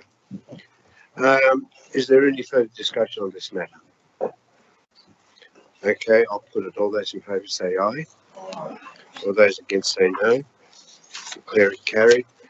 Shared canteen facility, Councillor Ball. I'll leave the motion as written if I can get a seconder. Moved by Councillor Ball, second by Councillor Konjowski. Councillor Ball. Thank you. Councillors, this motion has come out of discussions from the Council's first Sports Advisory Committee where the issue was raised on the shared use of canteen facilities. We heard from Michelle Anderson tonight, who's a member of the Sports Advisory Committee, who highlighted that historically canteen facilities have not always been made available to hirers of all council parks, when council builds new amenities facilities, it's incumbent on us as an organisation to have an objective to enable as many of our residents and ratepayers as possible to benefit from the use of these facilities that have been constructed with public funds. I'm pleased to see the director's comments that council has made design improvements to facilities to enable use by multiple hirers, including use of the canteen and change room facilities, and that this practice will be consistent with all future design and construction of such facilities. And I hope you can support this motion tonight, which will benefit the broader community.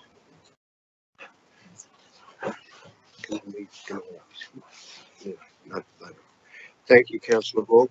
Councillor Konjowski, do you want to talk to this? Anybody else want to talk to this? As nobody else wants to talk, I'll put it. All those in favour say aye. All those against say no. Declare it carried unanimously. Now I think we go to the Beverly Hills commuter car park, moved by Councillor Symek, seconded by Councillor Liu.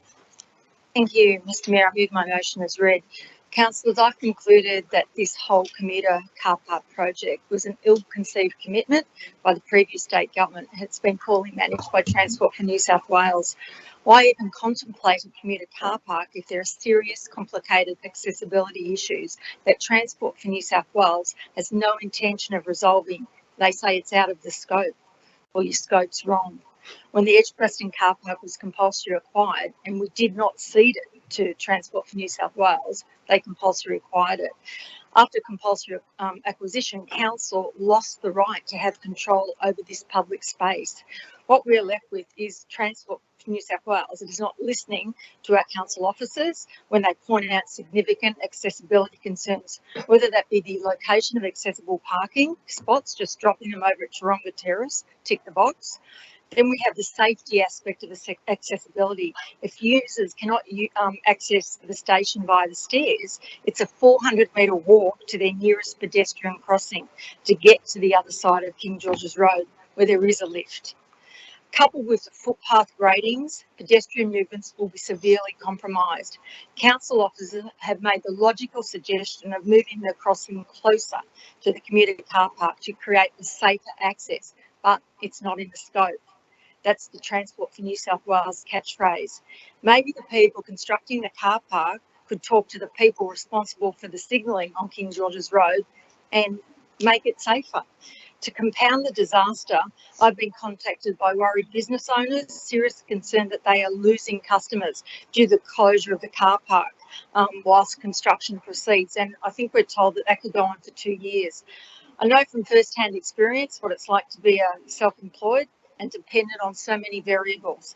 The last thing you need is reduced parking or none at all, as your customers want ease and convenience when they're coming to your business. This could have been averted if Transport for New South Wales worked with council officers and attempted to find parking space, temporary parking space, to at least provide some support to the businesses. The general theme appears to be lack of accountability for any of the decisions that they make, lack of collaboration with council officers. Transport for New South Wales just forges ahead. I'm pretty sure if councillors and council officers publicly acted this way, they would be called out. Transport for New South Wales employees are in taxpayer-funded employment, but they are faceless and they take no responsibility for the impact they have on communities. Transport for New South Wales needs to change its practices because they're not acceptable and the community deserves better. I'm hoping that the new Minister for Transport, the Honourable Joe Halen, will recognise what has happened with this project and directs Transport for New South Wales to find solutions instead of putting up continuous roadblocks.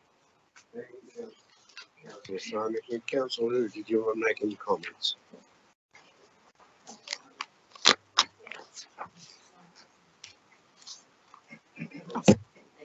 Thank you, Mr. Mayor. Thank you for Councillor Simonton put up this motion, to try to answer the concerns from the communities and the business. Thank you for doing that. I will keep our eyes on these progress from the council and from the current state government as well. Thank you. Thank you, Councillor Lou. Does anybody else want to have anything to say? Okay, well, I'll put it. All those in favour say aye. Aye. All those against say no. Declare carried unanimously. We're now going to Councillor Ashwini Ambi Haha, and it's Uluru Statement from the Heart and Voice to Parliament. Thank you, Mr. Mayor. Now, I've been advised that some councillors have concerns around aspects of the motion that's been put for today's meeting, specifically B to E. And for the purposes of tonight's proceeding, I will withdraw the motion. I was actually really excited to take the motion for this meeting. I think it's very exciting for our community and also for Georges River Council. But I was only advised when we had our 10-minute break about the concerns around the legality of those subsections of the motion. And I think it would be appropriate to provide a decent motion and not a half-baked one, where we only are putting subsection A to the meeting tonight. So for that purposes, I will withdraw the motion, Mr. Mayor. Thank you. I wasn't sure what the legalities were. Could someone explain them to me?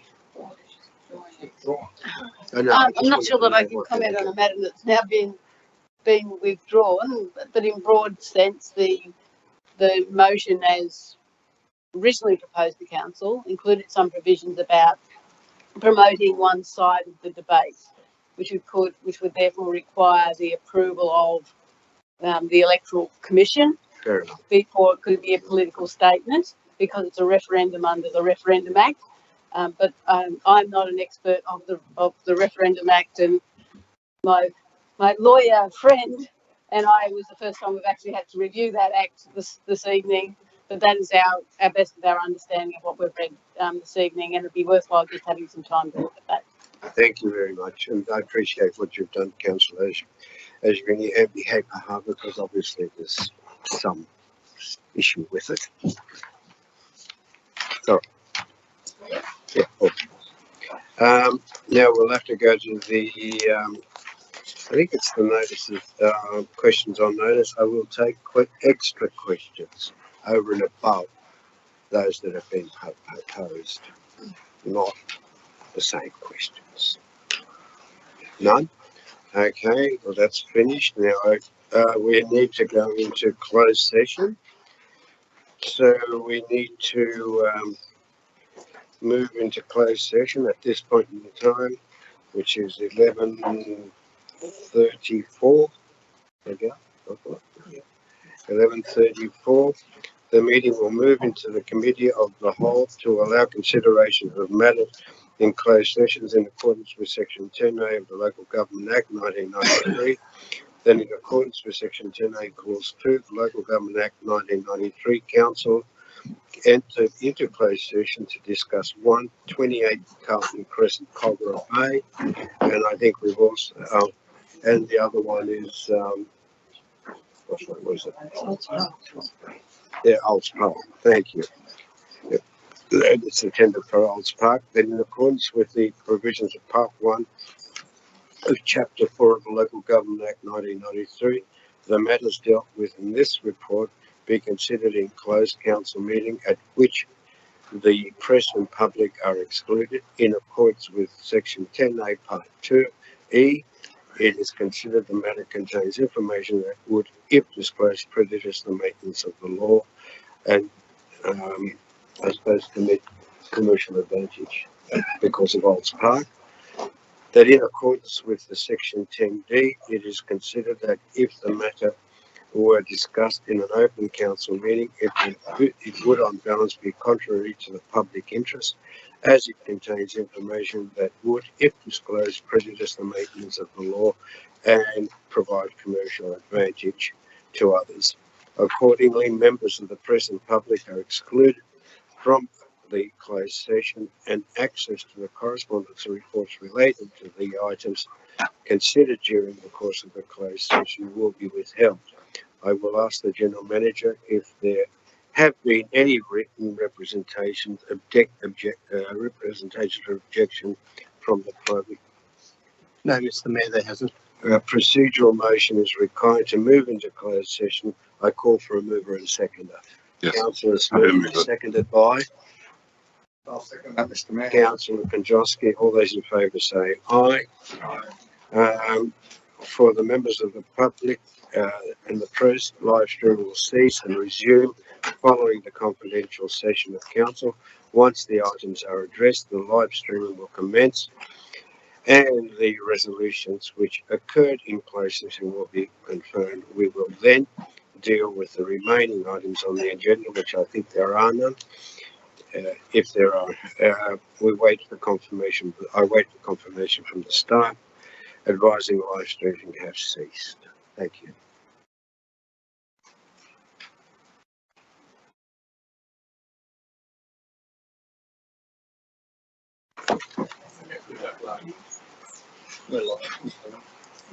Okay.